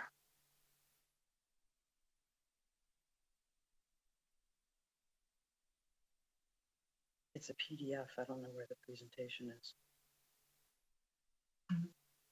Well, this is James Arenda, for the record, Director for the Nevada Department of Correction. We had a PDF as well, but this will be suffice in what I can tell you. I'm sure you may have this in front of you anyway. Just to begin about the Department of Correction real quickly, our mission still is the same as it was. We are a Department of Corrections that improves public safety by ensuring a safe and humane environment that incorporates proven rehabilitation initiatives that prepare individuals for successful reintegration into our communities. When we talk about this, when we talk about our mission, it's important that we understand, first of all, the difference between evidence-based practices and best practices, but we do operate in both evidence-based and best practices. Best practices when evidence-based is not supportive or non-existent in some cases. We also ensure best use of department resources, educate stakeholders and customers. But it's not only educate. What my goal, which I've always have been, and open and transparent, it's also involving to educate stakeholders, customers, and have them involved in the processes as well. And also improving our communication to make sure that even the community or the legislatures aren't finding out secondhand. Our communication should be always open, and that's what my goals are for the agency that I have improved and still continue to improve. We do have some challenges in the agency, which have been brought up with requests that are in the budget requests. But we, good and bad, we have improved our hiring process dramatically. When we're talking about our hiring process, when I first discussed in the legislation back at the last legislative session, we were on average at 34% vacant rates for correctional officers, some as high as 49 and 50 at Ely and Lovelock Correctional Center. Just wanted to let everyone know today that we're at 19%. And I have to say this because I want it out in public because it's pretty impressive. When you talk about the southern part of the state, I'm talking about Southern Desert Correctional Center, Three Lakes, High Desert, Florence McClure Correctional Center, Casa Grande Transitional Housing, and Jean Conservation Camp. The last week of December, we had 0 correction officer vacancies, 0%, to the point where I did have to cease hiring down in the South at the time. Today, we are up to, I think it's 1.2% in the South, and that's only because of retirements that happened at the beginning of the year for those that retired at the change of the year. We did request, which I'll explain a little later in my presentation, about transfers of positions that will open up vacancies again in the South. It's just because of our transfer of our populations from the Ely State Prison, that was the max custody, down to High Desert Correctional Institution, where we now have them, which changes the actual staffing plan for both of those facilities, which I'll get into and explain. We still have, as I mentioned on this presentation, the staffing problems that we have in the rural areas. They are not like they were last session. But we still have those problems with recruiting and hiring. The very last class for the North for correction officers, we had 8 new correction officers start at Lovelock Correctional Center. We had 4 start at Ely. When I determined and decided to remove the maximum custody population out of Ely and move them down to High Desert, a lot of it was the scare of we had a pretty significant incident that resulted in a homicide. When I was looking at the emergency response there, finding out that even when we had the aftermath of sending offenders to the outside hospital that were involved and the follow-up with searches, we only had 8 staff out of the entire facility that were not working 16 hours. And when we needed 22 staff to correlate the emergency response on this that had to work after over 16 hours is really scary in a place where you had the highest security offenders was really my catalyst of why we had to make this move happen. And it was really over the emergency response. When you talk about staffing, when you talk about staffing plans, maximum security has a higher level, it's extremely higher level order of staffing that they need to be able to make the operation work. And that's because when you're dealing with the highest security levels, when you're talking about those that are either on condemned units or max custody or what we call high risk profiles, it needs more staff to ratios to escort even one individual. That's why when you start seeing and even monitoring, working in housing units, that's why, again, it was important to move that custody down to high desert, was because I could reduce the staffing at Ely Correctional Center needed to the new population. New population at the Ely Correctional Center is now protective housing, lower level. It's actually lower medium security, which is still medium, but it reduced our staffing needs by 69 officers. So that means reduced actually our vacancy rate. It actually increased the amount of offenders in there by 2 times. So we have twice the amount of offenders in there with a lot less staff necessary to work at that facility for security purposes. The challenges I have that I'm going to bring up in this presentation is programming. When you have a population of that was moved up there with a lower level security, with the type of population that is protective housing, the need for programming is more important. Yeah, these are offenders that are literally going to be getting out sooner, that I need to prepare and change behaviors and change addictions, whatever those behaviors could be, more important because I need to get them out to the community. The challenges of programming is going to be important for us to be looking at and targeting at the Ely State Prison. When we look at this, another part of my presentation, I'm going to be talking about the rollout of tablets. Last legislative session, it literally took me 2 years to, and I'll explain why it took 2 years to actually get tablets in work and in process of getting put in place.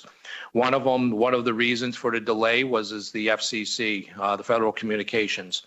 The FCC changed the rates, changed what we can and cannot do on tablets and can do with communications. That was all pending on what we were going to do with communications contracts.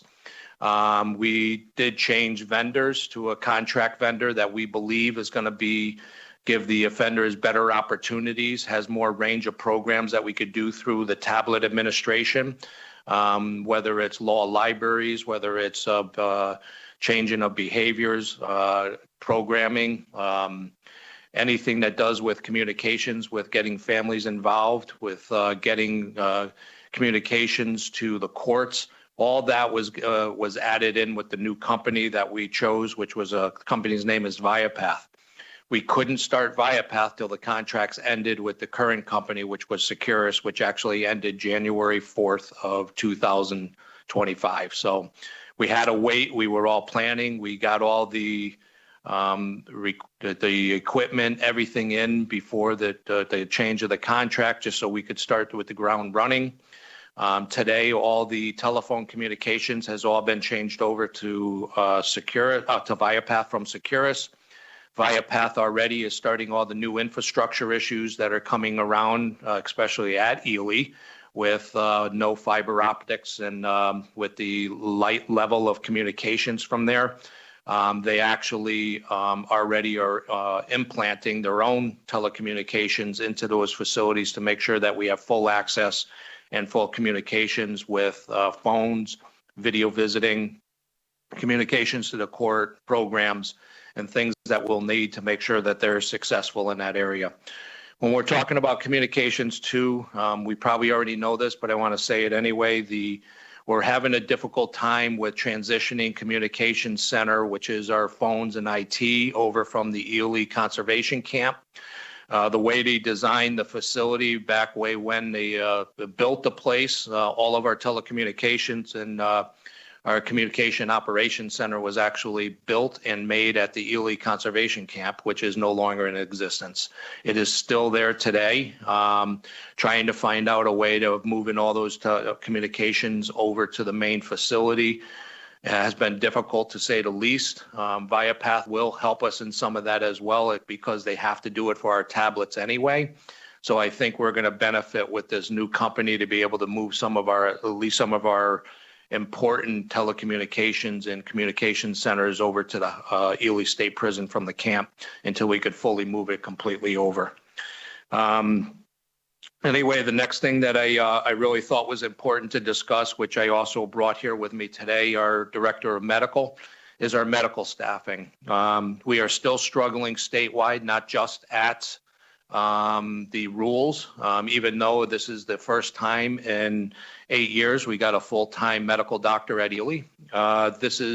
We are struggling. We are struggling with certain classifications of medical and mental health personnel, especially in the rules. And what we are trying to do, which is my hopeful, is getting the communications out there and working with local colleges and universities to try to really push getting more additional medical staff so I could eliminate some of these contracts with the medical professionals. Medical contracts are bleeding my budget. They are too costly. Having those full-time regular employees that work for the Department of Corrections will be a huge factor for all of us. We did team up with Health and Human Services to try to recruit using a company called All-Star.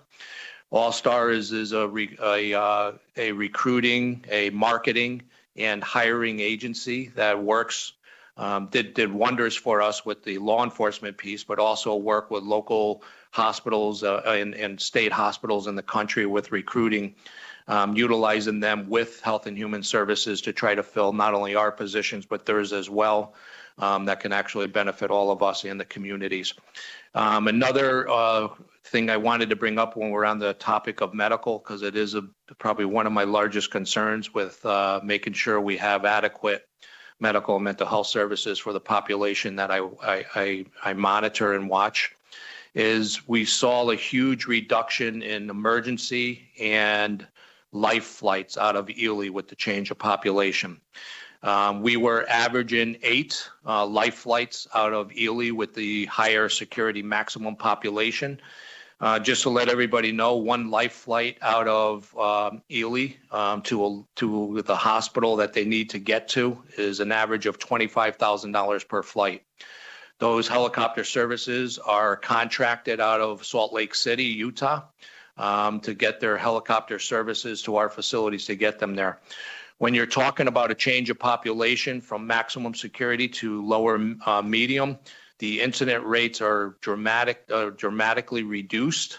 When you're actually even talking about a protective housing population, it even reduces it more, because the population, to simply put it, is they want to be there. They are scared to actually get involved in an incident that will require them to be moved to a higher level facility because of the population that they're actually scared to be around, whether it's the gangs or those that are the more violent offenders. So they cooperate more. They don't fight as much or hardly at all. The incident rates are reduced dramatically. We have not had 1 life flight out of the Ely State Prison since the transfer of them down to maximum security at a high desert.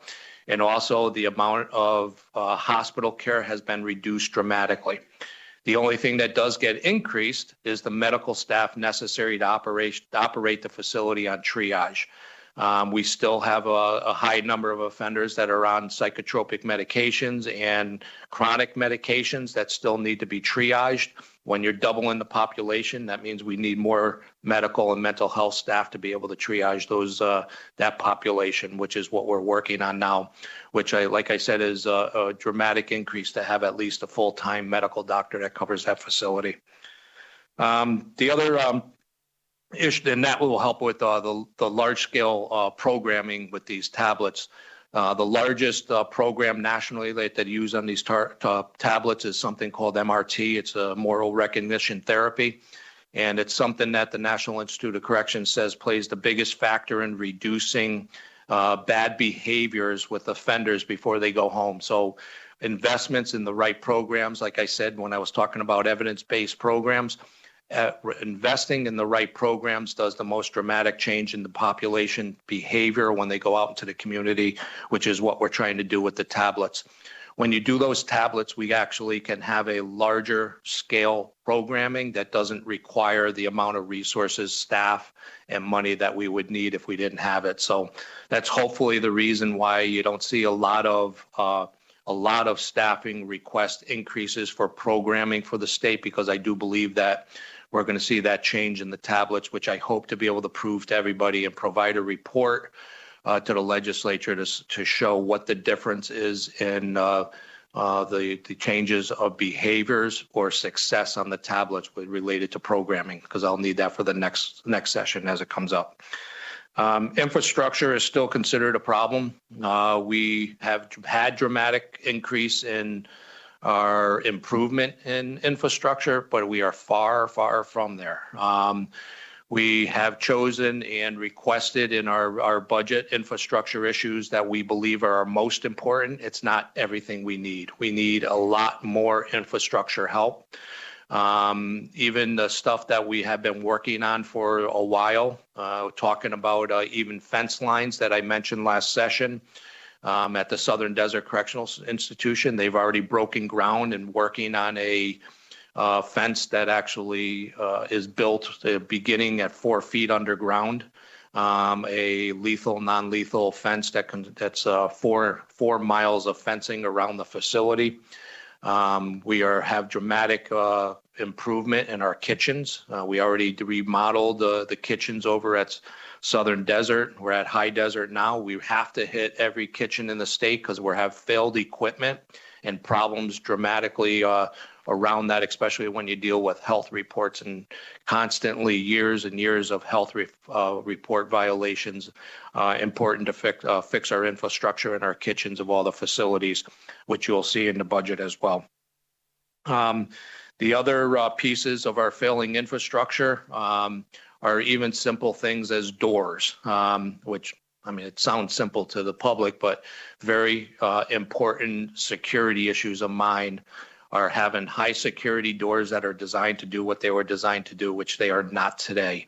When you deal with doors that have life spans of 20 years that are now 30 years old and plus, the rollers on rolling doors are all worn down, so they don't roll like they used to, and they actually have a lot of play. We've had facilities where high security offenders were able to pop those doors because of the wear and tear on those doors and be able to come out and assault staff and other offenders. They're very unacceptable. These are things that we are challenged with constantly. These are things that we really need emergency help with, which is also things that you'll see in the budget that are being presented with our doors and infrastructure of our building. When you also talk about things that you might have read in the news about even shower doors being broke out with high security offenders taking over housing units. I mean, this is something that is absurd to me that should never happen. Simple things like this should have been done many, many years ago, which were not. But however, the can, as they say, it gets kicked down the road and now we're stuck with it. And now I'm trying to change those things for the safety of all so that we have less incidents, less problems, less deaths, and less assaults.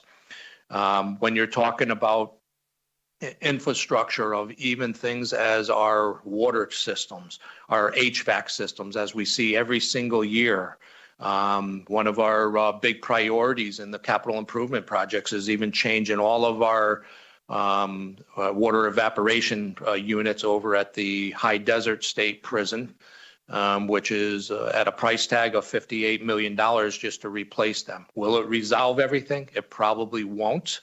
However, we need that in order to have efficient life-saving measures during the hot times of the summer. We also, just as a backup for all this, we also ordered over 100 individual swamp coolers that go into cells. And if there's ever a failing around the state of cooling, This is actually, we really brought it in for a lot of our psychotropic medication clients that are on that status because of their body temperatures tend to be a lot hotter than those that are not. So it's important for us to make sure we're protecting life as we come across some of these hotter days and making sure we're okay. We also ordered multiple swamp coolers that are portable that can go to housing units all over the place, all over the state. We bought at least a dozen right now. We're looking for more. They're at least $10,000 a piece, but they will be able to prevent us from seeing any huge issues related around cooling when that does happen. I mentioned at one of the hearings, and just in case if you weren't there or weren't involved in that hearing, these water systems that we have in the state of Nevada in our prison systems for the housing unit, especially down in Indian Springs, the water comes from a large distance. And when the water comes from a large distance all across the desert, it heats up. So we're getting warm water into our cooling systems that are supposed to cool. Is very difficult for us to cool. So those are things that we have worked on. Those are things that we've actually got experts from that deal just with swamp coolers from the Department of Public Works that came in, did an evaluations of our systems, and that's when they said what we really needed. And that's why we're asking for these replacements on the swamp coolers because they already passed their shelf life over 7 years ago and are not at the capacity of cooling that they used to be. It will help. It will not resolve everything because we have other things in place that we're working on, but it will be an issue that hopefully we won't be as bad as last summer where we were getting desperate on our heating issues inside those facilities like High Desert. Another thing of mine that I'm dramatically working on that I've already seen a lot of progress is changing the culture of the staff to understand how important it is for reentry and how important it is for staff to be able to assist in changing behaviors of the offenders so that they get out and our families are protected. That has happened. I have seen the change. We are working with multiple additional activists and volunteer groups that I think are going to really play a big part, not only with saving us money or requesting, not me requesting more funds because we have a lot more access to resources that are not of a cost of the state or that are other departments that'll help. A couple of them I think that are important to stress and to show. We teamed up with UNR with something called Tech Hub. It's going to be involving our offenders to be training them on lithium mining and what it means, and also providing actual jobs for those offenders that would want to, and that we can, if we sell it to the offenders enough to show how much of a sustainable life that would be. And a new life, I think it's going to be able to play a big factor in some of our releases. We've also teamed up with GOIN, the Office of Workforce Innovation. We have them all set up at the Florence McClure Correctional Institution. We're really trying to stress working to get vocational ed services up and larger because of the trades that we know we can get offenders into them easily or more easily than some of the business fields. But it's also a very sustainable life for those offenders that can actually get in it. I think it's important for us in the legislature to even see what was done as a start over at the Southern Desert Correctional Institution with something called Vocational Village through Hope for Prisoners, who are looking at expanding statewide. The training there is extremely impressive, and I do believe that it's something that if you haven't seen it, you really need to. We've also had just about 2 weeks ago, the state legislature from the state of Florida came to visit the vocational village to see how we do this, how we team up with the Department of Motor Vehicle for the CDL license, how we do the training, and how these companies actually hire their trained and certified tradesmen, offenders that they have trained. And I think it's impressive for everyone to see and to be open to that so the public knows how much is being put into that. The other things that I think are important is MOUD and MAT therapy, medicated assisted therapy. We've started This in the Department of Corrections is years and years of coming that should have been started many years ago, but I know and this is where it's talking about change of culture. The culture that was in existence didn't believe that the offenders in long-term prison sentences needed any type of medicated assisted therapy or any type of treatment for addictions, because their belief is that they are in prison long-term. There shouldn't be any drugs in prison. Their treatment should be basically an abstinence of drugs, so they will heal themselves. It is far, far from the truth. The only ones that benefit from that are gangs. Gangs know that people that are still addicted get more addicted when they're in prison, and they get more desperate. They get more desperate, so they start having these trades inside the prisons for the gangs to be able to make money on them. And once they run out of money, then they get more desperate and can't buy the drugs of choice. So they go to things like what we call Spice and K2, which are very simple to send through the mail system. You can actually buy it now on Amazon, and you can buy letters and pieces of paper that you and I would think are perfect and nothing wrong with it, but it's laced with Spice and K2. It's coming in dramatically. We working through Health and Human Services through the opioid funds. We ended up getting a test run for scanning of mail at the High Desert State Prison. We got it in last week. The mail, the very first week of our training on the mail, we discovered an unusual amount of K2, Spice, opioids, even a cell phone in legal mail that was built into 180 pages of legal mail, built into the middle of it so nobody would see it. We actually found that through the scanning system. So this scanning system's already been proven. I'm hoping to bring it back so that I can show all the data to be able to prove that we will need this statewide, which right now I'm just considering it a test. The other thing that we did to help with some of the drug issues that are in the facilities is through Health and Human Services, again, through the opioid funds, is a body scanner. We got the body scanner in. It's just taken, there's parts that the company is on back order or waiting for, which I think is going to be another tool to be able to really combat some of the drug trades in the prison system. We've unfortunately have had some accidental overdoses on the drugs that have come through. The very last one that was at the Lovelock Correctional Center, the cell partner said it was K2 Spice that came through the mail. Which we couldn't detect. We can't detect with the human eye. We need machinery to be able to do that for us.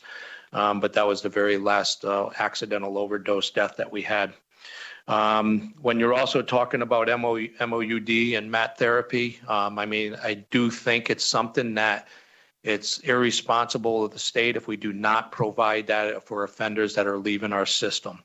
There are a lot of our offenders do not like their addictions. They do not want to be on their addictions. They have no help for their addictions. This is the start with trying to get their addictions in control so that we could actually set up services in the community, whether it's through parole and probation or discharge planning for those offenders that are important to make sure that they're successful when they leave, for those that actually do want help.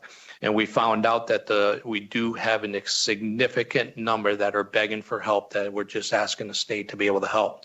And this is going to be the first time I really do believe we're going to be able to see those benefits and be able to help those offenders that really do want it.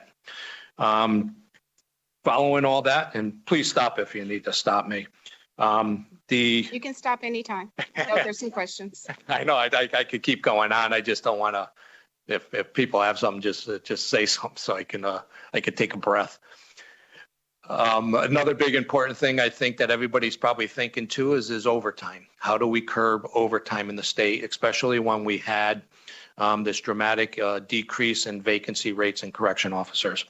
Well, when you first look at it, if we're only talking overtime that's related to the master roster or our post charts, it would be very difficult for me to explain why there's still overtime. Why is there overtime when we have 0 vacancies for the last week of December and we had about 1,000 hours of overtime in those facilities? This is what we have to face and what we've looked at every day. As of yesterday, we had 9 officers military leave, 8 on administrative leave, 15 on light duty, 7 on FMLA, 92 at the academy, 20 that are not even at the academy that are working, 30 at the hospital post, and 11 that have been assigned security for the capital improvement projects. None of that is counted in my budget. Those are issues that will keep coming up when that's 201 officers just yesterday that are not counted, that are considered under overtime that we fail to realize that are concerns that we need to make sure in the back of our minds. What we're doing for curbing overtime, we have what's called minimum staffing plan. Our minimum staffing plan is required at every facility to say that full operations of the facility can only happen if we have these amount of staff on duty in their posts. When we don't have enough, it's considered a below minimum duty, below minimum staffing. What we do to try to curb the overtime is instead of hiring additional staff for overtime now, we do what's called rolling shakedowns and rolling housing unit lockdowns. It's temporarily closing a housing unit, could be 1-2 hours a day, and we roll them from one unit to the next, which will require less officers, but it also has additional staff when they're locked down to be able to do shakedown searches, drug searches, and even doing drug tests. In our budget, you'll also see what's important to me, which I know it is to everybody, but it's increase in drug testing. We right now don't even have enough to test every offender that goes out into the community that comes back that had access to drugs in the community. We don't even have enough drug testing to be able to do that. We really need to do drug testing, not to find people to do something with, but to help with the treatment. Those that have lapses in their treatment that we are currently doing, it's important for us to know who they are, what's happening, to move them in better locations if they're being too tempted in certain areas. But it's important for us to increase our drug testing, which we'll also see somewhere in the budget that we are requesting that for additional funds. Going on from this, the other thing I know has been an issue, it's raised publicly constantly, is food services. When you talk about contract for food services, we're on a sole contract now with food services with a company called Aramark. Because I've heard so many different complaints from families that their loved ones are, the things I've heard is they're receiving inadequate food, not enough food, nutritional levels aren't making minimums standards. I just want to make sure everybody understands, which I will have Aramark available for any presentations, but Aramark has their own nutritionists that they use at every state. We are following standards at every single state in the country that uses Aramark, and those standards for nutrition are the same. The problems, what we have is we are now hiring staff that are kitchen staff that should be in the kitchen. We're making them be in the kitchen when they're serving the meals to make sure the meals are fully served. We set up these inmate committees in every single facility, every single housing unit that are allowing the offenders to be a voice. Those committees we do once a month. They have offenders in those committees that talk about a range of everything from solitary confinement to segregation to mental health services to food services. When we met just this month, the issues around the food was not that the food was not in good quality. That never came up in any one of our inmate committees across the state. It was about quantity. So what we're actually doing about the quantity is now we're requiring each of our food service supervisors at the facilities to monitor what's going out.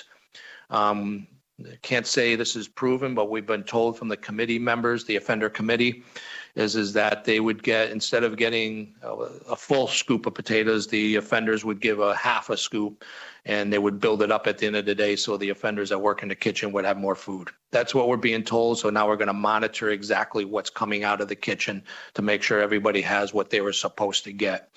But when you're talking about nutrition, if they get the amount that they were supposed to get, it does follow national nutritional levels.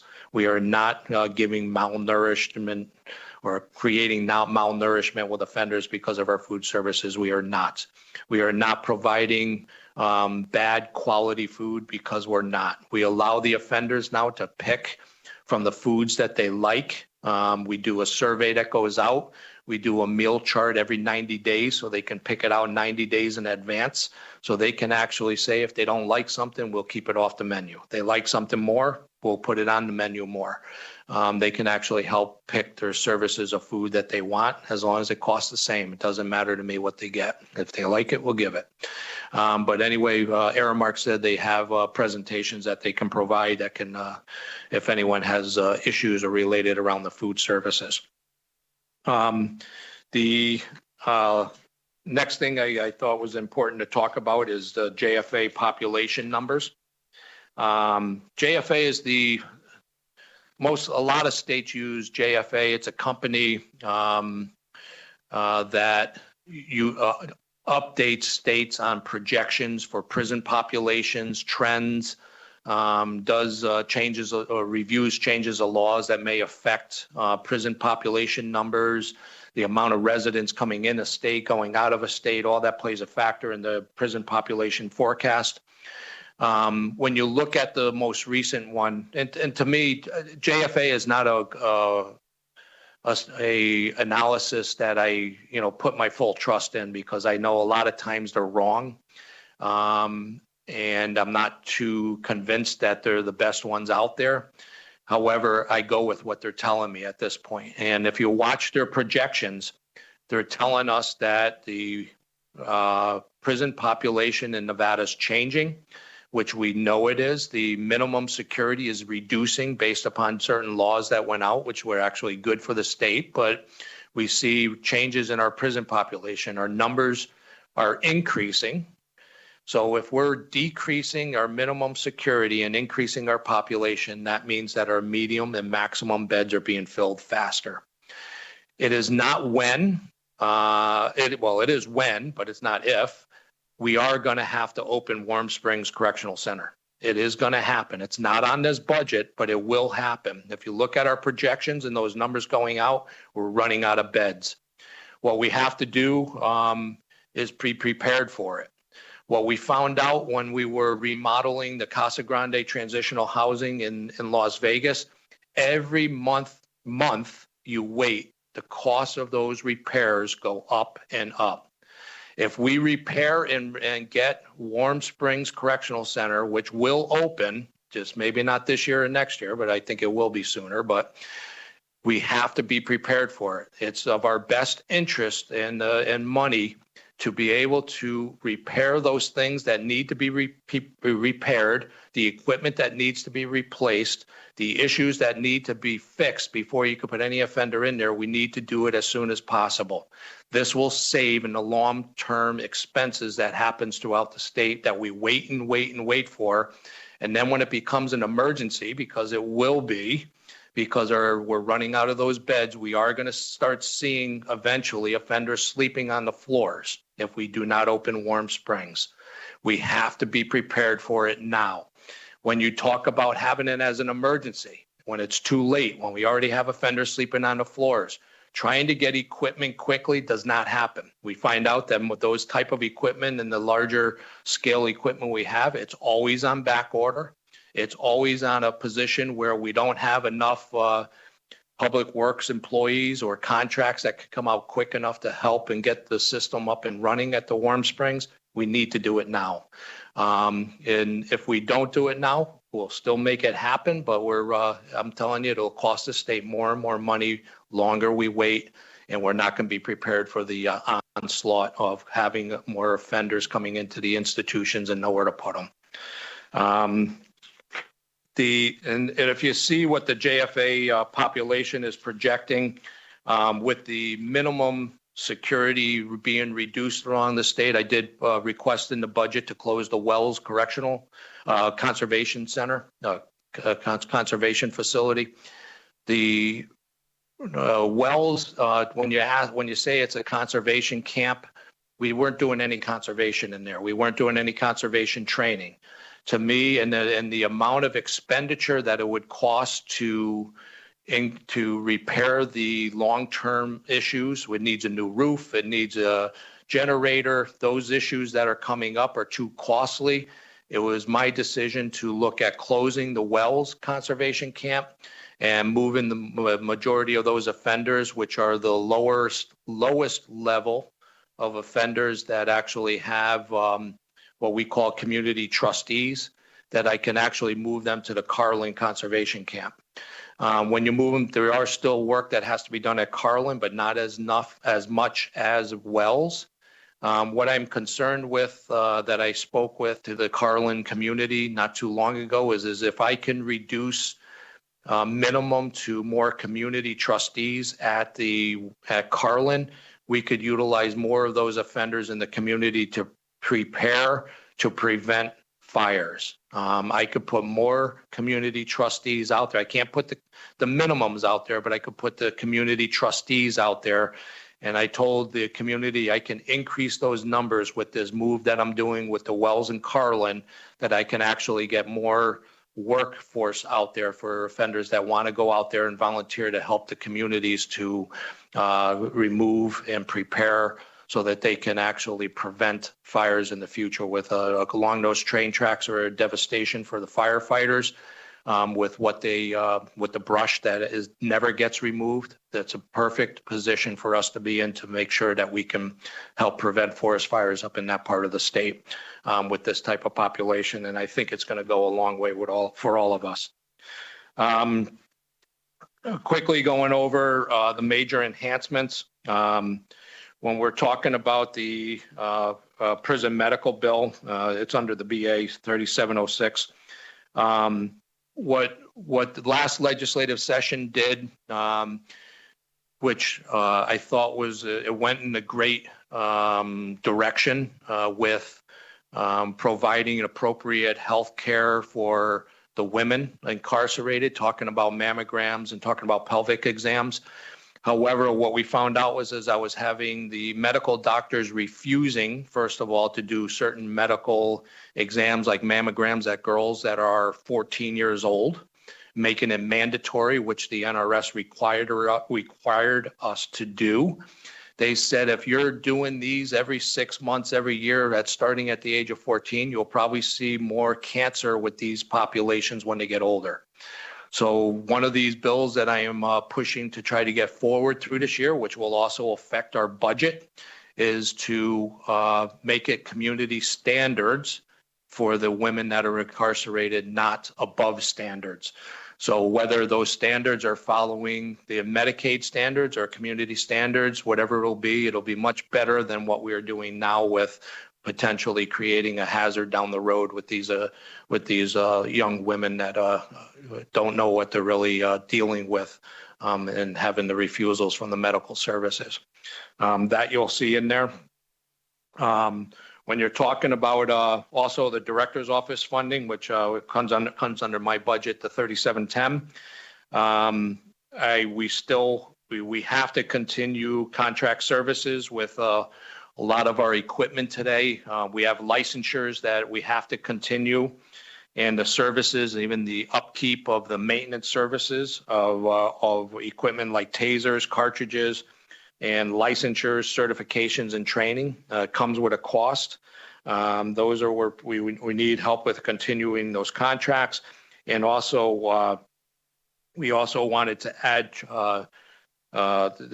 more safety equipment to our academies, especially with our change in our population with more higher level security offenders, and making sure that not only the staff are protected better, and having those tools, but also if you look at programs are not successful and can't be done unless everything is safe. A lot of these tools that I'm talking about when we're talking about tasers, ammunitions, gas masks, and all them, that's actually also for the offenders, making sure that they're safe so that we can do safe programming. When the offenders do not feel safe, you're going to get those offenders that are going to go to programs that probably should not be there. Those offenders that are not involved in gangs and that are trying to do the right thing won't go to programs because they're going to be too scared to leave and figure they'll probably get targeted by gangs at the programs. The only ones that tend to go to programs when things aren't safe are gang members, because that's where they're going to do their recruiting, and that's where they know that you're going to have the tougher and the more fearless offenders go into these programs. You have to have security before you can have successful programs. So a lot of these things are not only just for protection of the staff to make sure that they're safe, but also the offenders and making sure they have that blanket of protection so that they feel that they can go to programs safely.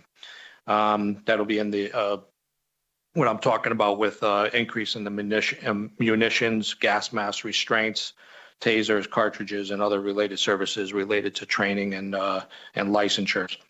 The also, like I mentioned earlier, also is the increase in the drug testing, which is also not only increasing the amount of times we're drug testing, but those costs of drug test kits have went up dramatically, especially when you have companies that realize that the nation is under scrutiny about how they're treating the opioid crisis. When that happens, companies make more money because they start raising rates of certain drug tests and things that we need to curb it. But we have to be able to provide ourselves to be able to continue those services at the same numbers or more than we are currently doing. The other thing that was important is there was a bill out there last session, the Senate Bill 413 bill. It talked about time calculations, which I'm not an expert in time calculations. Actually, when I came to this state, I had no clue how Nevada did it. It's extremely confusing. It actually confused even the courts because there's so many different levels of time calculations based upon the year, the date you were arrested, even different times during the year that you were arrested. The laws have always changed, but they never grandfathered them. So the time calculations are so difficult in the state. 413 bill actually helped to be able to make it more consistent. It'll also allow the offenders and the families and the courts to be able to see what it looks like before they actually even get sentenced by doing it by percentage rates. However, we ran into some complications of this. When you talk about an old system that is outdated, I would say even 15 years ago, it's called our notice system. It's our offender management system. It's run by a company now called Syscon. Syscon notified the state of Nevada over 15 years ago that their system was outdated and needed to upgrade it. Money was never there to upgrade the system. Every year after year along the country that had Syscon doing their system, like Clark County Detention Center, they have upgraded it over and over and over. We have not. We never got the funding to be able to do it. So we did our own patching, which they call it, and our own making up our own forms that we were able to input into the notice system. The forms were done by something called Java, which doesn't exist anymore. We can't even use our own system. So try to use a system that's outdated, unusable for these new calculations in SB 413 cannot exist. For us to upgrade the system, you can't go from the lowest level to the highest level without doing testing and going from each level up.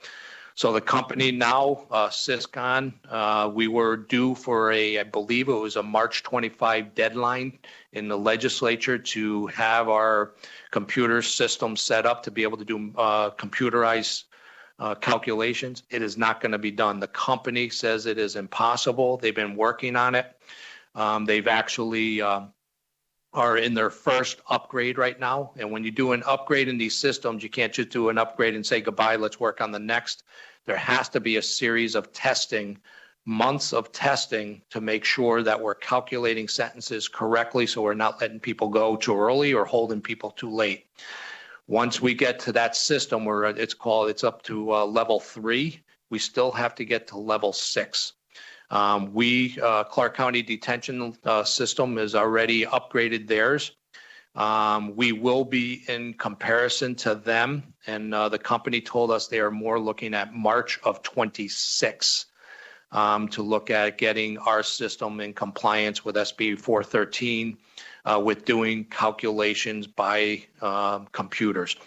What we assured some of the legislature already is that we will still abide by and follow Senate Bill 413, but it's going to be calculated manually by hand.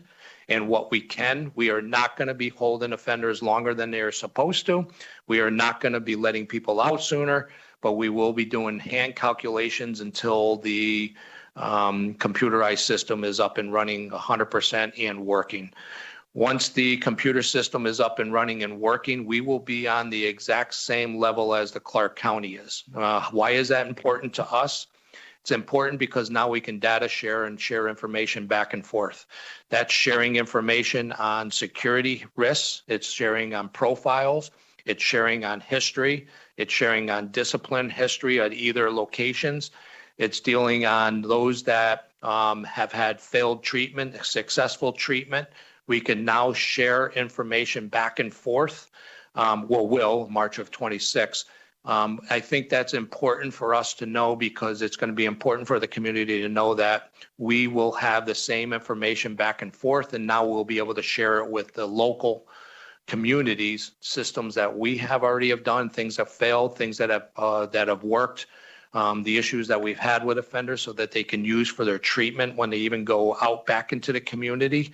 It's great mental health history that they need that they do not have today, going back and forth. I think that's big for the state, and I do know that we're going to benefit from this when it is up and running, but I thought it was important to share about where we stand with Senate Bill 413 and where the help that we're probably going to be asking for during this legislation with extending over to March of 26, so it's done correctly and that we're not jumping the gun and starting too early and having mistakes.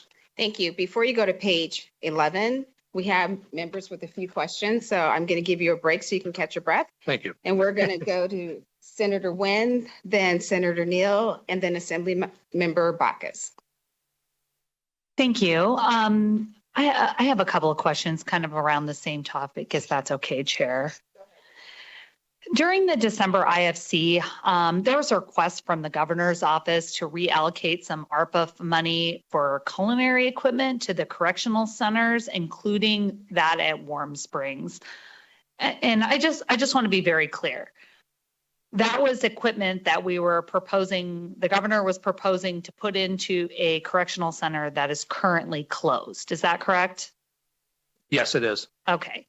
And then yesterday, I specifically asked the chief of staff whether or not I had indicated that it was not currently in the budget to reopen Warm Springs Correctional Center. And I think you confirmed that it's still not in there. Is that still the understanding that you have? Yes, that is my understanding. Okay. And then I asked if there was going to be amendments because I know that the governor is also bringing a criminal bill or act that had some additional costs. And again, the chief of staff indicated that they were not opening the Warm Springs Correctional Center. I guess my question is today, one day later, another executive agency branch is in here and you are indicating that while it might not open this year, it might open next year because we are going to have bigger numbers than those incarcerated individuals are potentially going to have to sleep on the floor. So do you believe that this will have to open up within the next year or within this biennium? So James Renner, for the record, I don't think it's absolutely necessary. It needs to open even in this year or next year. But it's only a prediction. When we're looking at the JFA numbers, I can't say that offenders will be sleeping on the floor this biennium. However, it is very possible they could. All I'm saying is at my level, I would want to be prepared for that in case it is. The bills that the governor's office would put through that you are saying that could increase the population, maybe they could, but it's not going to happen overnight. I think we will still be okay. I just don't know that for sure. JFA says we probably won't. But Our analysts are saying we think we will, because we still have capital improvement projects that are closed housing units that are going to be open this biennium. So it'll open up some more room.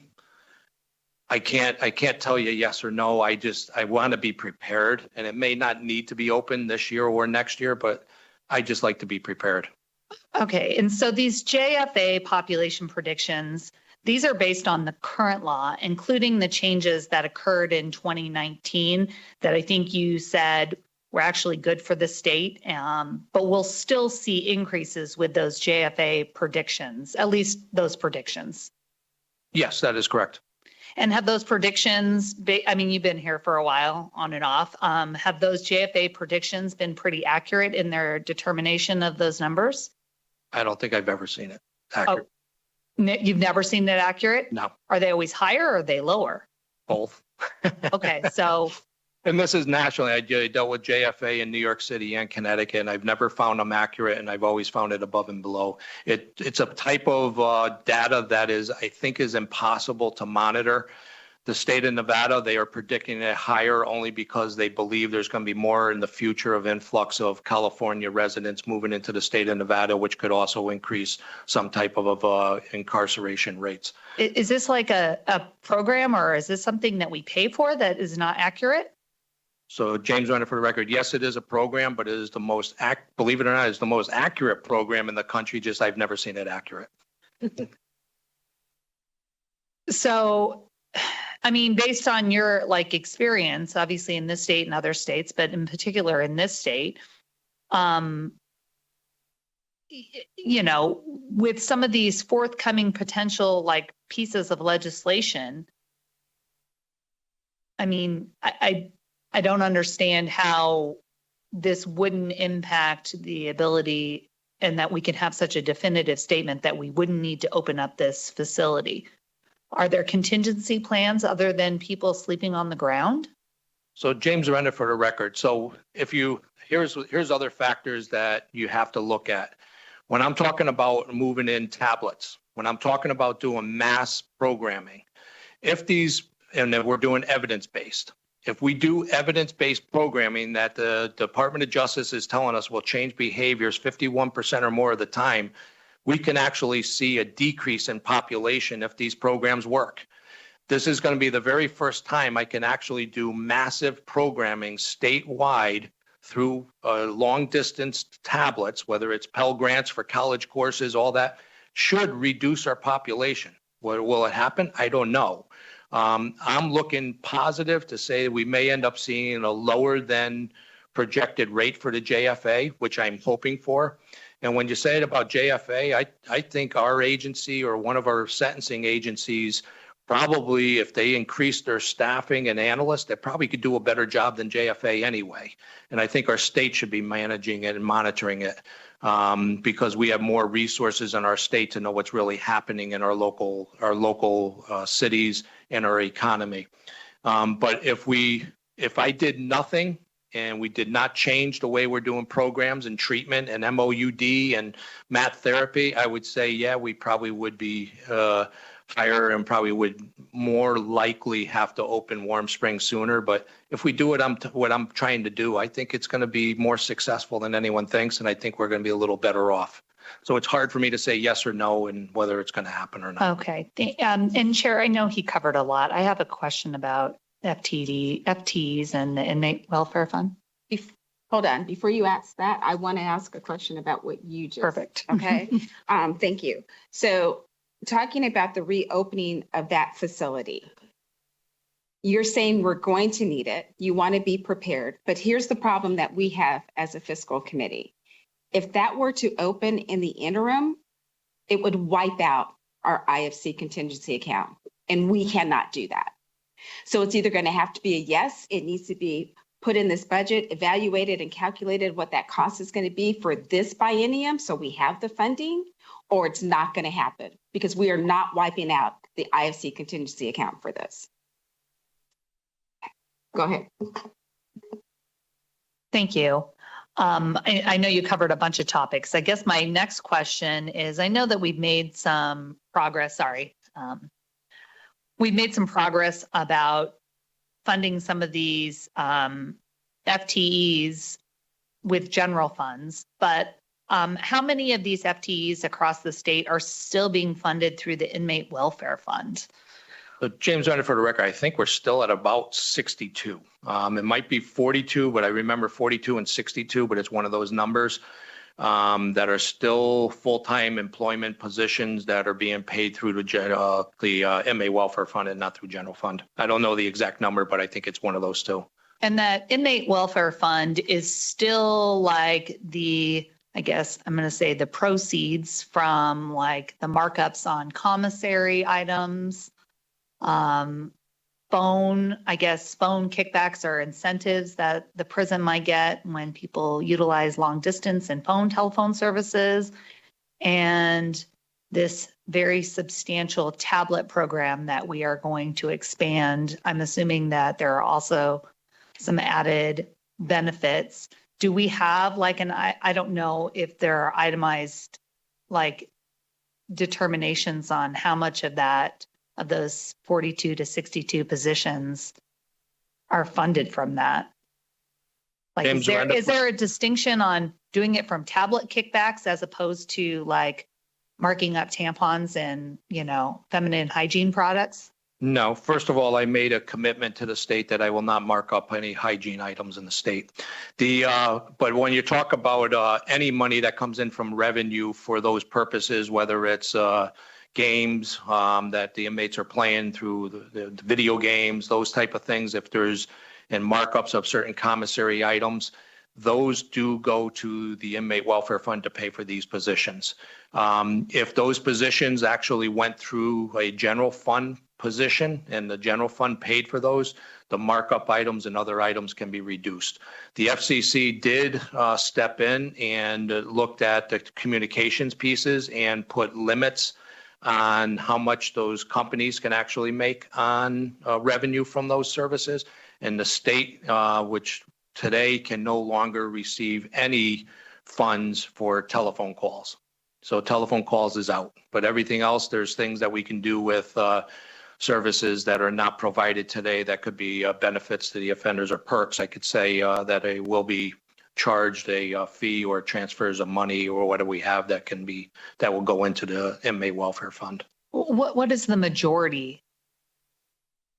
Where is the majority of this money coming from amongst all these different pots? Today, the telephones. It was all the telephones, but now it's going to be shifting.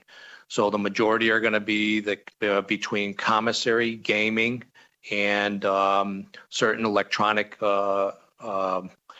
implementations of apps that they can use through the tablets. That's where the majority, and I think a lot of it's going to be coming from costs to move money around, paying, like you're paying a debit card, paying for certain things, or the charges are actually going to be moved into the inmate welfare fund.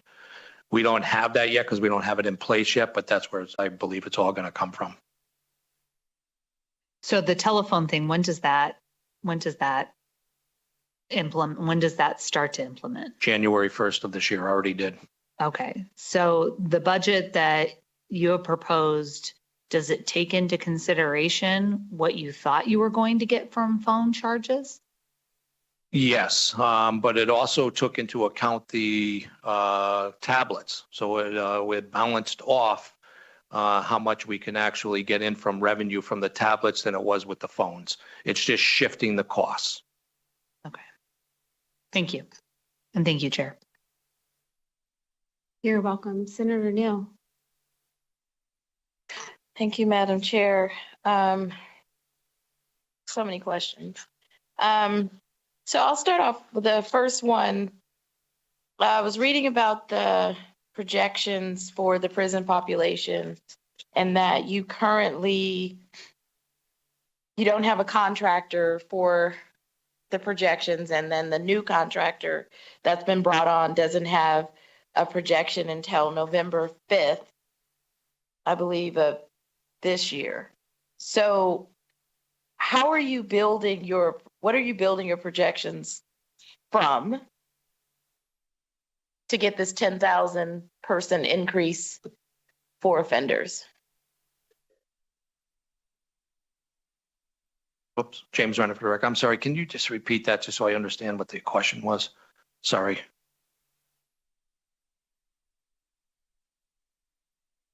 So you have a contract with JFA Associates. That contract has expired. You now have a new contract with Justice Planners, and they haven't produced a forecast, and you won't get that forecast until November 5th, 2025. So how are we calculating the projections for, what do you have a projection of? An increase of 538 offenders, and then, but it's showing just a general increase or a cost for roughly 10,739 offenders that you want to put into, I guess, forecasted amount. So how did you come up with the numbers if your forecaster is no longer contracted? James Renner for the record. So we have analysts that are working in our offender management division that drew up what they best believed was some of the forecast that could be used in the analysts. And we also worked with the state sentencing division to also come up with what they believe would be built into the forecasting division. And our actual OMD, which is our offender management division analysts, were the ones that came up with those numbers based on what they believe it could be with what they have. That will also not be accurate because there's so many factors that we do not have access to that we're hoping this new analyst company will, which will be a lot of the economies that I said come from the states around us and how that's going to affect our prison population. But right now, the November report would not mean anything today because they don't have the full information that they need to be able to project that projection. So we did our own. Okay, thank you for that. Also on page 15, your presentation you have for Lovelock, which is your E711. What are you saying that the cost will be to replace this one washer and one dryer?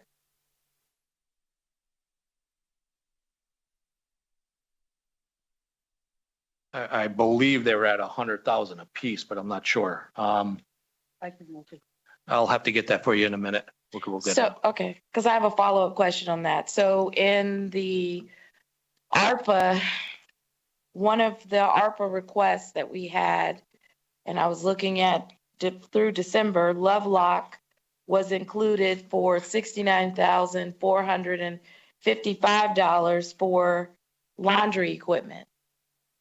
So what did that pay for? I will check, but I believe it was the ionization process that was involved in the laundry. But if it's for the actual equipment, I'll get you those numbers in a second. If it was the actual if it was a washing machine or dryer. In the write-up, it specifically said it was laundry equipment, no ionization, no special magic on clothes. It was laundry equipment, which appeared to be washer. It was like a washer and dryer. And then there was also a general cost of roughly 4.9 million. And that 4.9 million, it had a mix. So there was some stuff blended in for culinary equipment for Northern Nevada. It had Eli, and I was just curious because in your major one shot under BA 37062, you were saying you were replacing warehouse and culinary equipment in under E711, which is High Desert State Prison. But I'm wondering, for the 4.9 million that was culinary equipment, and there were actually 4 requests for culinary equipment. This was the largest one, though. Where was this 4.9 million roughly spent? I mean, it kind of breaks it down, but why didn't some of that go to the High Desert State Prison if you knew you needed culinary equipment and this was part of a request within the past biennium, really, summertime? Yeah, James Arnott for the record. So I believe we did split it all up. All of our culinary in each of the major institutions all needed upgrades, all had continuous violations. We targeted the first come, first serve on those that are actually the ones that had the most violations over the years, which was Southern Desert and High Desert. We had to target those first. When we went and looked at how do we replace and upgrade the culinary at the Ely, Lovelock, and Northern Nevada CC, that was the remainder that you see. And that did not include Southern Desert or High Desert because those were our two major failures. But it was just a way that we were able to fund it or find a way to fund it to be able to finish this project off. We had a company called Cooks that came in, an outside contractor from another state came in and evaluated each of those kitchens, told us exactly what we needed, how much it was going to cost, and what it would bring us up to be health standards. But it was all built into trying to find the funds for any way we could to be able to provide it to get all those facilities up to grade. Thank you for that. So you said that Southern Desert Correctional Center was not included in the culinary equipment? That's all done already. We already had funding for that. We already completed the projects for the culinary at Southern Desert. They finished that, and we already had the funds that were helping us to get through High Desert, and that's where they're at now. But Southern Desert is completed. And that was completed with the ARPA money, the $1 million ARPA money from the request in December 23? I'm not sure the date of the request, but it was the ARPA funds, yes. Okay.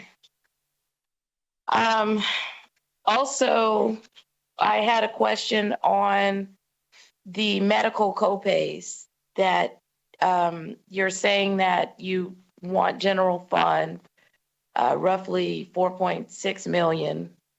And I was trying to understand, number one, what the prior costs were. And I guess I'm concerned on how did you arrive at those numbers? Because I was asking, did we fund this in 23, 25? What did we appropriate? And it was far less than 4.6 million. It was more like 187 for each fiscal year for the cost of medical copayments. So how did you arrive at a 4.6 million dollar cost for medical copayments? For the record, Dr. Kenneth Williams, Medical Director for Department of Corrections. Our partner, Russ, might be in the audience at Carson City, but I believe what we're referring to are the funds that are charged if there's an offender that causes an assault that results in hospitalization. Then there's policy that allows us to charge that fee for hospitalization back to them. But for copays in general, they're not charged a copay if they have to come for chronic care or even for an acute visit. So the only fees that might be aligned with copays would be the result of aggressive behavior towards others. Russ Alfano can fill you in on some details. Good afternoon. For the record, Russ Alfano, Medical Administrator for the Nevada Department of Corrections. Copays was eradicated with Senate Bill 416 in the 82nd session, and we stopped charging copays per se. But when the adjustments were made, the authority to receive copays was taken from RGL 4683, which is what we call AB 389, that funding line for the RGL. AB 389, what we call is actually NRS 2092461/B, which allows us to be reimbursed for actual costs expended on behalf of an offender for those costs that result from altercations, self-inflicted or sports-related injuries. So the copays, although they were eradicated, the line items for the revenue, which was RGL 4697, was not removed from our budget. Being authority, that untouched authority in RGL 4697 was then utilized in addition to 4683, and a portion of RGL 4201, which was at the time indigent or non-indigent copays and medical copies. That's what that RGL funded. So when the adjustment was made as a result of 416 last session, the reduction to authority was done in RGL 4683 instead of having that reduction take place in RGL 4201 and 4697. Does that answer your question, ma'am? No, but what I'm trying to understand is that there is I guess in GovRec, there is a request for over the 25-27 biennium to replace that revenue with 4.6 million. So when I was going back through the audits while we were listening to the presentation, there's been a history, I think they're called kites. There's been a history of not necessarily getting an accurate number on what number one, offenders who requested medical care received it, et cetera. You didn't answer, how did you arrive at a $4.6 million revenue loss that would be in a GovRec request, and on the basis of what, when that was I don't even believe that was even close to the prior number that was represented that you might have been charging the inmates before the bill passed and became law. So that's what I'm seeking for you to break down and try to help me understand. So does that make it better? Yes, to ma'am. understand what I'm asking? Yes. For the record, Russ Alfano, Medical Administrator for the Nevada Department of Corrections. Yes. In short, the $2.3 million that is asked for in each year of the biennium is the amount of money we had been collecting through the AB 389 mechanism, which is NRS 2092461B. It had nothing to do with the copays, and it's not related to the copays. The $2.3 million is an average, I believe out of the 7-year average. And again, this is just collection of funds as a reimbursement for those charges that qualify. The 2.3, it was $2.29 million. So we rounded up to 2.3, and that was the request that was put in for the biennium, each year of that biennium. Madam Chair, follow up. So I have to get this right. So it's 7, so you said it was a 7-year average? Yes, ma'am.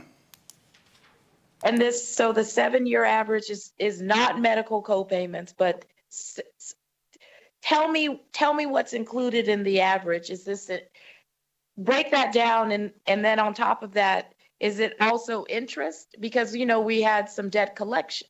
Okay, what's in this average, this 7-year average? Yeah, for the record, Russ Alfano, Medical Administrator for the Nevada Department of Corrections. We'd have to step back in prior to the 82nd session last biennium. Prison Medical has 3 revenue GLs that are related to inmate charges. The first GL is 4201, which served non-indigent inmates for copays and things that are charged such as medical copies for records and whatnot. The second RGL is 4683, which is what we call AB 389, which is solely for the use of, and prior to the 82nd session, it was around $1.8 million in authority. We have historically been bumping that up through the processing of work programs, and that's where I got the $2.3 million. The final revenue GL is 4697, which was strictly copays for indigent offenders in custody. That was between those three. The first one, I believe, is $155,000, and you'll have to forgive me, I don't have notes in front of me. The bottom one was the $46.97, which was, those were the two copay ones. That one was around $253,000. And $46.83, AB 389, NRS 209246, that one usually has, this year, currently runs at $1.4 million.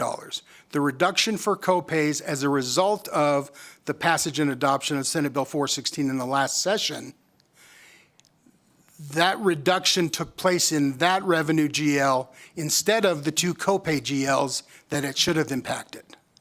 However, authority being authority in the state, we moved ahead with it and brought the surplus authority that we weren't able to gather through copays because we stopped charging for copays. So that balance of unused authority between those two revenue GLs that were not adjusted with the adoption of Senate Bill 416, and we put those in with 4683, which was a viable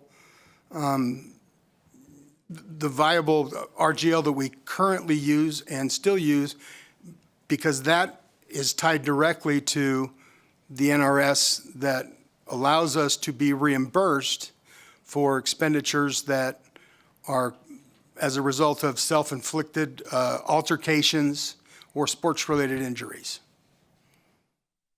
James Zarenda for the record. We'll have it all broken down to you piece by piece so you see exactly where that actual money came from. That was Thank you. provided to the LCB. Thank you. Thank you, Madam Chair. Thank you. Assemblymember Bacchus. Thank you so much, Chair. I just had hopefully a quick follow-up to my colleagues' questions regarding looking at our forecast of incarceration forecast. And right now, the best obviously thing we can use is the JFA population forecast. And understanding that we have available 11,515 beds for males. When I look at it on this chart, it looks like we would hit that maximum capacity in 2031. So we may be able to slide through, maybe not, 3 bienniums until we have to look at other resources. My question is, and one of the hot topics that's kind of been lingering is rolling back our minimal levels for property theft crimes. Right now, Nevada's amount is more than less of that of Texas. And if we roll that back, does these forecasts, whether it's JFA or the new software we're going to use, take a look at that? Because I would assume we would have a huge spike, because with that type of crime, it would have a mandatory minimum of 1 year incarceration if we roll those numbers back to, which would end up being 1/4 of that, what Texas imposes. So James Zarenda, for the record, the simple answer is yes, they have to. And that's what part of the analysis for any company that we hire looks at new laws and the effects and impacts it makes. And when you talk about the minimum of a year, Department of Corrections, they'll still stay in the county, so we don't even get them anyway. So the way of the impact that happens, they look at the length of those sentences and what actually impacts the new laws for the prison sentences, not just the jails. And the jails don't impact the DOC. Thank you for that. So then with that, that's what's going to push us in the need in a sooner time period if we do start messing with some of these laws for mandatory sentencing. Because if they are able, and I understand there's time served, but some people likewise could be out and then they end up getting the time served, these numbers could squish it. And what would end up happening, we would then need to open up the facility a lot sooner. James Zarenda, for the record, I believe you're correct. Thank you. Thank you, Chair. Speaker Yeager. Thank you, Chair and Director Zarenda. Good to see you. In my time in the legislature, I've worked with 3 different directors of the Department of Corrections, and I've always appreciated and still appreciate today your vision for what the Department of Corrections is, and that is to correct issues for offenders. We're not a department of we're not a Department of Prisons or Incarceration, we're a Department of Corrections. So I certainly appreciate talking about education of inmates, talking about the substance use disorders and the medicated assisted treatment. So that's the preface. What I did want to ask you, though, is when you were talking about the changing population of the prison, you had mentioned that we are seeing fewer offenders who are low risk, more offenders who are high risk and medium risk, and that's obviously changing resource needs. But you did make a comment that, you know, the reduction of low risk inmates was a result of legislation that the state passed, and I think you said that was good for the state. So I wanted to ask you to elaborate on what you meant by that as a director of the Department of Corrections. Yeah, James Renner for the record. So when there's a impact that the community must pick up on when you're looking at, and I assume the state does this, when you're looking at those offenders that should be in a prison setting that we consider a safety and security risk to the community, if they're not coming to prison, there needs to be something in the community to pick up the help that they need. Any time that we could move offenders into the community for having appropriate programs or be able to make them more successful by what we can provide in the community without being a safety risk is most important. If we can say that there's going to be a safety risk with putting people out there and leaving them out there, then obviously the prison setting is what you need. So it really is, when I said that it was good, it did take, when I saw in a lot of some of the good things that AB 289 made, was it actually, there were some offenders that could have done better by being left in the community by getting the programs they need. However, I didn't see that happen in the state that they actually got those programs they need. I didn't see the communities pick up on what we were doing. So yeah, it was a good thing, but however, I think the state mismanaged or mishandled it because they did not get those programs and what they needed in the community that we were giving in the prison system, which shouldn't happen, if that makes sense. That does make sense. And just a comment, if I could, Madam Chair, I mean, I think your vision for what corrections should be is important for us as a state. I mean, it's not just about ensuring that folks aren't victimized again. It's about ensuring that offenders can re-enter the community, can be productive members of society, and get their issues treated. So I would just ask that you continue to be a leader in that space and you continue to work with our community partners, whether it's the jails, whether it's the local resources, because I think the model that you're trying to create at the prison is a great model, not just for our local jails, but for our community organizations, whether it's probation or parole. So continue to do what you're doing there because to your point, I do think, the community has a part to play in this, right? And if we can keep somebody out of prison in a way that doesn't jeopardize public safety, in a way that keeps them on a path to recovery and eliminates recidivism, we should certainly want to do that, not just from a moral standpoint, but from a budget standpoint, because it's always going to be more expensive to put someone in prison. As we've talked about today, there's a lot of costs that go into that. So no question, just continued plea for you to lead in this space and to try to work with folks who maybe aren't quite up at that level just yet. Thank you, Chair. Thank you. And I'd just like to remind the members and all the agencies that are coming before us this week and next week, these are just quick budget overviews. We will have subcommittees that will do deep dives into all of these budgets. That's where the heavy lift will happen. With that being said, I do have two questions for you. One, the first one, are all the housing units in ESP, are they open, being used, or do you have any housing units that are closed? Because some were closed last session.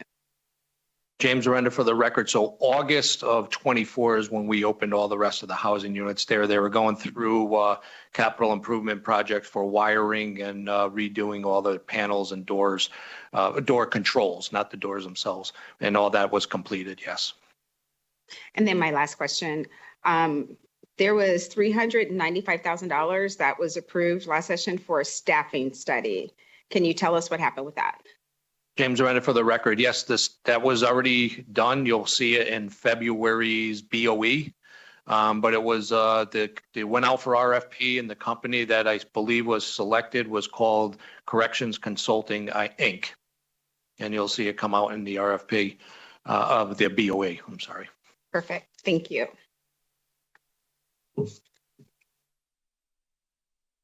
I think that's all the questions that we had thus far. Can you get through the rest of your booklet quickly? James Renner, for the record, I can. And I was told before I came here, this whole presentation had to be 15 minutes long. So some of the other things that I think are important, we are asking for, well, there's going to be a change to our post charts, which I already kind of mentioned, that we're looking at moving positions from Ely State Prison to High Desert State Prison, just because it's got to follow that population. It's a budget wash, but I have to be able to present that to be able to move those positions. However, we did ask for in the budget additional 49 correction officer positions for the Southern Desert Correctional Institution. And the reason why is it's for emergency response. It's called Correctional Emergency Response Units. It's the only facility in the state that was never budgeted for an emergency response unit. And the reason behind it is they believed that the staff that were at the High Desert State Prison would be quickly and adequately deployed from High Desert over to the Southern Desert to assist in these emergencies. However, with the change in the staff, the change in the offenders that are at the High Desert now, I do not want to remove our emergency response teams even temporarily to move over to the Southern Desert Correctional Center to assist in their emergencies. So there will be a presentation on that in the other subcommittees about the increase in the 49 positions I'm asking for over at Southern Desert for that. You'll see, I asked for in various facilities, one staff member increase for grievance coordinators. I think it's important to try to see how we can reduce lawsuits that are in the Department of Corrections. And part of any lawsuits that go to the Supreme Court, they have to go through the exhaustive grievance process first. However, I do not feel comfortable that we have an adequate grievance process in the state of Nevada for Department of Corrections. We have no one agency individual that's assigned to actually hold everyone accountable to make sure that everything was fully investigated, followed up, responded correctly, that was made sure that if they saw continuous patterns of behaviors that affected grievances, that they were corrected. One individual that I could assign to just do this at those facilities, I know can reduce lawsuits down the road and be able to effectively provide services to the offenders that they're not getting today that they really do need help with. Hopefully, if I do get these positions, I'll be able to show on a spreadsheet the changes from year from pre-deployment to post-deployment on where the grievances actually went to court cases following exhaustion. And I do believe it's going to be an important factor for not only for the state, but also for the offenders to get things done. So you'll see that added in there. The other thing I added in there was asking for program officers. It's really for one program officer at certain locations because of the increase in vocational ed programming that we're doing, and also the assistance of the tablets, to have someone there that can be an on-site monitor or assistance for programs, and also to make sure that the offenders are getting the right and appropriate programs that are their classification meets their needs, to make sure that we're consistent. But you'll also see that as well. The other thing that I'm asking for too is you'll see the transfer of the inmate drivens that go from High Desert to Ely State Prison. When we changed the population numbers, every cell when Ely State Prison prior to August, every cell had to be single cells. We couldn't double up the offenders in most of that population to be celled with anybody. And the facility was half the size because 4 units were down, part of a CIP project. To increase that now, to make it fully opened, it increased our inmate drivens. We're talking about our laundry, our soaps, our clothing, all that have to do, and food that have to do with the increase in that numbers there, which doubled the population. However, what it did was it decreased the inmate drivens at the High Desert State Prison because of those inmates that were moved up to Ely. Our numbers went down by exactly half of Ely at High Desert. So you're going to see the move of our inmate drivens to increase at Ely, but decrease at High Desert, but it's actually a wash in the budget. But that's all I got today, and I'm open for questions. We did ask that you can see the one-shots that we actually asked for as well. On those one-shots, the only thing that it has not been shared with the governor's finance office yet, though, is his dump truck. We actually just recently found a used dump truck that we can actually remodel, repair, and replace, so we do not need a dump truck, which those are extremely expensive. Ely State Prison does not have garbage services for the city or the county for the prison. We have to use our own dump trucks. That's what it's for, and I think we're in good shape that we actually can remove that or request to have that taken out, which, like I said, the governor's finance office doesn't know that yet, but I do have a dump truck. The other things that you'll see on there are CIP projects. The most important ones I threw up as the highest number in priority. When you're talking about increase in recreational space, if I could get our number one priority, which is increase the recreational enclosures at the High Desert State Prison, where the higher security is, I can actually abolish solitary confinement in the state of Nevada. That's how I can get offenders out safely. That's how I can get staff to be safer when the offenders are out of their cells. I do think it's going to be a big deal for the country knowing that the state of Nevada can possibly abolish solitary confinement completely. That's one of my ways of being able to do it. The other thing I looked on there as my number two was the recreational areas, increase the recreational areas up at the Ely State Prison. When you had offenders that didn't go out in large groups when it was the state prison with the max, I need recreational space so I could put out large group of offenders at the Ely State Prison, which I do not have now. So it's going to help with, and believe it or not, recreation is considered programming when you're talking about socialization skills and getting people to work as teamworks and having actual real recreational activities is part of their programming. I can't do that up at Ely right now on the outside because we don't have recreational space for large numbers groups. So those are important. Another thing that I already brought up that I know is probably going to be questions is the HVAC system at the High Desert State Prison. I desperately need the CIP project to replace those HVAC units that are at the High Desert State Prison so we don't have the same issues that I have year after year every summer of the overheated housing units. But that's all I got. Everything else is prepared in the presentations that you can actually look at if you have questions as well. And I'm here for any questions and if I can help. Members, are there any additional questions?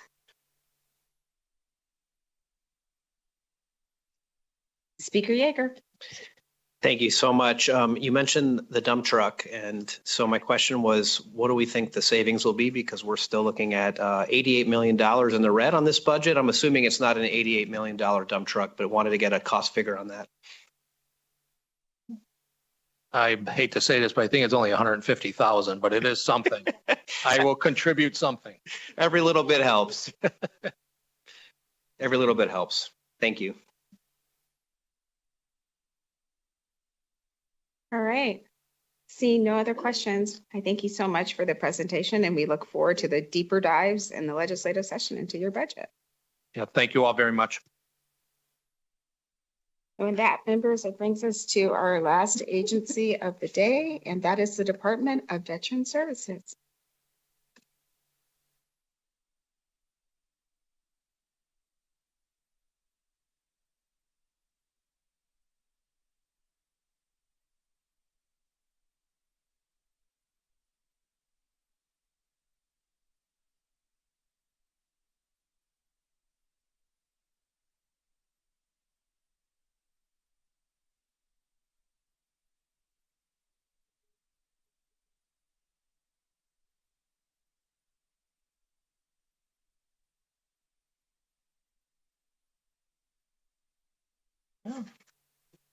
Good afternoon, and as soon as you get everything uploaded, we are ready whenever you are.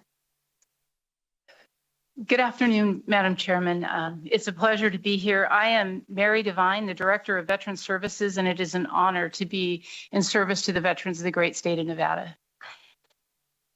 I would like to introduce my team members that are with me today. Up in Carson City, we have Joe Thiele, my Executive Officer. We have Kate Baldazar Dodge, one of our financial representatives. We have Jacob Clodfelter, who is our contracts and grants and agreements person. We also have with us down here in Las Vegas, and I will just keep going if that's all right with you. I also have here in Las Vegas, I have Brendan Torres, my IT professional, Terry Hendry, our public affairs person, Zaconia is one of our outreach personnel, and we also have up in Carson City and here in the room, many of our veteran service organization partners, to include the United Veterans Legislative Council. We have a member of Vietnam Veterans of America 989. We have some Disabled Veterans of America, and we have some American Legion folks and a couple of Gold Star family representatives with us. Go on, next. Overall, the mission of the Department of Veterans Services is pretty simple. We come to work every day. We work hard to make sure that we're providing a connection between our veterans and their benefits, whether those are federal benefits or state benefits. It's a great place to be. We have the awesome opportunity and responsibility to connect those benefits, to work with our veteran service organizations, and to make sure that our 216,000 veterans in Nevada are connected to their benefits. Next slide. We'll go a little deeper into the demographics of the department and of the veterans here in Nevada. 7% of Nevada's population are veterans, with a total of about 216,000 veterans statewide. Our largest population is in Clark County with 151,000 veterans, and our smallest population is in Esmeralda County with 124 veterans scattered around. Yeah, they're there, 112, and they're loud. We talk to them frequently. Our older generation is comprised of our Korean War veterans and our World War II veterans, while our Vietnam veterans and peacetime and Gulf War veterans comprise the bulk of our current veterans population. We spoke a little bit earlier about the demographics of our veteran population, and this is a really wide demographic. When you talk about the Gulf War population, that is a pretty wide reach of the first Gulf War and then the 20 years of conflict that we had post 9/11. Those populations are vastly different in the way that we reach them. And we'll talk about that throughout the briefing. You know, a lot of our veterans want that face-to-face touch, but we also have a need for the face-to-face. We have a need for websites and for apps and all kinds of different things in the way that we reach our veterans. So as I said, the needs vary. Some of our veterans need assistance transitioning out of the military and need help with employment, education, or buying a home. NDVS provides assistance during this phase of a veteran's life and career. They may also have healthcare needs, and our veteran service officers provide help with filing VA claims, including claims that fall under the Federal PAC Act, which expand benefits in healthcare. The PAC Act underscores the unique healthcare needs of those who have served in our military. Because of their service, they may have been exposed to toxic substances and suffer from trauma or injuries. And the PAC Act is a promise to address comprehensive toxins. It's where our service members are presumed that they have conditions based on their military service and not the other way around. So that has increased service at our Las Vegas VA. They are now seeing about 750 new patients per month, which means that they need to add one primary care team every other month to their force. And that's something that we work with them quite a bit. We talk with their public affairs folks and the chief of staff out there at the hospital to see what we can do. It also impacts our services in Northern Nevada, where they're adding just over 160 veterans per month to their care teams. We also work with our third partner in VA healthcare is the Salt Lake VA, which is where we have members from Elko and other portions of Nevada receive their care through the Salt Lake VA. We must use, and I said before, we must use all forms of contact and media to outreach. This includes tables at events, social media, web outreach, and a few other mediums that we use. We are partnering with and collaborating with our over 200 veteran nonprofits in the state of Nevada to make sure that we have the ability to collaborate and communicate with them to get to those unique veteran populations. The VA compensation is a tremendous impact on Nevada's economy. The most current geographic distribution of the VA expenditure shows that Nevada's veteran population generates more than $1.9 billion in compensation and pensions annually. This includes VA expenditures, which are income sources to our veterans in Nevada. Those are compensation payments, pension payments, disability, dependency, and indemnity compensation, and burial allowances. These expenditures in this category reflect monthly payments made to individual veterans and retroactive payments and one-time payments that are also included for their back pay on their VA compensation claims. In some cases, we've seen individual veterans receive back payments in excess of $100,000. Those are life-changing payments that our VSOs have been a part of. It's important that we reach out to these veterans so that they receive the benefits that they have earned. And we do that right now, working with our 23 to 25 veteran service officers and our partnerships with the other veteran service officers throughout the state. Next slide. This is our plan to get after some of the things that are in the governor's 3-year plan. We'll be focusing on attracting talent and addressing healthcare shortages in our workforce. We'll talk more about that. Ensuring our veterans have access to the appropriate services. And what we're focused on in these areas is increasing across the budget area and focusing in these areas is increasing our quality measures and our internal management control, our process improvement in both of our northern home, southern home, and all that we do to provide excellent customer service. And essentially, we are focused on being good stewards of our fiscal resources and creating a workplace and culture that fosters an environment of inclusion. We want to become a place where people want to work and they want to stay.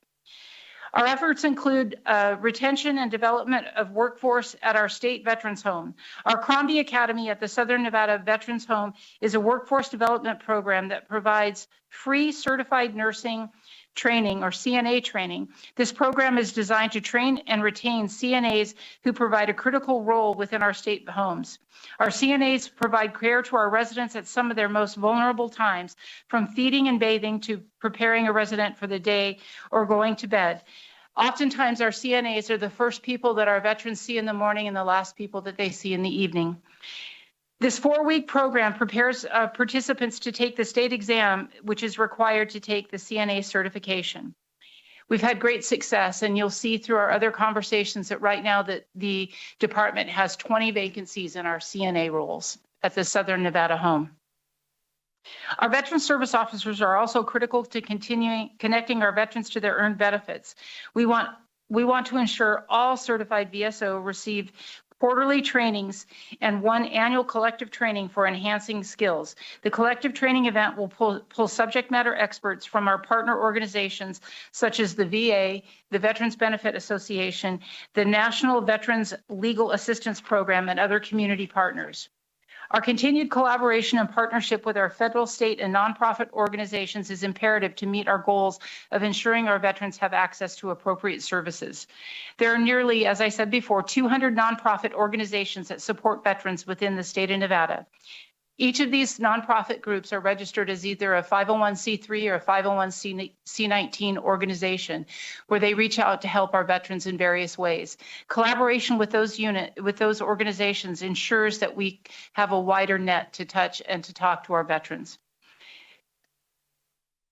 Of those are a longtime key partner, the Perry Foundation. The Perry Foundation provides healthcare trainings for support and caregivers. They also provide military cultural training as well as education about the resources and treatments ranging from military sexual trauma to Parkinson's disease, as which the VA recognizes both as presumptive conditions.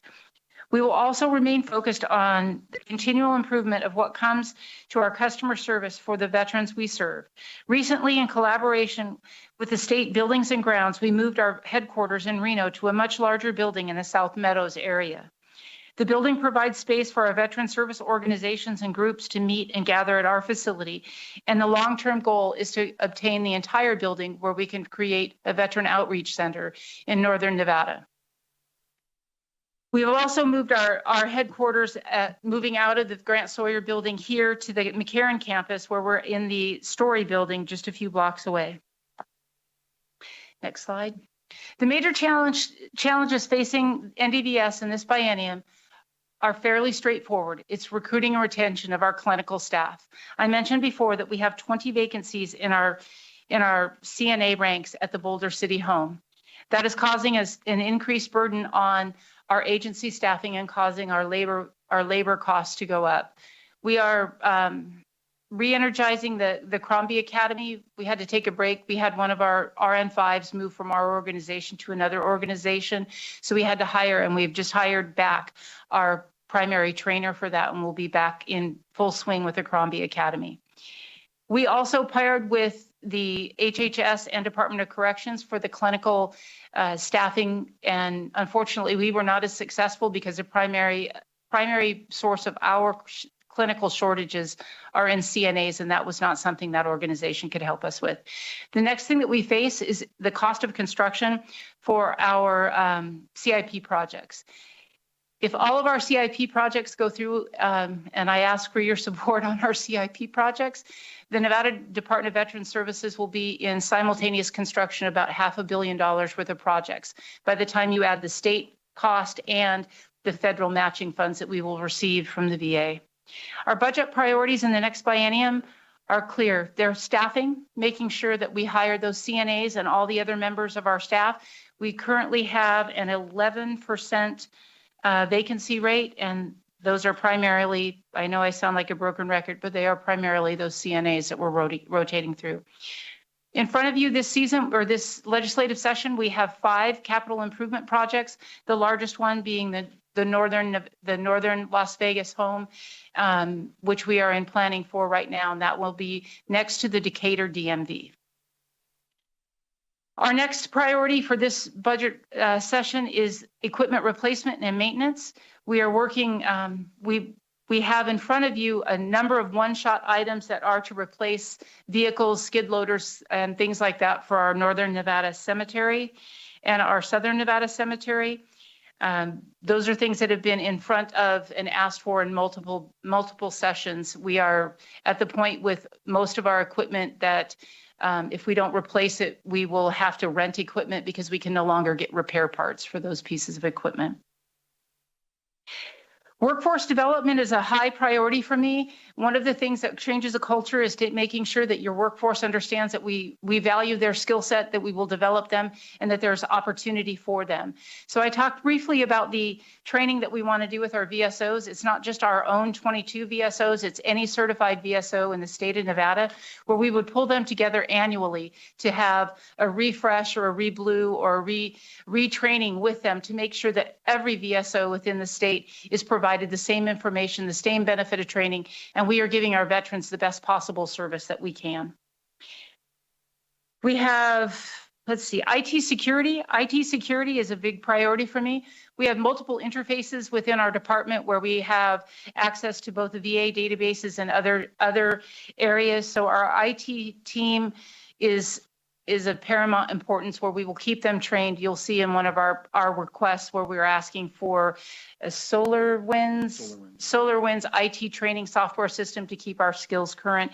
And we have multiple one-shot items to replace our IT equipment that is consistent with OCIO's requirements. The final thing you see on our budget priorities is travel. Nevada's a big state. We need to get our VSOs to those rural areas so we can serve those rural veterans. We do have one VSO up in Elko. We are trying to hire another VSO in Elko. We're in big competition with the mines out there. We don't offer quite the robust salary that the mines offer. So we are having a little bit of trouble recruiting that VSO, but we'll be successful and get there. We do have VSOs in 11 locations, but we would like to have them in many, many more. So in the opportunity to offset that is by having benefits clinics with our partners, the VA, the VBA, all of us going out together and having remote clinics. Takes money, takes travel. And that is one of our largest priorities. I'll go really quickly. The five priorities that we have on the capital improvement projects, they are all considered, they are all upgrades for existing projects, or they are things like pulling the utility lines for the Northern Nevada Cemetery. We were unable to finish a project there because the utility lines cost more than what they had forecasted originally. So we need the additional funds for that. The other project is, the largest is the $78 million for the North Las Vegas Veterans Home. There's a need for Nevada to have over 600 beds for skilled nursing facilities for our veterans in the state. We currently do not have 600 beds. We have just over 300, and this facility, adding the 128 beds, would put us much closer to what we need to serve our veterans that are currently here in Nevada. Next slide. I'll talk briefly about the lines of effort for the department. We have 4 very simple lines of effort that we're working on within the department. One is our benefits, and that's what we talked about, connecting our veterans to their benefits, whether those are federal benefits or state benefits that are here within the state. It is primarily something that is carried out by our veteran service officers and our outreach personnel. The other thing that we talk about under this line of effort is our internments at our cemeteries. For those of you that may not know, the Boulder City Cemetery is the second busiest state cemetery in the country. They do somewhere in the neighborhood of 8 internments a day. That has a big toll on our folks, and we are working hard in that core competency of taking care and training our people to make sure that we're giving those folks that are out there at our cemeteries the best care that we can. It's a rewarding career field, but it's very demanding to see that level of loss day after day after day. We also have our cemetery in Fernley. We're doing great things up there in Fernley. It's not quite as busy, great staff up there. We're working on the improvements to that facility, and we have great support with the various community veterans organizations. Our next line of effort is healthcare. Our healthcare is where we currently operate the 2 veterans homes, one down here in Boulder City, the other one in Sparks, one managed with state employees, one managed with contract employees. We are actively reviewing the management controls and how we manage the Sparks home to determine at what point it may be likely that we would want to convert that home from a contracted facility to bring those great state jobs to Nevada and have them have state employees in those facilities. And we are going forward with the, like I said, the CIP project for the approval for construction in the North Las Vegas home. That paperwork the grant has been submitted to the VA. We are waiting for that 15 April deadline for that grant. As soon as they will prioritize us in the 15 April deadline. As soon as the CIP goes through, and with your approval, we will send the legislative notes to the VA as well. That information has to be to them by July 15th for them to consider us for the 2025 list. Then we would be able to construct or go to bid for that job in the 2026 timeframe. Our third line of effort is development, and this is a new line of effort for the department. I've mentioned a couple times that there are roughly 200 nonprofit organizations. So as we take care of our veterans, and we take care of the healthcare needs of our veterans, as we reach out and we do the homes and we put them in what many cases is their final home before we pay honors to them in our cemeteries, we also have a need to reach out to our veterans organizations. Those veterans organizations are the ones that reach out to those 216,000 veterans, even more than we have the ability to. Those are our partners. Those are how we get the word out. And one of the biggest things that we need to do is collaborate with those community partners and those nonprofits to help them get their membership numbers up. Those membership numbers are what carries the voice of our veterans forward. And over this next biennium, you will see that in that I have asked for a position called a development coordinator. And that development coordinator would be the person that helps us with our roundtables, that helps us get information out to your jurisdictions to sit down and say, where can we do targeted outreach? Where are our veterans that are considered to be untethered? An untethered veteran is a veteran that is maybe that is on the VA's rolls or the veterans' rolls, but has not taken advantage or filed a claim to take advantage of their veteran services. We now have the ability, partnering with the VA and the VBA, to determine where those untethered veterans are. So we can take a look at those veterans and set up our veteran service officers and our outreach people and our VA partners at those fire stations or libraries or in those communities where those veterans are at, so we can hopefully reach them a little faster and do that targeted outreach. That's what that development portion is for. Is to talk about how do we better engage our community, whether that be educators, whoever's out there, clergy, all of those things to get the message out to our veterans. And our fourth line of effort is our operations, our administration, and our finance. Those are the internal things that we do in-house that take care of our veteran service organizations. We've asked for 2 enhancements there. One is grants and contracts. That would bolster my staff to 2 people that do contracts and grants. May sound a little strange that our department would need that, but we do about 180 contracts a year with the management of those contracts for the homes and everything that we do. It's a large number of contracts to manage, care, and feed. We also are working in the grant space. We are one of the recipients of the opioid grant. We're receiving two tranches, $700,000 per year for the opioid abatement. And for help in the veteran space, we're reaching out to multiple community partners, and our contract will go out for that very soon. In advance, the grant money will come to us in 1 July of 2025, in the beginning of FY26. However, we're leaning forward and we have put out an RFP for a needs assessment, a needs-based assessment in this current FY to see what needs we have out there in the veteran community to get ahead of this grant money coming in. So when we do receive it, we'll be able to hit the ground running with that. We've also asked for 1 additional human resource position. That position would be stationed or would be office here in Las Vegas. And the whole goal of that is to get ahead of all of those hiring actions that we have. As we roll into the construction and ultimately hiring to support that North Las Vegas home, we would like to go into that with all state employees. So that HR commitment is very, very important to us. As for our budget overview, again, we have the 3 skilled nursing facilities leaning forward, saying 3 because we're going to build a 3rd one, and I want everybody to start thinking about us as 3. Wishful thinking. We have 11 veteran service officer locations spread all over the state. We do want to get more, like I said before, we need to get into Laughlin and Pahrump and a few other areas. We have 2 veteran cemeteries. We talked about those. Our headquarters offices are beautiful. Our facilities are a great upgrade to what we had, and we have the ability now to host our veteran service organizations within our buildings so that they can have their meetings at our buildings, and we can be that force multiplier for them. The department right now has 257 FTEs and 249 contract staff that are supporting the home in Northern Nevada, and we will add approximately 200 staff members to that mix when we stand up the next home in North Las Vegas. Again, we have three areas with our general fund, or 3 budget activities, 2560, 2561, and 2569. If you look at the block below that, and our overall ask of general fund this legislative session is just under $11 million.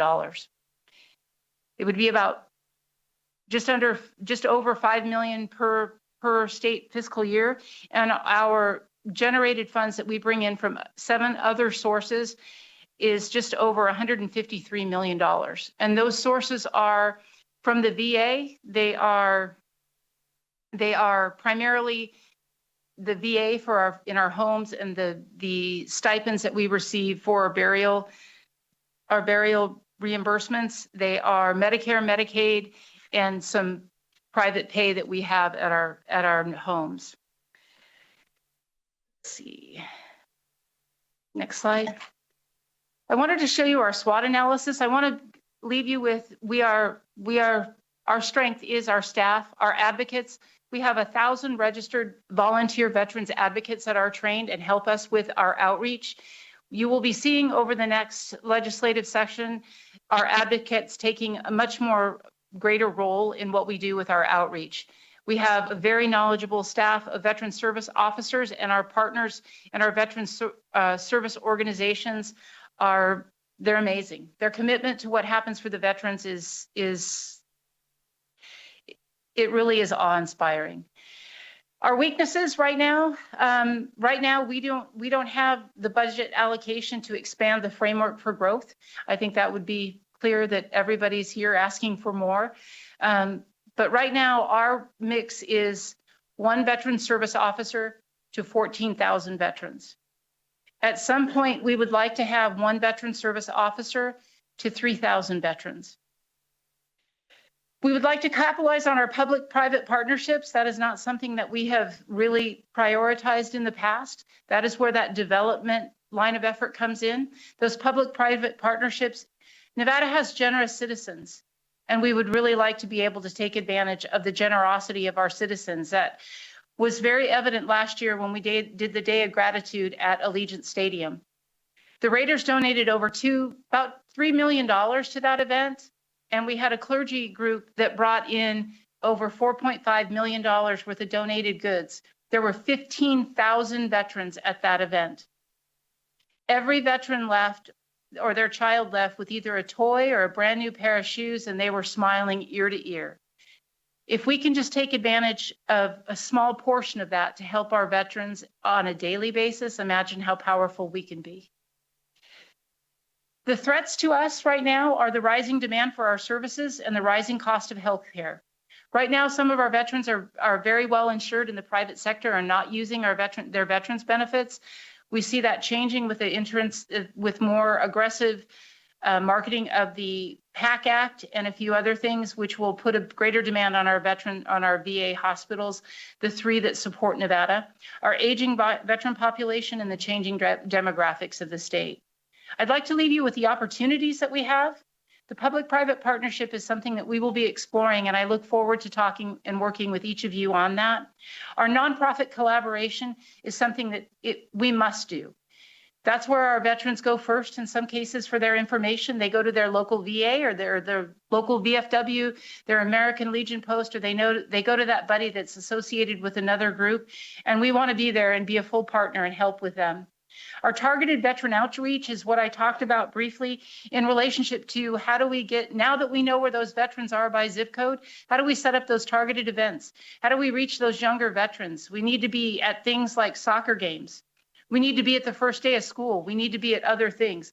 We don't need to be always at the veterans specific events. Again, we will focus specifically on the veteran transition assistance. We're working with other programs within the state, and one of our biggest success stories, I think, in the department is just recently, I will be hiring my deputy director of benefits. He was a SkillBridge intern coming off of active duty. And he has 2 master's degrees, one is an MBA and one in international studies. He's worked extensively all over both active duty. He's worked at the National Guard Bureau level as well as here at the state level. His name is Ro Ferrer, and he's going to be a great addition to our team. And the last thing that we really need to do is expand our digital ecosystem. And that means not just getting a hold of our veterans through web-based or app-based things. It really has a lot to do with medical records. One of our biggest barriers to our veterans being able to access their benefits is their access to their medical records. So working with HHS and other portions of state government, we would like to introduce some ideas related to the aggregating digital medical records for our veterans. So when they file their claims with the VA, we already have that information in one digital footprint so that they have the ability to forward their claims and their digital information faster. Next. In conclusion, I just want to say that Nevada has a proud history of service, from our battle-born roots to the members of our active component and the members of our Nevada National Guard serving abroad today. I recently had the opportunity to participate in a ceremony honoring one of our World War II veterans, and it reminds me why we are committed to serving our veterans. His name is Nono. He's 102 years young. Nono fought on the beaches in Normandy and was presented with the French Legion of Honor in Las Vegas just 2 weeks ago. His story and legacy represents the best in all of us. Nono has 6 children, and I think it was 8 grandchildren and like 12 great-great-grandchildren. He's an amazing, amazing picture of resiliency and the best in all of us. With more than 216,000 veterans in Nevada have proudly served at home and abroad, the Department of Veteran Services is proud to serve our veterans and stands ready to support the governor, the lawmakers, and the citizens of Nevada. Thank you for this opportunity, and I'd be more than happy to take any of your questions. I know I stand between you and dinner. You were fine. We had a late lunch. Members, any questions?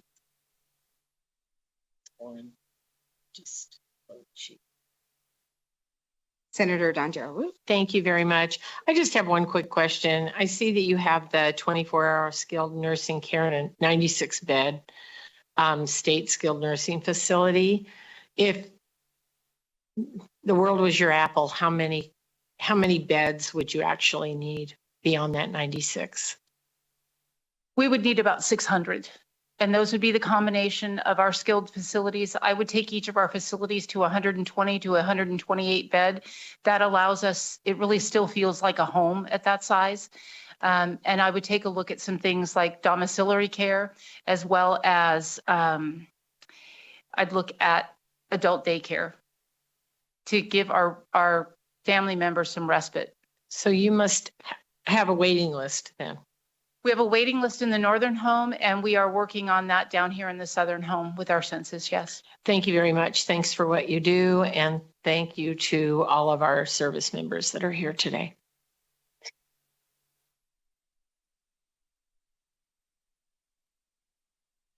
Assemblymember Brockes. Thank you, Chair. Thank you so much for your presentation. One of the things that I noted you had talked about a few times was the number of nonprofits that are collaborated with, and I think you noted upwards of like 200.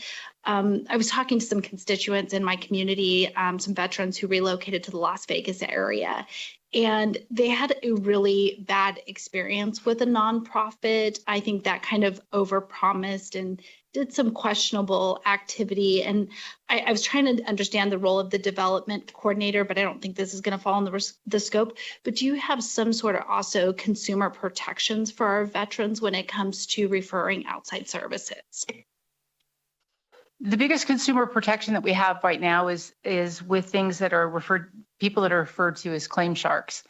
And our claim sharks are the people that are out there charging our veterans for to help them file their VA claims.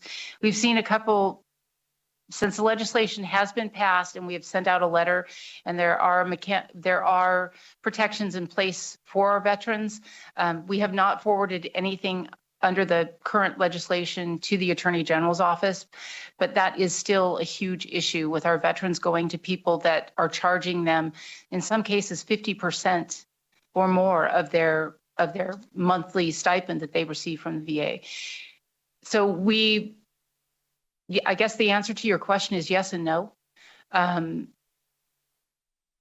As far as vetting the veteran service organizations that are out there, we do a lot of work with what we call the Big Five, if you will, the DAV, the American Legion, the VFW, and those. We do talk to our folks in the committee and at our roundtables and the Service Commission, but we don't have a formal vetting for all nonprofits.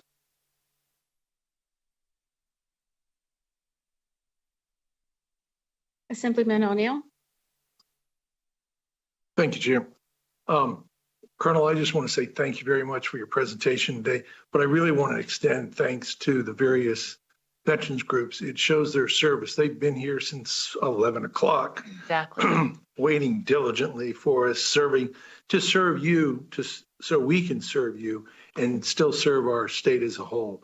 I also particularly want to thank the Vietnam veterans 388 who've been sitting there up in Carson City so patiently.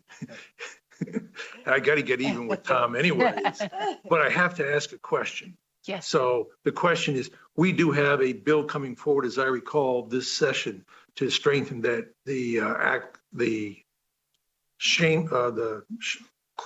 sharks activity and be a little stronger in preventing their taking advantage of our veterans, if I'm not mistaken. Is that correct? That is correct. That's it. You're adding. That's it. Adding more teeth. We can go to dinner. Thank you, Chair. Thank you. Assemblymember Brown May. Thank you, Chair. Thank you for the presentation. It's really, really good to see you here. Yesterday, we received some information about the Veterans Memorial at the now closed Grant Sawyer building.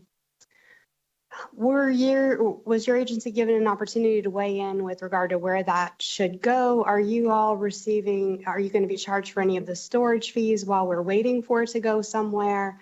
I'm just curious to know how that worked through your agency. Director Devine, for the record, I was consulted. I was given a couple of choices. One was Boulder City and one was North Las Vegas at Thunderbird Park. And we went and talked to the city councilman or the councilman in Boulder City. And he said he was honored to have over 30,000 veterans buried in his community and to have the veterans home, and that he would not be offended if it went to North Las Vegas to share the wealth. We talked with a couple of city councilmen in the city in Las Vegas about the project. So yes, I was consulted. We will not be charged storage fees for that. The memorial will be on a long-term loan to the city of Las Vegas. It will be retained by the state as the State Veterans Memorial, and it will go from where it is right now at Grant Sawyer at Thunderbird Park on a parcel of land in the exact same orientation that it is right now. So it will not change its orientation. They are doing some great work. They're working with the original designer, the architect, and some of the construction team are on the project helping. And there's been just a huge outpouring of support from the original designers of the memorial. Thank you, Director, for that clarification. I'm glad to know that you've been involved and our veterans are going to be honored the way they were originally intended to be honored. So thank you for that. Thank you, Chair. Thank you, members. Any other questions? I'm not seeing any. And I just, as a child of a veteran and seeing the work that you do in my community, and when I reach out to your office to help veterans in my district, the phone's always answered and the need is always met. So I wanted to tell you, thank you to your office for what you are doing. Chair, it truly is an honor. This is, last year when I was asked to step in and take this position, it kind of came out of the blue for me. And it's been one of the best career decisions I've ever made in my life. It's an honor to be here. Thank you. Thank you. Well, members, that is our last agency for today. And that brings us up to the last item on our agenda, and that is our second opportunity for public comment. We will start with public comment here in Las Vegas. If there's anyone that would like to make public comment, it looks like everyone that's still here in the room is walking towards the exit door. So we will go to Carson City. Is there anyone in Carson City that would like to do public comment? And it doesn't appear that anyone's doing public comment there. BPS, do we have anyone joining us on the phone line that would like to make public comment?